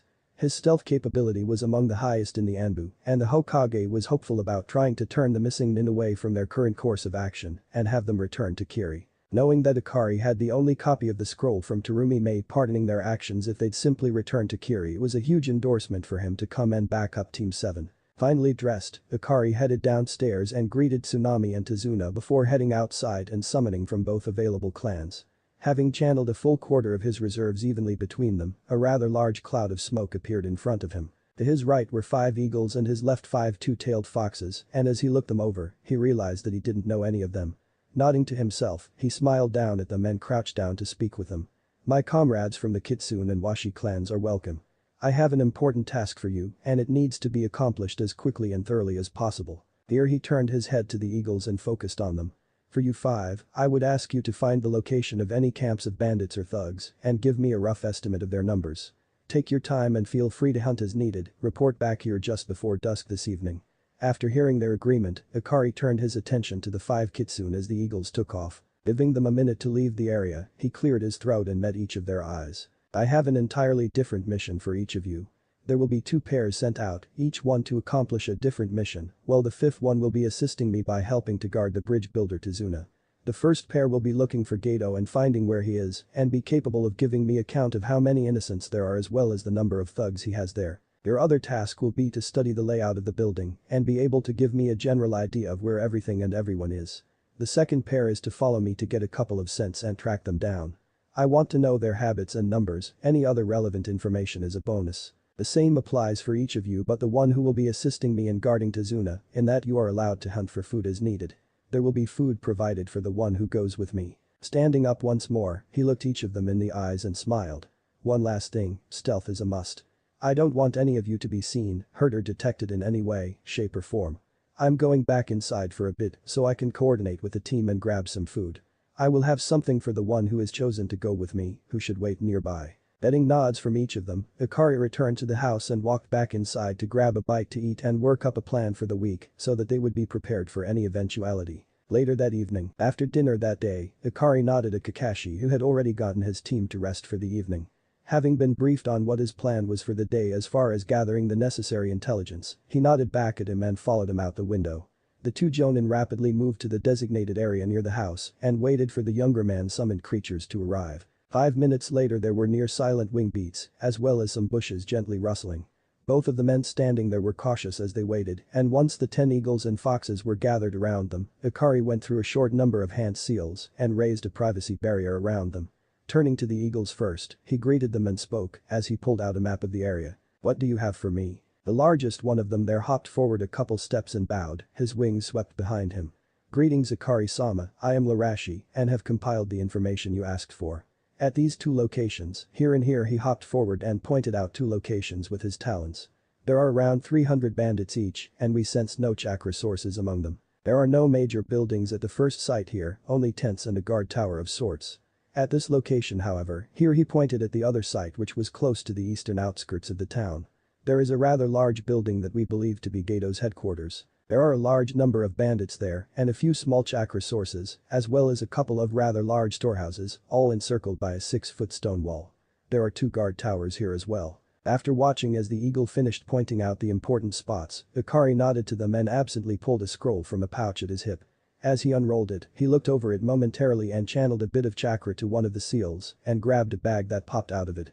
Tossing it to Larashi, he thanked them and dismissed them, then started making notations on the map. When he was finished, he looked up and turned to the kitsune and motioned them forward. The pair that had been tasked with tracking the form Kiri reported first, and the vixen that greeted him was a glossy black with white and red tipped tails and feet. "Ikari-sama, it is a pleasure to finally meet you, I am called Yorobara. I have compiled all the information that you assigned to both our teams and I am ready to present it." Getting a nod to go ahead, she looked to the other 3 who had been sent out and nodded to them. They positioned themselves around the map and readied themselves to present the information. Clearing her throat, she began presenting what they had gathered. "At this point in time, there are only 4 chakra signatures that we tracked down to a hideout about 5 minutes travel south from the bridge. 3 male, 1 female, with one of the males being the strongest, followed by the female, and then the other 2 males who may be brothers by the way their scent is similar." Watching as one of the other kitsune pointed out the approximate location on the map, Ikari calculated the distance between the hideout and Gato's headquarters as he motioned for her to continue. "The building, which we have confirmed is indeed Gato's staging grounds for Nami, is 2 levels above ground and 1 below. The level below ground is rife with a sense of fear and mating, and there are many women and children caged down there." The only sign that he had heard what was said was a glint in Ikari's eyes that appeared momentarily as he watched the other 3 foxes scratch a rough layout of the building, floor by floor. Kakashi's response was his eyes hardening as he revealed his Sharingan in order to better memorize the layout of the building. The first level above ground has a vault and the rest of the rooms are used as a makeshift barracks. The second level though is used for Gato and his bodyguard's residence and office. There are an additional 50 men who are in the building and 20 of them have genin level chakra but don't appear to be shinobi. Hearing that, Ikari snapped his head up to look at the vixen, who nodded in affirmation. Turning his head to the older Jonin, the younger man ran a hand over his face. "Have you blooded your team yet?" Shaking his head, Kakashi looked to his young comrade and then back at the map. "No, they haven't, what did you have in mind?" While he waited for Ikari to speak up, he looked over the map and thought about different plans of action that he could take. Finally he looked back up at the other shinobi and took a moment to assess him as a ninja and as a leader. Ignoring the gaze of his Aniki for the time being, Ikari absent-mindedly unrolled the sealing scroll and unsealed a smaller bag and tossed it to Yorobara, who caught it with one of her tails. The 5 kitsune all bowed and disappeared in a puff of smoke, while Ikari turned to Kakashi and smirked. "In 3 days we will take out the bandits and Gato as I have a plan to do so, and I will need you and your team to help me out. Normally I wouldn't dream of taking an unbloodied team, but I may not have a choice here." Chapter 7. Assault on Gato Corporation. Wave Arc Part 2. Kurigakure office of the Mizukage. The newest Mizukage, Terumi Mei, was taking a much-needed break from dealing with paperwork when she looked out the window, only to see an eagle fly through with a message tied to its talons. Thanking the bird before taking the scroll, she quickly broke the seal and read through it before leaning back in her seat and pondering the issue presented in the missive. Standing up from her seat, she summoned one of her Anbu and sent him out in search of the only 2 people who could assist her in this rather unusual set of circumstances. 5 minutes later, there was a knock at her door, to which she responded with a muttered enter. The door opened and standing there were the only 2 loyal members of Kiri's 7 swordsmen, Ringo Amayuri and Chijuro. Quickly crossing the distance between the entryway and the cage's desk, the 2 swordsmen approached and bowed to the Mizukage. "You summoned us, Mizukage-sama." Nodding to the 2 of them, Mei smiled gently at the 2 of them. "Hi, I did indeed. It would appear that our mutual friend from Konoha, the Kai no Akuma Kitsune, has run into a number of Kiri Nukkinen, to include one of the former swordsmen, Mamachi's abuser. He has requested an envoy to meet up with him so that we can either recover Zabuza himself or if he is unwilling to return to Kiri, his sword by itself, so that we can continue in our efforts to rebuild the swordsman. Smirking at the mission description, Amayuri nodded in response. Hi Mizuki-sama, we will accept the mission and leave at once. What is our destination to be? Briefly flicking her gaze over the scroll once more, the red-haired Kage looked back up to her subordinates and smirked at them. The bridge being built between Nami no Kuni and Hai no Kuni in 2 days' time is the location given in the scroll. I would assume that he or one of his teammates will be there to liaise with you and give you further instructions. It is my order for you to place yourself at his disposal for the duration of his mission, which is the acquisition or elimination of Zabuza, as well as the assassination of Gato shipping. Any questions? At the sharp shakes of their heads, she dismissed them and smiled as they both sunshine away. Sighing as they both disappeared, May chuckled sadly as she let her attention fall back to the paperwork lying in front of her and got back to work. It seemed that Mizuka's job was never done. 2 days later, bridge between Hai no Kuni and Nami no Kuni. As daylight broke there were 2 blurs of blue as the 2 swordsmen from Kiri raced across the water and neared the gigantic bridge that was nearly complete.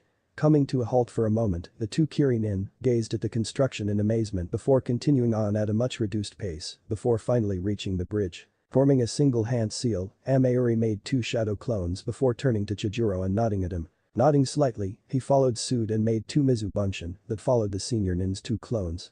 Turning back to his leader, she used a few hand signs to give him commands, and from there they both suppressed their chakra and rested in the slight wooded area that surrounded the finished portion of the bridge. Pulling out a storage scroll that Akari had given to her, she unsealed a couple of breakfast sandwiches and handed one to Chijuro as they sat down to patiently wait for their contact. An hour later they heard voices above and listened carefully to what was going on. After a few minutes and more voices, they gathered that this must be the workers showing up and they made their way up to the bridge and waited for the shinobi that was supposed to show up. 5 minutes later, they were on their feet and approaching Akari, who was facing them with a smile on his face. The older man beside him was nervous but didn't say anything and simply looked from them to the Konoha shinobi next to him. A whispered conversation and a pat on the back later, the man simply walked away and took charge of his men. Greeting the 2 of them warmly, Akari took a moment to make a reinforced clone and send it with Tazuna just as a precaution before motioning them to come with him. After a 10-minute walk they arrived at a modest 2-story house where they walked in and Akari motioned for them to hold up for a moment. They stood there waiting while he walked into the kitchen area and heard bits and pieces of a conversation before he walked back out with a woman at his side. Tsunami, these are 2 of my good friends and comrades Ringo Amayuri and Chijuro, and they will be assisting me in taking them down for good. Turning to the pair of mist shinobi, he smiled at them and introduced Tsunami to them before turning and thanking the civilian woman for her kindness. Waving them to follow him, they went upstairs and followed him into one of the bedrooms where they waited for a minute until there was a swirling of leaves and Hada Kakashi showed up. Going through a rapid-fire sequence of hand seals in 10 seconds, Akari slapped his hands down on the floor and erected a privacy barrier. Turning to everyone present, he motioned them to take a seat facing him on a bed opposite where he was standing. Welcome to Nami no Kuni and thank you for your assistance. We are operating on a short notice time frame with a massive amount of bandits, 4 shinobi, and an unknown amount of recovery time for 1 of the shinobi. For our available assets, we have Kakashi's tracker hounds, my eagles and foxes, 4 Jonin level shinobi, and 3 Genin level shinobi. Facing the wall and running a trickle of chakra into a seal on the inside of one of his pouches, the young Anbu pulled out a map of the surrounding area and pointed to several areas surrounding the town. There are 2 locations that I would prefer to eliminate before doing anything about the situation with Zabuza and his posse. These 2 locations, he pointed out on the map, contain the bulk of Gato's mob. Estimates are at least 300 at each location, with an additional 50 or so inside this building here. Akari pointed to another location, which we are fairly certain is Gato's headquarters here in Nami no Kuni. At this point he stopped and turned to face the others before continuing. There are a couple of minor issues at this point in time, the first being the massive numbers against us and the fact that there are innocent civilians that could be used as hostages that are held in the basement level of the building. The other is that the Genin are unblooded at this point in time, mainly because when this mission was first assigned, it was assessed as a C-rank threat due to a lack of pertinent information and the fact that this was their first assignment outside of the village. That is all I have for you, and I am open to suggestions or questions if you have them. As he sat down, his brows furrowed in thought, Akari snapped his fingers as he remembered the last piece of information he had wanted to disperse.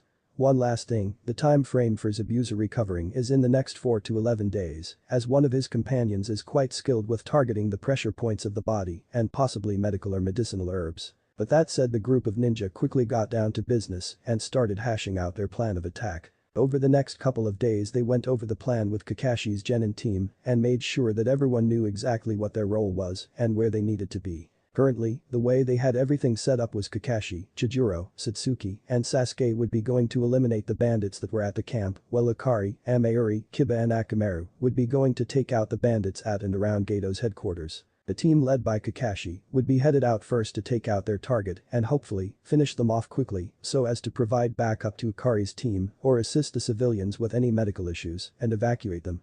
Ikari's team would be giving them a half-hour head start as well as having a couple of blood clones sneak in ahead of them to protect the civilians until the team arrived. Time flew by and before everyone knew it, the night for the assault was upon them. At midnight, Ikari and Kakashi woke everyone and had them run through a last-minute equipment check before leaving out the window. Once everyone was in their established teams, Ikari nodded to Kakashi and they both summoned one of their respective summon animals to warn them of any patrols or stragglers heading back to their camp. That done, Kakashi led his team off into the darkness while Ikari and his team waited the allotted amount of time before heading out themselves to take out Gato and his thugs. Of Team Kakashi, one thing that Kakashi could definitely say was that he was proud of his Otanto, more so than he could ever express. Setting that aside for now, he focused on the job at hand, which concerned him. Normally he would have held off on blooding his team for a while yet, simply because of the inherent issues that there were with taking a life for the first time. This was about the best he could get at the moment, seeing as how most of the bandits were either drunk, asleep or both, which meant that as long as they were silent and quick, there shouldn't be too many issues. Once they were within visual range, he motioned for them to split up into pairs. Sasuke went with Chijuro, while Satsuki stayed with Kakashi. Kakashi waited for the signal stating that the other two were in place, and then nodded to Satsuki. Taking a deep breath and nodding in turn, she bled chakra to her eyes, activating her. Mentally focusing her chakra, she concentrated almost half her reserves into an area effect that would seep into the chakra coils of everyone in the target area, thus affecting even those who were asleep. The Ayamata Inshma. Hawaniyoru was one that she and Ikari had collaborated on and created together. Once it had settled in the target, the chakra was manipulated in a manner that created the appropriate illusion. In this case, it gave the impression that the night was calm and peaceful, with nothing wrong whatsoever. Nodding her head and motioning with her hand, Kakashi returned the signal, and they struck swiftly. While Satsuki snuck into the nearest tent, her partner struck at the sentries, ensuring that they all died silently and quickly. Entering the tent that his genin had gone into, the copy nin knew that she was barely holding it together and was shaking slightly over the last body in the tent. Quickly throwing hand seals, he formed a couple of shadow clones who silently left the tent as he comforted his student. A few minutes later, she pulled herself together and nodded at her sensei, and they left the tent and split up. Half an hour later they met up back at the starting point right outside the perimeter and sounded off with a security password, which they had figured might be a necessity. Kakashi quickly did a once-over of everyone, ensuring that they were good to go, and nodded once before taking off through the trees for Team Ikari's position. Tapping his headset once, the Jonin notified the mission leader that their target was eliminated and confirmed that they were en route. Team Ikari. 20 minutes after Team Kakashi had left for their target, Ikari and his team moved out and ran silently through the woods, headed for the larger of the two targets.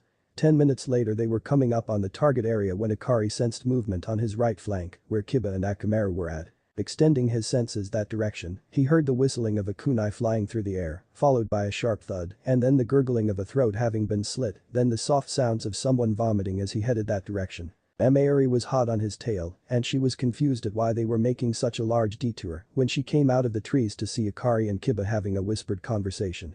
Kiba was on his knees, having just thrown up, and Ikari was squatting down, with a hand on Genin's shoulder. After one last harshly whispered sentence, whatever point he was trying to hammer home finally sank in, and Kiba's face hardened as he nodded sharply. Adding the young Inyazuka on his shoulder, Ikari stood and in rapid-fire fashion threw a message to Amauri through hand signs. First kill jitters. Issues resolved. Continue the mission. Nodding at their leader to acknowledge, they all gathered their wits and continued on their way to the headquarters, where they paused to assess the situation. Looking down on the camp, they quickly noted the positions of the guard towers and the patrols, before Ikari looked at the both of them and nodded. Amauri and Ikari quickly created a few clones. A piece for Ikari went through the hand seals for the Karigakur no Jutsu, slowly increasing the amount of chakra in the water vapor, which in turn caused the visibility to slowly decrease as he did his best to make it appear that the mist was natural and flowing in off the water. Once it was thick enough, the clones and Amauri took off towards their first victims, which were the guards in the towers. After they were down, Ikari cleared his throat gently to get Kiba's attention. Kiba, now that the tower guards are down, I want you to go around the perimeter as stealthily as possible to the back of the building. Once you are there, you will enter the basement level and link up with my 2 blood clones and help release and evacuate the civilians there. Upon completion of this task, you are to lead them all back here and wait for further instructions from either myself or Kakashi, who should be here before we are finished inside. Guard them from any and all threats to the best of your ability, but be smart about it. If you can't match up to your threat or are outnumbered, flare your chakra and contact either myself or Kakashi via the headset, understood? Akari-sensei, Akamaru and I won't let you down. Giving the Jonin a thankful smile, the Inyazuka and his pup took off to carry out their orders. Turning his attention back to the camp in front of him, Akari waited patiently for the signal for the next phase to begin. About 5 minutes later he heard the click in his earpiece and instantly acknowledged. Kitsune acknowledges. Report. Inu here, our mission is complete, en route to your location, 8 to 10 to 15 minutes. Smiling lightly to himself, he clicked his headpiece twice to acknowledge the report and prepared himself for the next phase. As his clones were dispelled, the Kitsune summoner dropped the he had been holding and took a moment to recover before meeting up with Mayuri at the front door. Turning to her with a smirk, he unsheathed his blades. Finish this swordsman style. Smiling like a child at Christmas time, she nodded. I thought you would never ask. The two of them calmly walked in the building and began clearing it room by room, fluidly falling back into the same style that they had built over the years that they had fought together in Kiri. They were an unbeatable team and it showed in their work as group after group of bandits fell to their blades, leaving them without a scratch. As they mounted the final set of stairs to take out their final target, they were blocked by what appeared to be 2 thugs with swords, but as they calmly drew their blades and set into an unfamiliar stance, Mayuri raised a hand to halt their advance. These guys aren't your run-of-the-mill thugs with swords, they appear to be Ronin. Be on your guard, as these guys will definitely be a cut above the rest of these bastards, possibly more than that. Nodding in response, the younger Jonin approached the man on the right and assumed his stance in the Kitsunetru no Adori. Keizo Zanjeki. Channeling his wind chakra through his blade, Akari waited for his opponent to attack the hole while calming his breathing and heart rate, slowing the rush of adrenaline and focusing on the battle at hand. Mayuri finished her opponent off rather quickly, as she had the benefit of having lightning chakra enhanced blades, and she sheathed them as soon as she had ensured that they were the only ones here. Leaning back to watch over her teammate, she chuckled mentally at the thought of being able to see just how far the young man had come since they had left Kiri. Minute after minute crept by as the two enemies faced off against each other, and each minute was a steady evaluation on both sides of the fight. Akari was calmly staring at his opponent, showing no fear, only allowing his faith in his own ability to show to his opponent. Surprisingly, it was his opponent who broke the silence first. My name is Ori, a former samurai of Tetsu no Kuni. May I have the name of my opponent, who will be the greatest challenge I will face here in Nami no Kuni? Nodding as he met with the Ronin's even gaze, Akari maintained his stoic facade. My name is Smjin Akari, Jonin of Konohagakure, known far and wide as the Kai no Akuma Kitsune. Smirking internally as he noticed the slight widening of his enemy's eyes, he prepared himself for the first strike. Charging forward at the same time, the two swordsmen clashed with their blades. Neither gave an inch as they would parry the other's strikes and then attacks again, only to have that strike parried. Within minutes of the beginning of the battle, Akari noticed a fracture in the Ronin's blade and channeled even more wind nature chakra through his blade for his next strike. Releasing his sword with his offhand, he grabbed his sheath and feinted with a slash at his foe's head. As his own blade came up to block, he reversed the feint and slammed his sheath and blade into opposite sides of the blade, causing it to shatter. Catching his enemy off guard with that attack, Akari finished him off by slamming the tip of his sword sheath upwards at the hilt of the Ronin's broken blade, sending it out of his hands and directly into his throat. Following that strike up with a swift horizontal slash as he ran past Ori, Akari flicked the blood from his blade before sheathing with a click. As the sound of his weapon being put away reached their ears, Ronin's body and head fell to opposite sides of the doorway. Smiling at the flawless defeat of the Ronin, Mayuri walked forward and clapped her hand on Akari's shoulder. Well done, very well done. I doubt I could have done any better with him, but I do believe that we have one last person to take care of, yes. Nodding his head with a look of thanks, Akari kicked down the door and walked right into Gato's office. The man was pudgy and short, sweating profusely, cowering in the seat behind his desk. As the two of them approached his desk, he got even more nervous and couldn't help the shiver that went down his spine at the look in their eyes as they gazed at him. I will give you money, LLL and whatever you desire. Slamming his hands down on the desk, Akari got an evil glint in his eye. Your account numbers, the deeds to all the businesses that you have taken over here in Nami no Kuni, and the combination to your vault here in the building. This is non-negotiable and must be in our hands in the next 5 minutes. Shivering in fear, Gato quickly provided the necessary information and sat back down. It never even occurred to him to be deceitful with any of the things he handed over, simply because he was absolutely terrified of the two people in front of him. Those thoughts were the last ones to tunnel their way through his grey matter though, as once they had the necessary information Akari drew his blade, sliced through his neck, flicked the blood off, and sheathed it in one smooth motion. Grinning at Mayuri as they left the office, she shook her head as she chuckled and walked out the door behind him. Outside the main camp, Kakashi and his team reached the link-up point at about the same time, as Kiba got there with over 30 women and children, and the copy nin set about to get everything in order. Once he had debriefed Kiba, he then contacted Akari and Mayuri over the headsets. Inu reporting, we arrived at the meeting point and linked up with the civilians. Would you require our assistance? Inu, this is Inagi, Kitsune is occupied with the last of the defenders, and we should be good from here. What's the status of the civilians? Looking them over with a practiced eye, he shook his head at the state that they were in. No serious physical issues apparent aside from malnutrition and fatigue. Their mental state is debatable. There was a long pause before there was any other response, and this time it was the mission leader's voice. Excellent work team, this portion of the mission has been accomplished.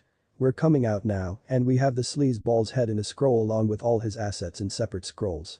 Get everyone up and moving, as soon as we get there we are heading back to town. Clicking his confirmation of the orders received, Kakashi and the others got everyone mobile and started moving for town. Tonight had been an exceedingly long night, and it wasn't even over yet. 3 days later, construction site. They had held off on saying anything about Gato's demise until after they had resolved the issues with the 4 from Kiri, and so they had resumed guard duty and training.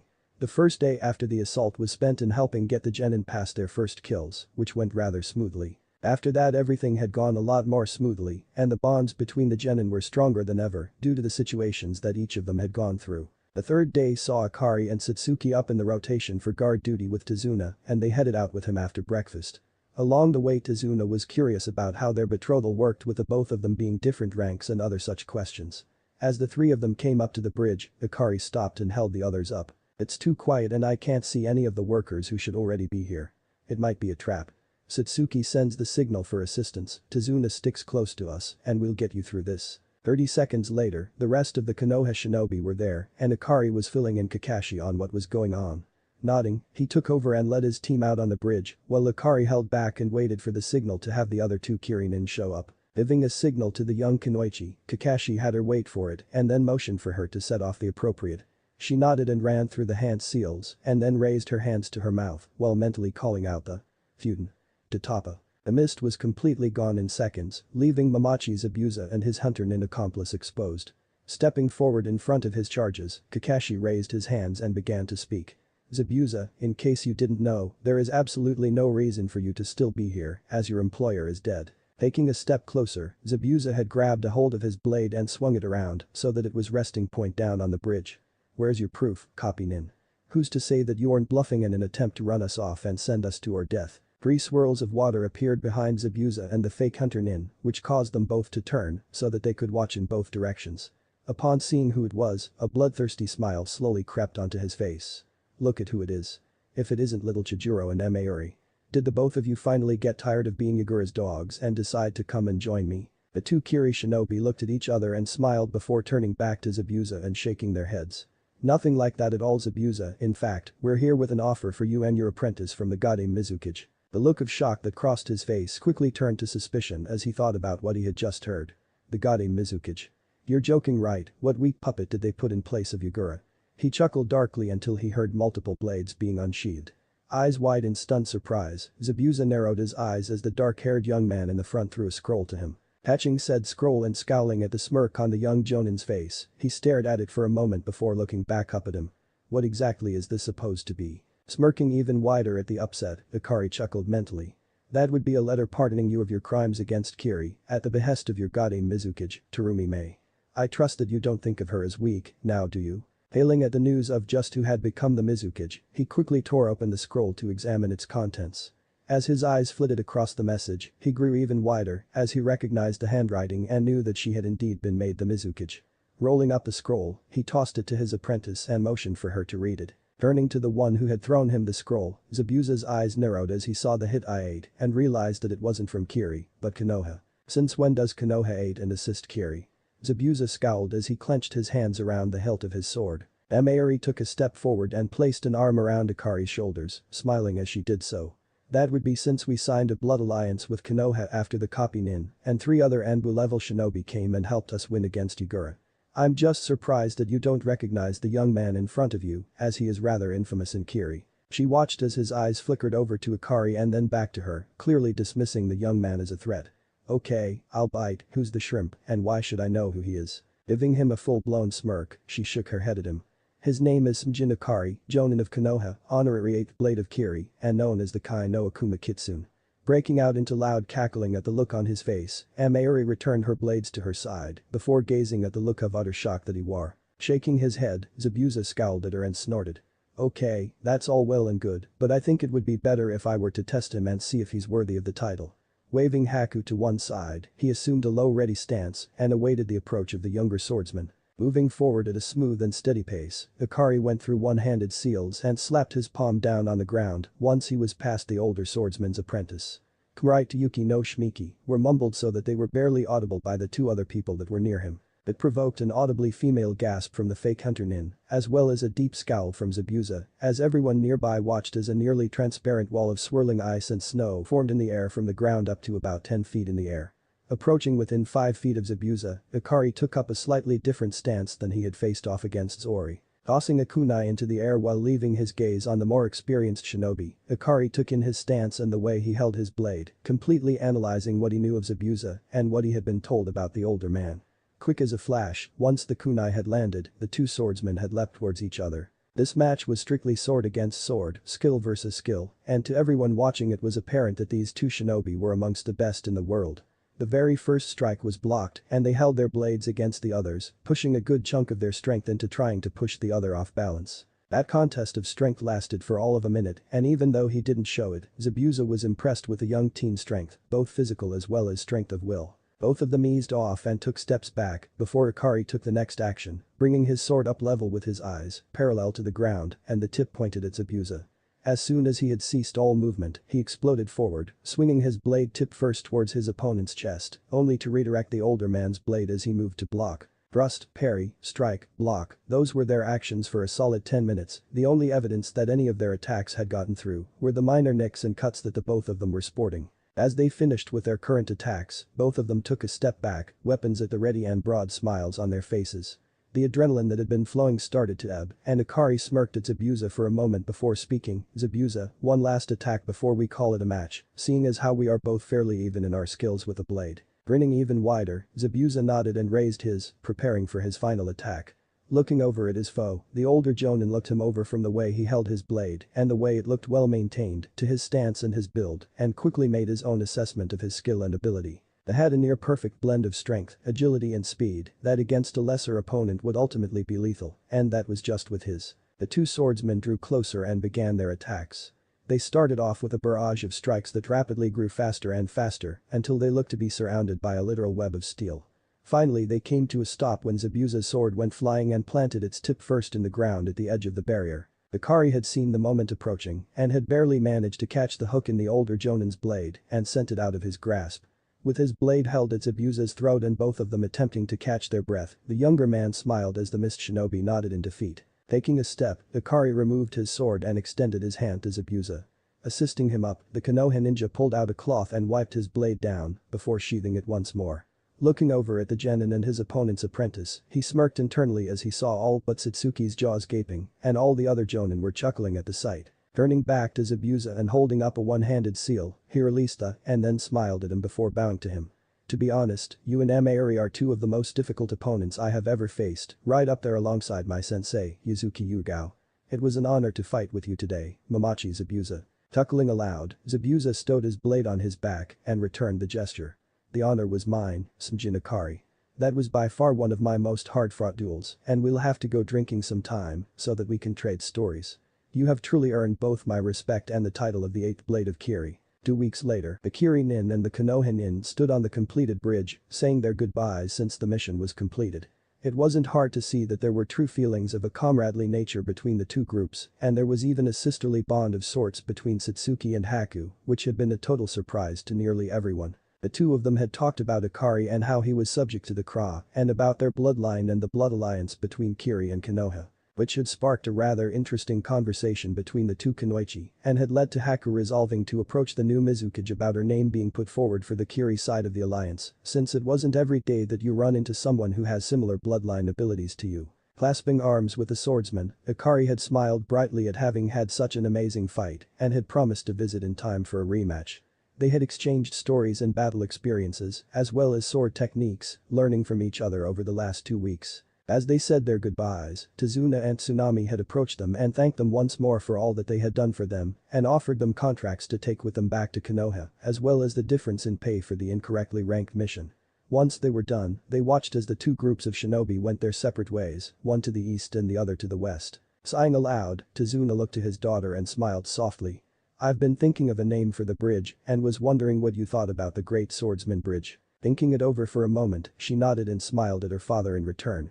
"I think it's a wonderful name, Tusan.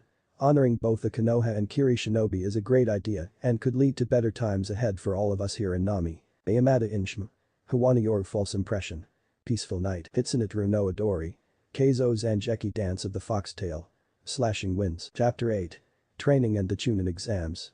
And more training. The next few months went by quickly and there wasn't a whole lot that changed for Akari and his loved ones. The few changes that did occur were major ones and they were one right after another. First was when Haku had arrived to fulfill Kiri's part of the Blood Alliance and she had brought with her a good portion of her clan's scrolls, weapons and other things that had been discovered to have been kept in the cage's vault after most of the Yuki clan had been slain. After all involved parties had accepted, they had spent the better part of the next month getting to know each other better and Akari had even marked her as his, just the same as he had done with Satsuki. The next major event that had happened was a falling out between Kushina and Minato, and it had led to massive fallout between several of the clans with the Uchiha, Smjin and Uzumaki on one side and the Namikas on the other. After a couple of months of being able to get to know her former son, she and her daughters had come home to overhear Minato and Jiraiya planning an ambush, utilizing some of Konoha's enemies, just so they could wipe away his memories and abilities and start over with a blank slate. Hitting the roof, she immediately left with her two girls in tow, dropped them off at the Uchiha compound, and then left for the Hokage's office. 20 minutes later she had walked out of there a single woman, the Hokage, having managed to expedite the divorce paperwork based on the fact that her former husband was plotting to commit treason. That was when the fit had truly hit the shan, and once Minato had found out, he was furious, as all the sealing techniques he'd learned had belonged to the Uzumaki clan, and now that the heiress of the clan had divorced him, he was forbidden from using any of their seal techniques on pain of death. Then there was also the fact that even though they had the testimony of Kushina against him, the evidence was circumstantial, and thus they were put under watch by the Anbu, as there wasn't a whole lot that they could do without solid proof of treason. The final thing that had a major impact on his life was the thought of leaving Anbu behind and becoming a sensei. He had had his eyes on several younger students, and one in particular had caught his eye. Higurashi Mitsuri, the daughter of a weaponsmith and sister to one of Midogai's students. Having debated whether or not to take a team or request a student to apprentice under him, he was as yet undecided, but had recently started leaning towards taking the apprentice route as far as teaching was concerned. One of the few things that caught his eye was that she not only had her elder sister's dedication to training, but she was more interested in than her sister's patented throw everything including the kitchen sink and the toilet approach to combat. Combine her interest in the art of the sword with her natural flexibility, and she was perfect for learning his sword style. Smirking in the mirror as he went through his morning rituals, he decided that he would approach her father and the Hokage about it later today, before going to train with his two fiancées, as he had promised a few days ago. Humming softly as he greeted his two fiancées, they all sat down for breakfast together, since he still had a couple more days of downtime from his last mission. Waiting for Mika-san to join them at the table, he spoke with Suki-chan and Haku-chan about his decision and received their input about whether they approved of his decision. After expressing their gratitude for the food, they turned their thoughts to the things that they had going on today, and silence ruled the table from that point on. Higurashi Weapons Shop. Having a ready-made reason to be at the store was a wonderful benefit to his cause, as he had been selling all sorts of seals to the man for years, replacing the ones that had been mass-produced by lesser users, as they weren't as efficient and didn't hold up as well. Approaching the counter, Akari patiently waited as he could see that the man was busy with another customer. Within minutes, the customer had finished what he was doing and left the store, leaving him with some privacy. Walking up to the older man, he greeted him with a smile and a wave. "Aheo, Temujin, how has business been?" Smiling in return at the young jounin, the shop owner nodded. "It's been great, I'm guessing that you are here for another drop-off of seals, then, yes." Nodding as he handed over 2 scrolls, he paused as he heard the bell over the door ring and the quiet footsteps of who he figured was the Hokage. Turning his head slightly, Ikari confirmed that it was indeed the other person he had wanted to talk to. Bowing to Itachi alongside Temujin, who was a retired shinobi, they rose and greeted him. Ikari-kun, I am guessing that there is a reason you requested me to come here. Deciding to just grin at his senpai, he turned so that he could face both men. I have come to a decision that will need both your input as well as approval. I have been a member of Anbu for 3 years now and have decided that I would be taking on the mantle of clan head in just a few short years, that it is time for me to put away the mask and take on the role of sensei. Sighing as he gathered his thoughts, he frowned as he thought about what he wanted to say. Normally one would take on a team of genin, but I would prefer to take on an apprentice, maybe 2 tops, because I will take them and teach them, and by the time I am done with them, they will be true shinobi, bearers of the will of fire. That is part of why I asked you here, Hokage-sama, because I have been watching the academy closely for the last couple of years, and Temujin's youngest daughter has impressed me with her drive and thirst to not only learn but to excel, and I believe that I have what she will need not just to survive and become a genin, but to excel and become the very best of her age group. Nodding in agreement, Itachi smiled as he turned to Temujin. He is right, you know. I have the utmost confidence in his skills, he's been a solid and reliable nin for as long as I have known him, and, here he smirked just a tiny bit, how many people here in Konoha can honestly claim to have been taught and or mentored by an S-rank, borderline SS rank ninja? Chuckling softly as he took in the Hokage's last statement, the older man simply nodded his agreement. True, on that we agreed. I will agree, with a couple of conditions. Here he turned to Ikari and smiled at him. First is that while I can understand wanting to teach a single apprentice, if my youngest is the one you want to teach, I would ask that you break her of any fangirl habits. I don't think she is in need of it, but there are times when I have seen the beginnings of such behavior. And second, when you take your first couple of C-rank missions, I would ask you to take along her older sister's team as backup. Waving his hands to cut off any retort, he sighed and wiped his face before resuming his requests. I do not doubt you, but my 2 daughters are all I have left in this world and I want them to survive me, not the other way around. I know there are no guarantees, but still. Turning his head towards the Hokage, who was silently nodding his head in agreement, Ikari turned back towards Temujin and smiled. Agreed, and I would be taking charge of her when she graduates from the academy then, in 2 years, right? 3 months later, Chunin exams. Due to the fact that he had found the spy for Orochimaru in the first place, Ikari was kept in the loop as to the information that was found out about his plans, as well as having input as far as the disinformation that they fed Kabuto, so as to keep ahead of what the Hibi-Sanin had planned. It was after finding out that he was planning on targeting the Uchiha Genin was what the Sumjin clan head requesting to be a proctor of one of the stages. As it turned out, he was tasked to proctor the second stage alongside Mitarashi Anko, the Hibi-Senin's former apprentice, someone that he knew quite well due to the fact that he'd recently discovered a method of removing the curse seal. The only downside was that they had to wait until after the Chunin exams were over to do so, since Orochimaru discovering that someone could remove his seal would more than likely cause him to change his plans. At the moment, the 2 of them were sitting in the Hokage's office viewing the classroom in the academy where the first stage was taking place.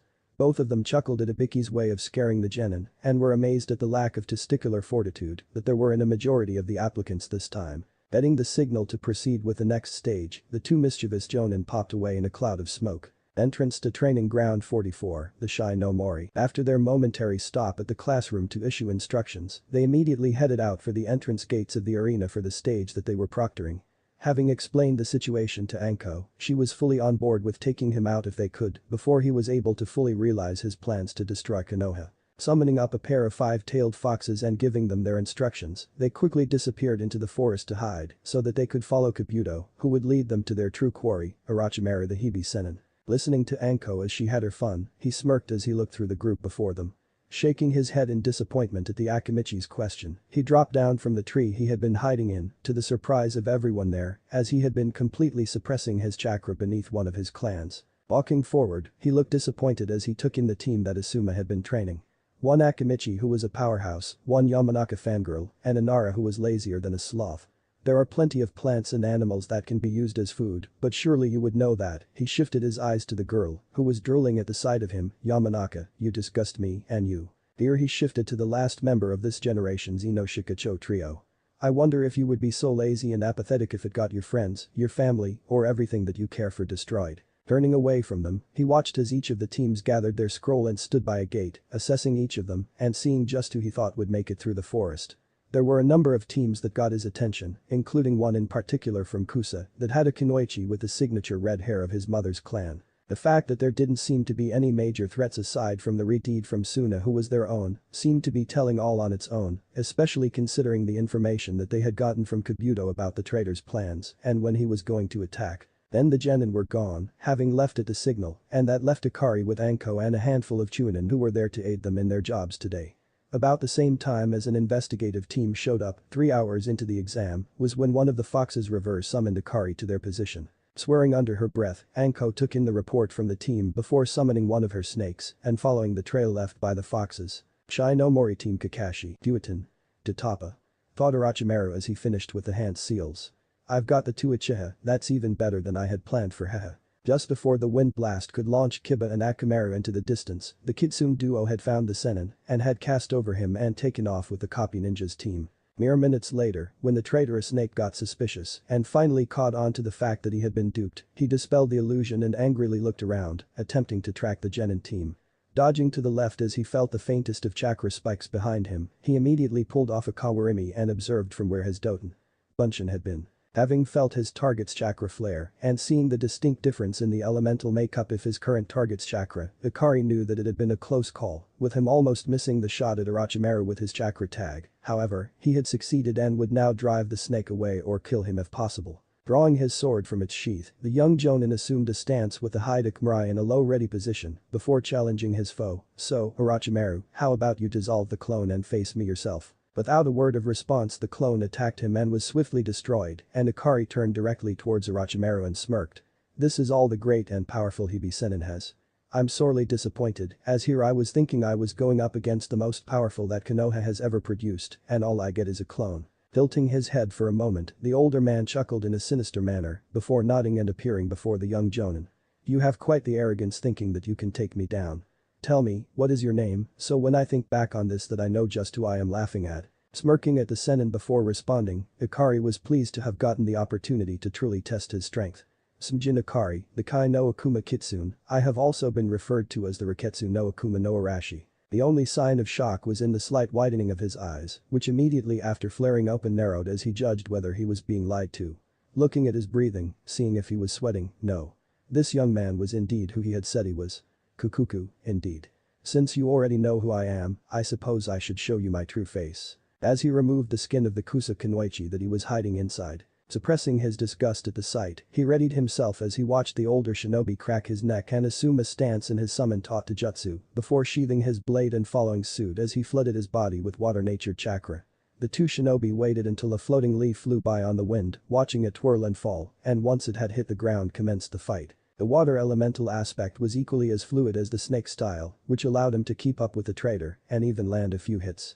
The majority of the next 10 minutes was spent in attempting to land a decisive blow by each of them, but the Sennin had had enough as he flipped backwards and raced through hand seals and exhaled, losing yet another to Tapa. Utilizing the Kawarimi, Akari swapped places with a leaf that was behind Orochimaru and drew his sword and attacked him, forcing him to dodge.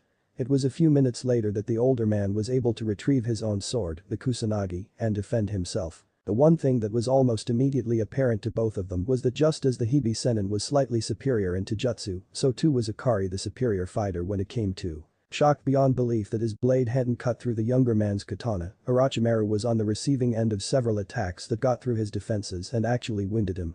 Snarling in anger at the perceived insult that this whelp was giving him, he disengaged once again and pulled up his sleeve and ran some blood over his summoning tattoo, only to be intrigued at seeing the Konoha shinobi do something similar. Running this piece of information through his head, Orochimaru almost immediately came to the conclusion that this was a new summon animal, as none of the other Konoha summons would authorize a summoning tattoo like the snakes had for him. Feeling just how much chakra had been thrown into the summoning tattoo, Akari had done the same thing and summoned a six-tailed kitsune.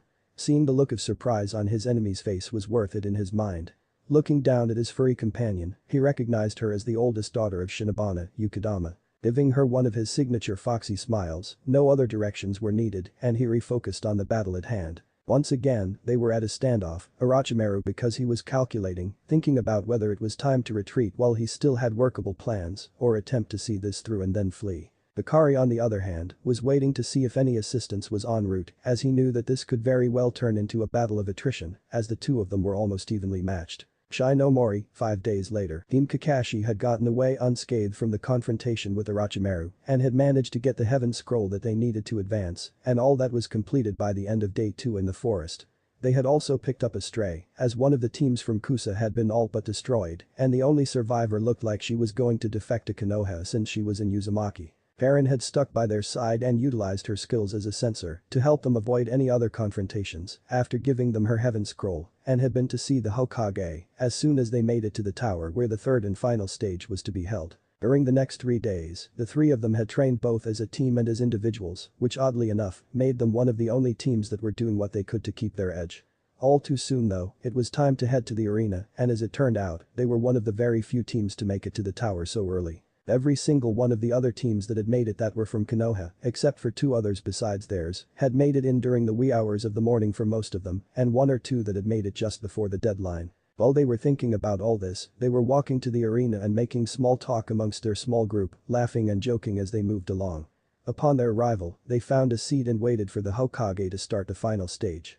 A few minutes before the third stage was to begin, Haku showed up briefly and wished them luck before leaving as swiftly as she had arrived. All the genin turned their attention to the arena floor as they heard someone clearing their throat and saw that it was a rather young jonin, and those who knew him smiled as they recognized the man standing there. Ikari calmed his nerves as he cleared his throat to get everyone's attention.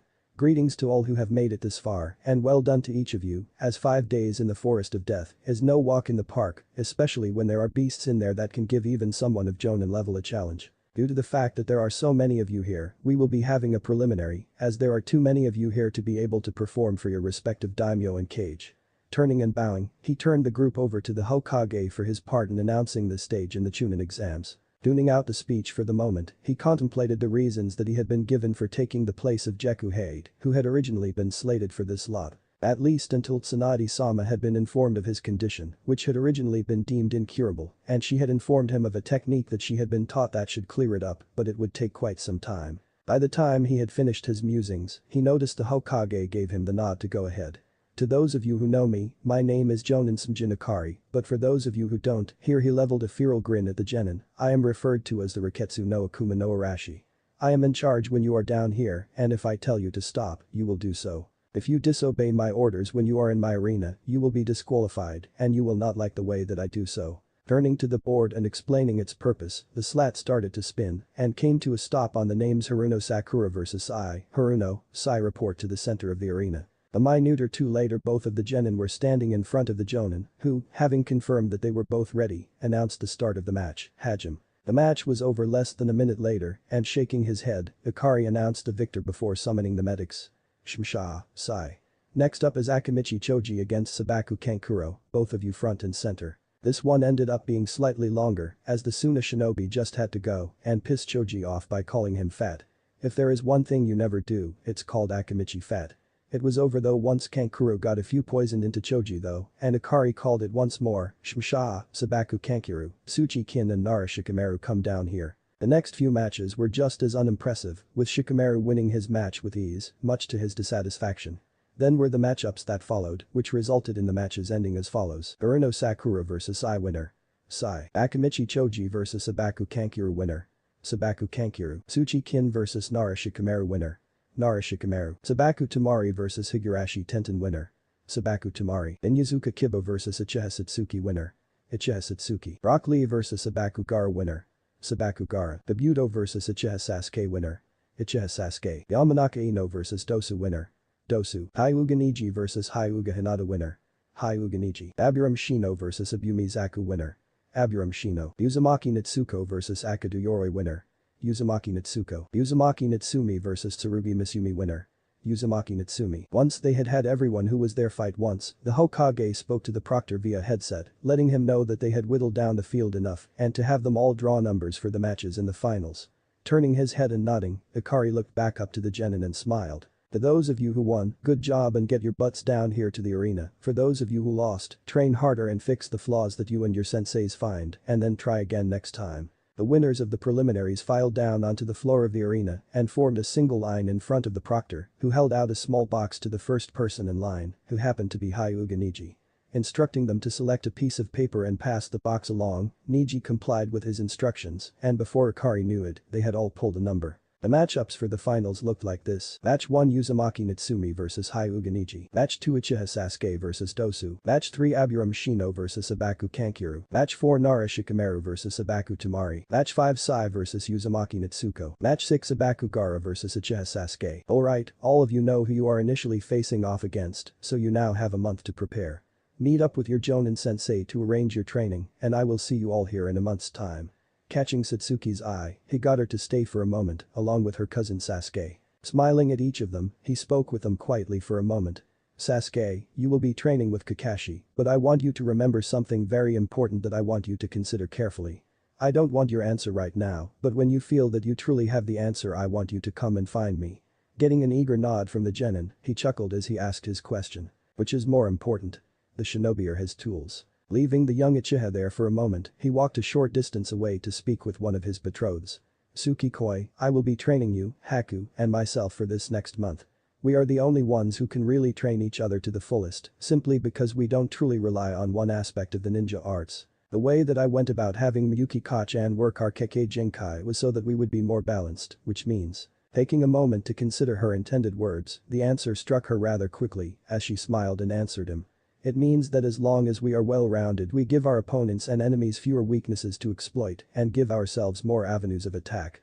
She then gave him a blinding smile as he kissed her forehead. Very well done, but I do believe that it is time to go home, as I feel that there will be a few people who will want to celebrate all of you getting this far, especially since you are all rookies and got an exemption to the age restriction. Training ground, Uchiha compound, next day. Early the next morning saw the members of the Sumjin clan up before dawn in order to eat breakfast and stretch before starting off with laps around Konoha as their first task of the day.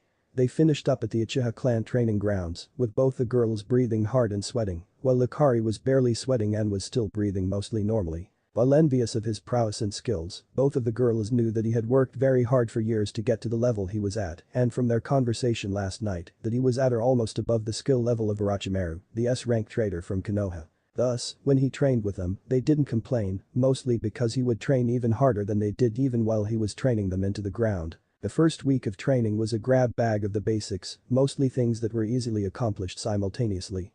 Things like strength and endurance training, hand seal speed, weapons throwing and accuracy, and chakra control exercises. There was of course a slight difference in how quickly they were able to strengthen themselves, and that was due to the modified gravity seals that Ikari had come up with. In the normal ones, you had to manually adjust the level of the seals after a certain point. The ones that Ikari had modified had a medical diagnostic portion to see what their bodies were capable of handling and slowly adjusted the strength of the seal as their bodies improved and were better able to handle the stress. So instead of hitting a plateau and needing to adjust the level and slowly start back up again, the seal was able to adjust itself, thus allowing a constant rate of improvement which was far better for them. It was only when they hit the second week that the Ikari considered training began for the ladies in his life. The first thing that he taught them was the Kage Bunshin, which they found out that due to the change in their Kekkei Genkai, that their infusion with a small portion of Miyuki's Yaokai had forcefully expanded their chakra coils by about half of what they'd had previously, and also the gradual expansion of their coils was accelerated to an extent, thus allowing them to form between 10 and 15 shadow clones, allowing them to accelerate their learning curve. That second week, he'd taken half their shadow clones and had them performing chakra control exercises, while the other half were learning ninjutsu and in the meantime, he was spending the mornings working with a real 2 on their taijutsu and, since those 2 skills were far more about actual muscle memory than they were about normal memory. Week 3 was much the same, though with their chakra control being much better, they were each able to produce 20 clones this time, which meant that their clones were divvied up a little differently. 5 went to do the chakra control exercises, while 5 went to work on, 5 were sent to work on ninjutsu and, with the remaining 5 working on summoning. Since Haku had signed the Kitsune contract and Satsuki the Washi, they had summoned a number of each clan, both to familiarize themselves with the clan and vice versa, but also to get used to working with them. The fourth week was spent refining what they had learned during the previous 3, which meant that once again their clones were reassigned. This time they only had 3 working on chakra control, 5 working on, while the rest of them were tasked with working on their ninjutsu and the real individuals spent this last week working out the kinks with their summons, toiling hard to get their collaboration attacks down to a T. Then there were the last couple of days before the finals, and Ikari had decided that they had both improved greatly, so he decided to reward them both with a small vacation, as well as pass along some information to his allies. Once they had all their supplies ready, Ikari smirked and had them hold his arms as he slapped a sandaled foot down on a ceiling tag and they disappeared in a plume of smoke. Summon Realm, Kitsune's glade. When the smoke cleared, all three of them gazed around in wonder as they had arrived somewhere that none but the Kitsune had ever been. They were interrupted by a high-pitched giggle, and they turned around to see a very familiar fox, only she now had two tails instead of one. "Yuri-chan, is that you?" Giggling even louder she yipped at him. "Hi, it's me Ikari-sama, we have been expecting you. Are you all ready for some fun?" Chapter 9. Chunin Exam Finals and Invasion. The day of the finals was one of bright and cheery faces for the most part in Konoha. There were of course the random few civilians who weren't quite as enthused, but they were few and far between.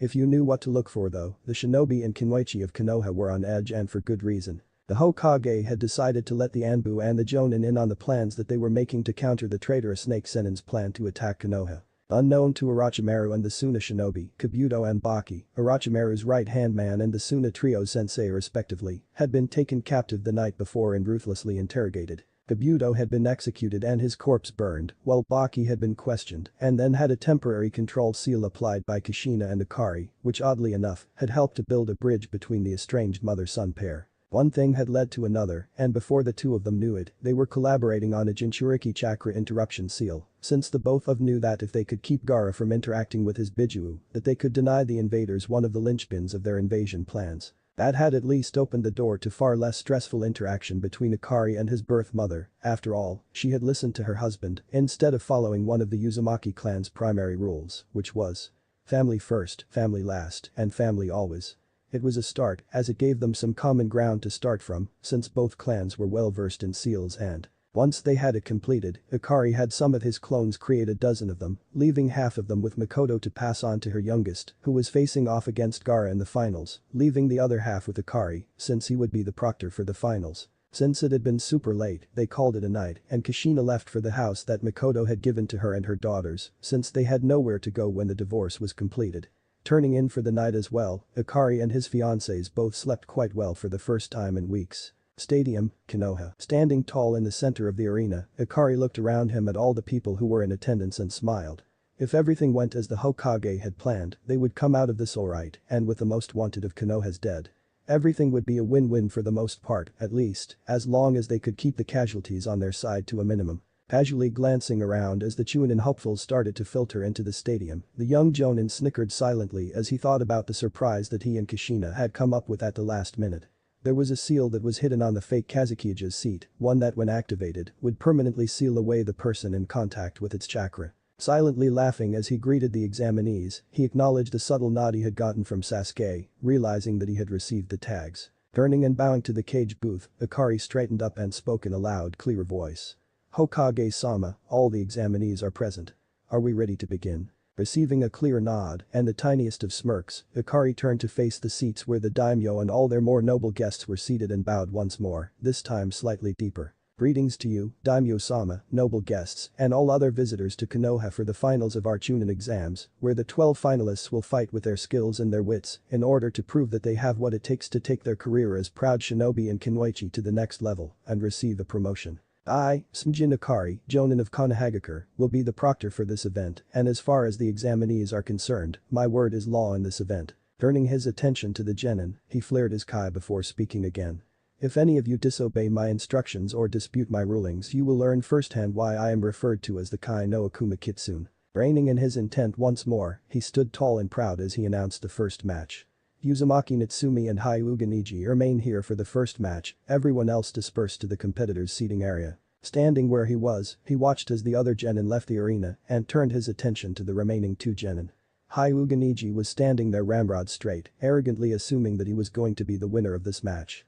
Uzumaki Natsumi stood to the other side of him in a loose easy stance, anticipating what the match would bring. Raising his hand, he brought it down swiftly and moved back to the edge of the arena and then spoke one word, Hajime. Both of the genin leapt backwards and assumed a taijutsu stance, Natsumi in the Uzukin and Niji in the Jaikin.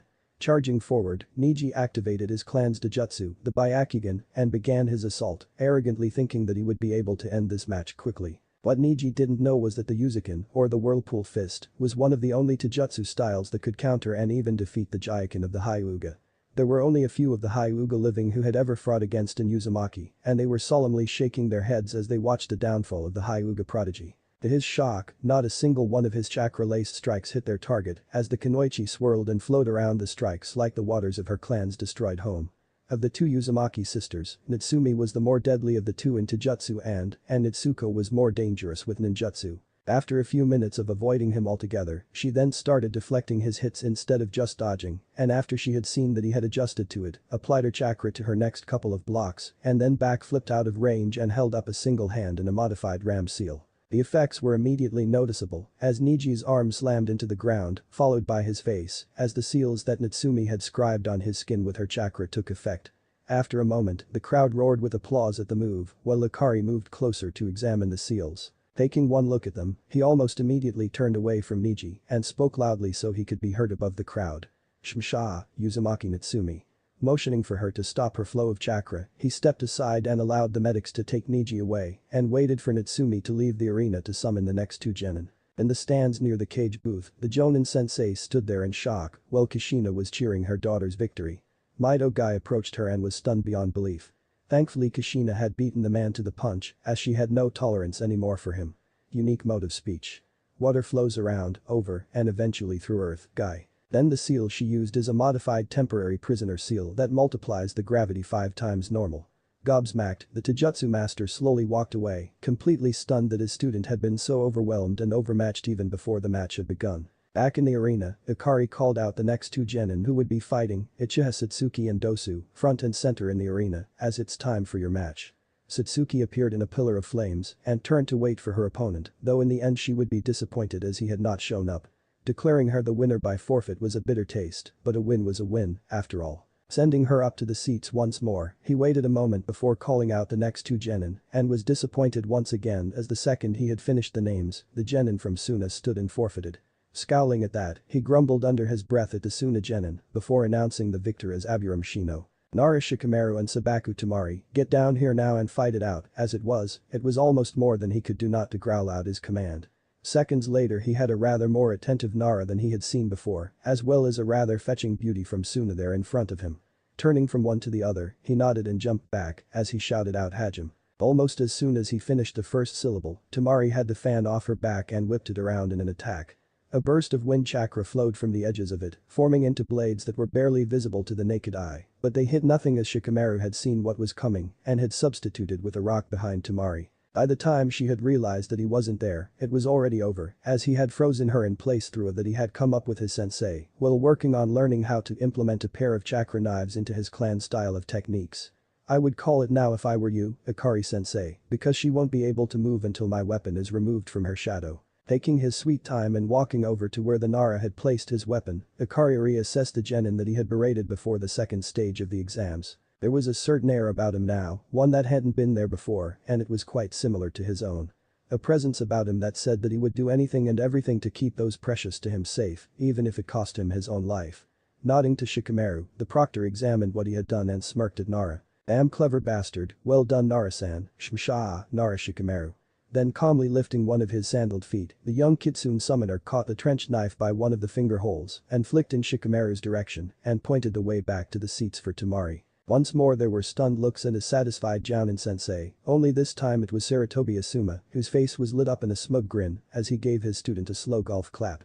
Turning towards Kurenai, who along with Mitarashi Anko were sitting nearby, he calmly and gently closed her mouth which was hanging open, only to get her to blush and turn away from him. In the cage booth, Itachi was smirking as he had seen his own student's influence in both the actual fights that had taken place. He had mentioned in passing to the fake Kazukiage that it wasn't very impressive for him to have brought his children here for this event and have them show so poorly, as it reflected badly on him and his village. Receiving a non-committal grunt in response, he knew that he had gotten to the Sennin underneath the disguise and relished the opportunity to finally put an end to the traitor's life. It was a distinct advantage that they had over Orochimaru, having been able to capture his right-hand man and wring him dry of all the information he had on him. The best part of the plan was about to unfold, as he'd had Ikari place over the 4 six-tailed Kitsune, who were waiting for his signal to capture or kill the 4 bodyguards that the Snake Sannin had brought with him. Patience was something that Itachi knew well, and with the info that they had on the invasion plans, he knew the hand signs to watch for which were to signal for it to begin, and he would end it before it truly had a chance to begin, by activating the seal tag on his chair, which as it just so happened, was also the signal to the Kitsune to act. Clever, Ikari, very clever. Having cleared the arena once more, the Jonin summoned the next two fighters to the arena, his voice ringing out clearly as he barely raised his volume, Sai and Uzumaki Natsuko, to the arena now for their fight. Less than a minute later the two genin were in front of him, and he was once again taking a leap backwards as he commenced the battle, Hajim. They stood there for a moment as the breeze whipped around them, and as a single leaf blew in between them, they sprang into action once the leaf hit the ground. Sai whipping out his sketch pad, flipped it open to one of the pre-made drawings that he had drawn out shortly before the match, and making a single hand seal, ran his chakra through the drawing. Almost immediately there were 6 tigers that formed from the ink, and as they leapt from the paper, charged Natsuko. Calmly drawing her sword, Natsuko waited to see what her opponent was planning, and once she had seen the tigers start to form, she immediately formed a shadow clone and utilized a rapid kawarimi with a leaf directly behind Sai. As soon as she was behind him she was already in motion, swinging her blade downward in an attempt to disable him, but unfortunately for her, she wasn't quite as stealthy as she had thought. Rapidly he turned and blocked her katana with his, and then began to engage her in swordplay. Back and forth they moved across the dirt of the arena, neither gaining the advantage of the other, until they finally separated and began going through hand seals at a rapid pace. Up in the stands, Kushina and Kakashi both smirked, as they knew from his own genin days that unless you have the reserves of a cage, you won't come away from trying to go toe-to-toe with an Uzumaki and ninjutsu unscathed. Just as they had predicted, it was only minutes later that Sai faltered for a moment and Natsuko wrapped him up in her chakra chains and held her katana to his throat after disarming him of his. Sai, I would prefer not to have to wound or kill a Konoha shinobi, surrender. There is no way that you can escape, as my chakra chains drain any chakra that you use outside of living, and your hands are pinned which won't allow you to make any hand seals. Nodding, the rude operative turned his head to the proctor and spoke clearly, Proctor, I surrender. Calling out that Uzumaki Natsuko was the victor took only a moment, and then while Natsuko aided Sai off the field and over to the medics, Ikari took this moment in time to announce the final match of the first round. The final match of the first round is Sabakugara vs Uchiha Sasuke, both of you get down here so that we can get this match started. For the first minute or so after he had told them to begin, they simply stood there staring each other down, before bursting into action as Gaara opened up with Suna Shuriken. A couple of seconds later Sasuke whipped through a short series of hand seals and called out his response, Raiten. Fukisk no Kaminari Tankin. As he brought his hand up to his mouth, he inhaled deeply before exhaling through his lightning chakra-enhanced fist and slowly sweeping his face from side to side. As he forced the air through his clenched hand, dozens of daggers about 6 inches in length were formed from his lightning-natured chakra and went flying quickly towards his opponent and his. The lightning pierced and destroyed the shuriken that were heading his way, and yet there were still a couple dozen of them left which were headed towards Gaara.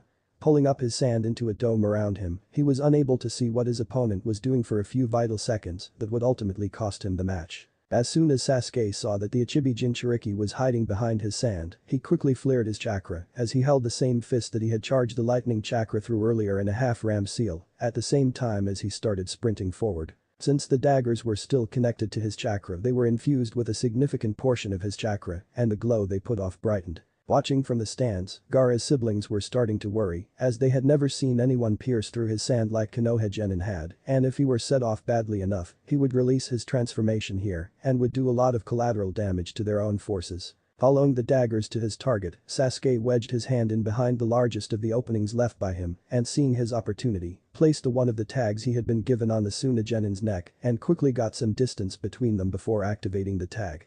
The effects were almost immediate as he briefly flared his chakra while holding his hands together in the ram seal. There was a brief flash of what felt like pure, undiluted evil before it was cut off and all the sand dropped, leaving Gaara completely defenseless for the first time that he or his siblings could remember. As the younger Uchiha brother knocked out Gaara, up in the cage booth, things were going all wrong for the Snake Sannin.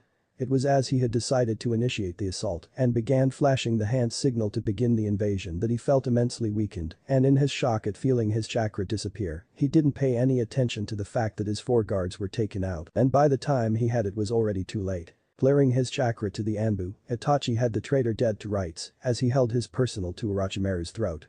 Down in the arena, Ikari got the signal right after having announced that Sasuke was the victor, and in response, he began flaring his chakra in the predetermined pattern to alert his fellow Jonin to begin the battle plan. At the same time, there was an explosion from a good distance away that caught everyone's attention, and that was when everything went to hell. The Jonin of Konoha had had just enough prior warning to position themselves where they could best protect the civilians and visiting dignitaries, and began fighting off the Suna and Odo forces, even though there were only a handful, having had their invasion plans thoroughly derailed. Back in the arena, Ikari and Sasuke were fighting back to back while they were slowly making their way towards the section where the genin had been seated.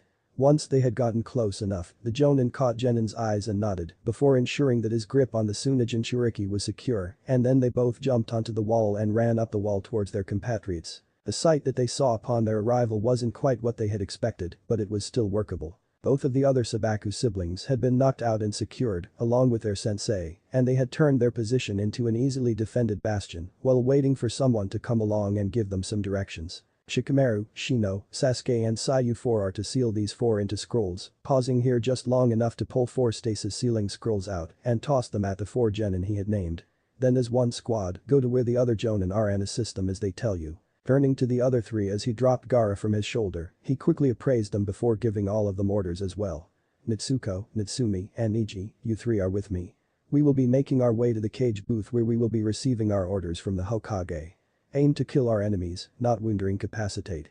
Let's move out. Running at a low chunin speed so that they could all keep up, they ended up picking up a couple more people en route to the Hokage's position. A few bloody fights later, they were standing in front of the Hokage, who was debating how to get rid of the traitor permanently. Without taking his eyes off of Orochimaru, Itachi caught the stasis sealing scroll and swiftly sealed the snake sennin into said scroll.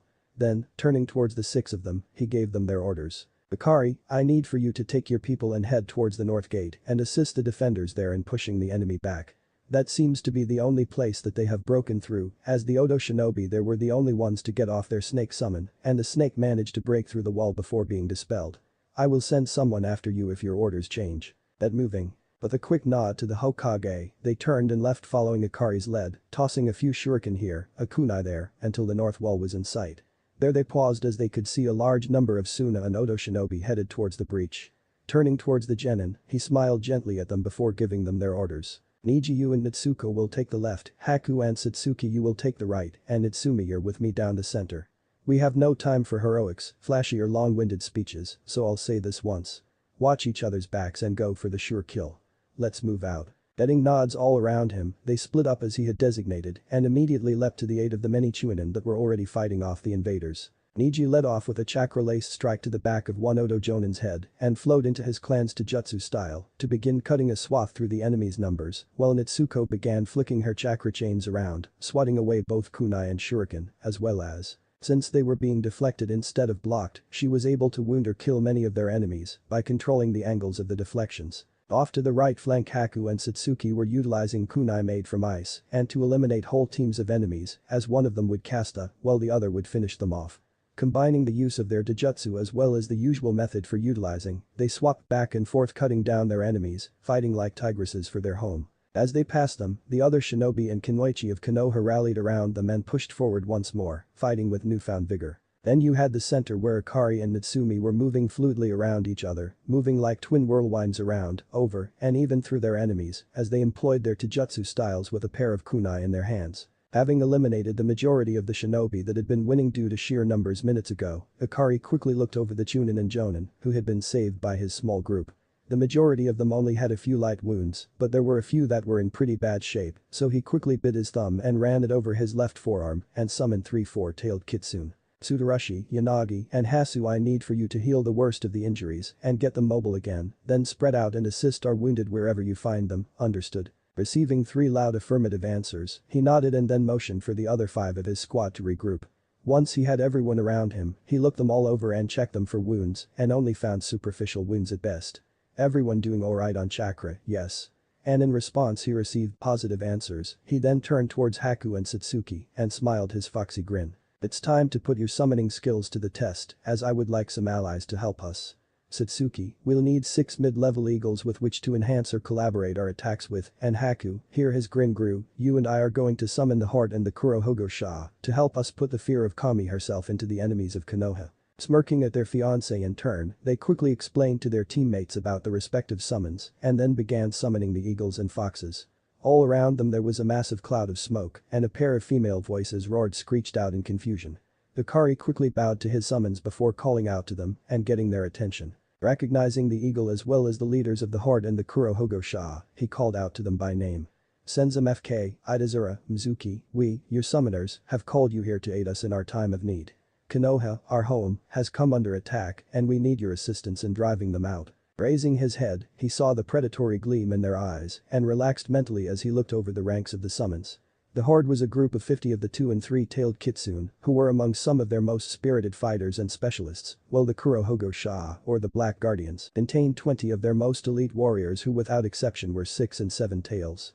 These kitsune were the equivalent of the Black Ops level Anbu, and they were always ready to put their skills to use. Nodding to their summoner, Mizuki assumed command of the kitsune that were present, while Senzam FK turned his attention towards his summoner. "What would you ask of us, Akari-sama?"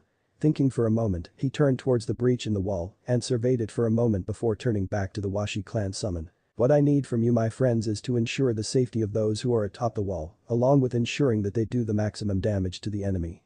I will be briefing the commander of your prowess with Futon so that they can coordinate and collaborate with you on their attacks." Getting nods from the eagles right before they took off, Akari turned towards the kitsune and smirked. "Let's get wild." Right before taking off for the wall, leading the charge of summons and shinobi towards the breach in said wall. Once they were close enough, he leapt onto one of the nearby roofs, before roof hopping to the wall and the nearest cluster of shinobi, who just so happened to have the elder Ino Shikacho trio in command. Bowing to Shikaku, the Jonin commander, he quickly explained his orders from the Hokage, as he also listed the shinobi he had with him, and then just as quickly rattled off the numbers and relative strength of his summons, as well as the Washi clan's ability in Futon. Once the Nara clan head had heard everything he needed to, he paused for a moment and then nodded to the younger clan head before speaking. "Akari-kun, if you could have the horde help evacuate the wounded and then accompany the other kitsune in to demolish their center, we can eliminate the rest of them with assistance from the Washi." Taking just a moment to look at the battlefield and plan for the combat to come, he turned back to Shikaku and nodded before jumping back down off the wall and handing out assignments. "Idazure-chan, my squad and I, accompanied by Mizuki and Kurohogo Sha, will be leading a counter-attack into the center of their forces to open them up for a counter-attack from the flanks. I have been tasked with asking you and your kitsune to aid us by evacuating the wounded so that they can receive the treatment needed for them to survive. Will you do this for me?" Looking at her subordinates, she gave him a big grin and nodded. Turning his attention to his human squad, he smiled as he gave out his orders. "Niji and Natsumi, I need you two to ensure that we don't get flanked, as Haku, Satsuki, Natsuko and I are going to be in the center as our ninjutsu heavy hitters with the kitsune to our left and right. We are Konoha shinobi and Kinwaichi and summons, so pair up and watch each other's backs so that we all come back alive." His pep talk over, he then turned away and began to run towards the breach, grasping onto a pair of ice kunai before throwing them and running through a few hand seals and thinking his mentally, "Haiden. Kumrai kunai cage bunshin." As the two kunai blurred and turned into several dozen, the smirks that were on the faces of their enemies slowly fell, and unnoticed to everyone else, Akari went through a couple more hand seals and with a feral grin on his face, spoke the next aloud, "Haiden. Kumrai kamusho bakuhatsu." Wherever an ice kunai had landed there was a small explosion, and then the area 10 meters around the kunai flash froze, turning flesh, blood, grass and even trees into solid blocks of ice. Then came the attacks of the kitsune, who smashed through the blocks, shattering their enemies and deflecting weapons with their tails, before pairing off and jumping into the fray. As it turned out, they ended up in 4-person teams, which in the case of Ikari and the Genin, ended up with 2 and 2 kitsune teamed together, and the rest of the foxes stayed in pairs and began to press into the enemy ranks. The battle began to turn in Konoha's favor ere long, and only the most crazed and bloodthirsty of their enemies remained on the battlefield after about 20 minutes. It was as the battle was winding down that Ikari twitched and moved away from his squad, and just in time as a pale, white-haired young man landed right where he had been standing. Seeing the curse mark on his neck told him all that he needed to know about whose side this guy was on. Using sign language, he convinced all but Niji to head back for help, as this was going to be no easy battle. Ignoring the, to him, fleeing Genin, the newcomer focused on Ikari and assessed him in a glance. "Why do you stand in my way, trash? You must desire to die, standing in my way like you are. My name is Smjin Ikari, you might have heard of me differently though, so does the moniker Kai no Akuma Kitsune ring any bells for you?" Seeing the man's eyes widen just a fraction made him smirk as he activated his Dojutsu to assess the man's reserves. As he had thought, the man's reserves were close to his own in size, as the foul tainted chakra provided by the corrupting influence of the curse mark had forcefully expanded his own natural coils, far beyond what they should be normally. "My name is Kagaya Kimimuro, remember it as I send you to meet the Shinigami," was the last thing he said as he lurched forward into a charge, drawing a bone from his shoulder that formed into a blade in his hand. Swearing up a storm inside his head, he sheathed his normal blade and drew a slightly different blade from a storage seal on the back of his left gauntlet. Unfortunately for Ikari, seeing what appeared to be his lord's sword Kusanagi in someone else's hands drove the last Kagaya into a fury and caused him to speed up as he fired off some bone bullets. Teshi Senden. The one thing that Kimimaro didn't realize yet though was the moment that he'd met Ikari's eyes, he'd been subjected to an attack, one that had been collaborated on by all three of the tiny clan. It was a two-part attack through the use of the nose shiken. Itsusu and a new S-rank that he had created called Smjin Hijutsu. New Mexico no Baichimsei. This second part of the combination was a slow-acting but ultimately lethal that rewired the brain by tweaking the autonomic processes and causing them to slow down the breathing and heartbeat little by little until they finally just quit working. The beauty of this particular was that it was so subtle an attack and used so very little chakra, the chakra flowing into the brainstem, and required an astronomical amount of control to pull off, that by the time anyone would have noticed that there was even in play, it would be too late as the damage would be done, and the more the target exerted themselves, the faster their heart and lungs would slow down. As it was now, Ikari felt that he'd allowed enough time for this to take effect, but knew that the longer he was able to confuse and draw him into a drawn-out confrontation the better off he would be. He could only hope to hold out until either assistance came or he wore down his opponent enough to finish him off. Shaking his meandering train of thought off, Ikari was just in time, as Kimimaro had finally realized something was off and had bitten his lip and cycled his chakra simultaneously, getting rid of the that had been in use, but due to the slightly heavier breathing, he knew that the Kagaya was done for. Growling at the piece of trash that had cost him so much of his energy, he pulled another bone from his arm and assumed a stance before growling out his technique, Yanagi no Mai. Taking a moment to assess his opponent, Ikari couldn't help but smirk internally, as he may not know this particular style, but he did recognize the purpose behind it, and it was a defensive style meant to draw out an attacker and either wear them down or analyze their style to be able to mount a counterattack. In this case he felt that it was more the former and less than likely to be the latter, but why not take a chance and get a good fight out of it while it lasted? Charging towards each other like a pair of bulls, they swiftly began their battle, and the remaining fights around them slowly started to stop just so they could watch the two swordsmen duel. Back and forth their battle raged, attack and parry, followed by attack and a block, they slowly circled one another, their pride as swordsmen, causing them to not use any other type of attack. 10 minutes passed, and several jonin had come to assist Ikari, having been flagged down by the genin who had been put under his command. Fortunately the battle was already winding down inside the village, and the first jonin that they had run across had been Hada Kakashi, Saratobi Asuma, Uzumaki Kashina and Marino Ibiki. Luckily enough for them, Haku was already a chunin and thus was in far better shape than the genin and was able to relay the situation and what had happened since they had been put under his care. Urging the genin and chunin to lead them to where Ikari was hadn't taken much to convince them, and they arrived just as the battle was really heating up as they started throwing around ninjutsu as well as attacking each other with their blades. The last Kagaya had sent a couple of bones from his forearm shooting his direction as he yelled out the Rik no Yari. Ducking and dodging, Ikari somehow managed to get past the attack with only a couple of scratches, but grinned in a feral manner as he watched the Odo shinobi stumble, as he had apparently tried to activate his curse mark and no longer had the strength to attempt it. As a matter of fact, the last few attacks, while still at or above jonin level in strength, had felt sluggish and somewhat weaker than normal. Chuckling aloud, he noticed the confused looks and glare that he was getting, and he decided to announce his opponent's impending doom. Do you feel your pulse weakening, your breathing taking more and more effort as your heart slowly ceases to work? Yes. That is the skill of the Smjin clan, along with our Kekkei Genkai, our skill is second only to the Kurama clan, as far as humans go, and you are dying thanks to A. There is no stopping the effects, no cure, just the slow, silent death. Here he paused, judging the last Kagaya, and smiled fiercely. One last attack, give me everything you have Kagaya Kimimaro, and I will give you a clean death, instead of the creeping silent death you have been dealt. Clearing his face of all emotion, Orochimaru's most fanatical follower raised his blades and dropped them before grasping at his spine, which he had protruding from the base of his neck, as he whispered the name of his final attack. Tsenka no Mai. And then he was a blur of motion as he charged forward to attack his final foe, who had become a similar blur racing towards him as well. Closing in on the last of his home's enemies, he focused his Shakutin Kekkei Genkai through the sword, causing the chakra to spiral around the blade faster and faster until the flames were white hot and yet they gave off no heat. Chuckling mentally at the insanity of trying out untested techniques like this in battle, he calmly spoke the technique aloud, Shakutin. Saishin Shakunetsu no Ken. In truth, if Kimimaro had been in his right mind he would have noticed several things that might have kept alive a little while longer.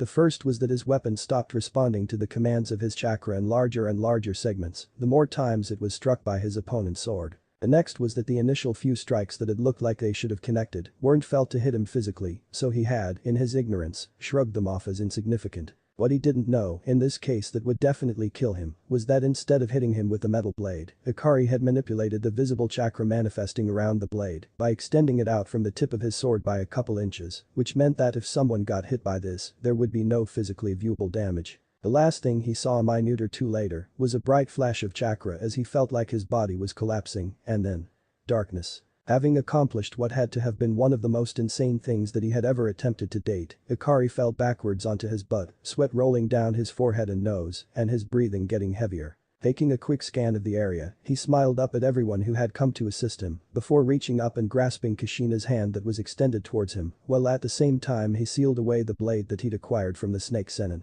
Checking his reserves, he found that he was down by about half, and there were no longer any visible threats, so he turned towards his biological mother and gave her a small smirk as he held onto her with one arm to regain his equilibrium. Over the past 9, almost 10, months he had slowly begun warming up to his mother and sisters and had begun opening up to them slowly after a particularly heated conversation one night that he'd had with his 2 lovely fiancées. The process had been much slower with his mother than it had been with his sisters, but it had taken several months for him to call them by anything less than formal. His mother, on the other hand, had ended up getting him to open up by bonding with him over and had unintentionally assisted past a block that he'd been dealing with. She had been in tears when he'd leapt over the low table that they'd been working at and had hugged her to the ground. As she saw the smirk, Kushina was wary of what was lurking behind those verdant green eyes and she let it show on her face. Kushina Oba, Natsuko-chan and Natsumi-chan my Imto, how about you 3 join my fiancés and me at our home for dinner tonight? Looks of shock were on almost everyone's faces that had heard what he'd said, and before he could say anything else, Kushina had her arms tightly wrapped around her former son's neck, tears pouring down her cheeks as she shakily nodded her head yes. She wasn't about to turn down this chance to get to know her son, and even if he never called her mother, she would gladly take what she could get and not complain. 1 week later, Hokage's office. The current occupants of the office were sitting there tensely, aside from the Hokage, and it was evident that 4 of them had recently had a rough go of things. Baki, Gaara, Kankuro and Temari all were on edge, as they and their village had gambled and lost during the most recent Chunin exams, held in Konoha. Not only that, but they had also been informed that their father, the Yondaime Kazukiage, had been murdered by Orochimaru before posing as him, just to get close enough to the Hokage to attempt to assassinate him.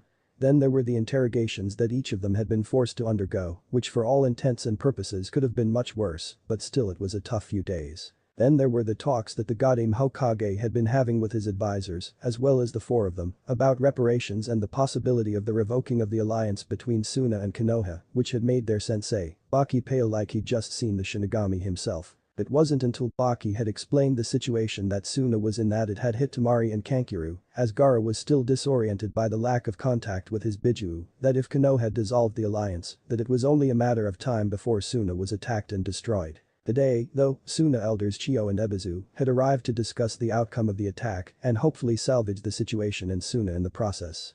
The others present in the room were the Hokage's advisors, his Jonin commander Nara Shikaku, the Anbu commander Ushi, and 4 Anbu guards. Kitsune, Nico, Tora, and Usagi. The first couple of hours went by and the negotiations were going somewhat smoothly as they had barely haggled over the monetary and compensation. At least for the most part, as there had been some rather fearsome and irate negotiations over the scrolls for a bloodline that had solely resided in Suna ever since the founding of their village. The Shakutin, that discussion had almost come to blows. There were some subtle cues that were passed between the leaders of the 2 villages that were overlooked by the genin, but were quickly picked up on by most of the jonin in the room. It was Elder Chiyo though, who first gave voice to the final condition that they thought might persuade Konoha that not only were they being sincere, but would hopefully help Suna out in the long run. I think that aside from the monetary and compensation, here she grimaced as she knew that what she was about to propose was quite the bitter pill to swallow. That we tie our 2 villages together through a blood alliance. As our side of the pact, we would have the daughter of the late Yondaime Kazukiage sent here to marry a Konoha shinobi. Thanks for listening. I do hope you enjoy it. If you want to like this type of movie, turn on that bell notification. Like, subscribe and comment down below. And also check out the others videos I have created and enjoyed it. See you guys next video.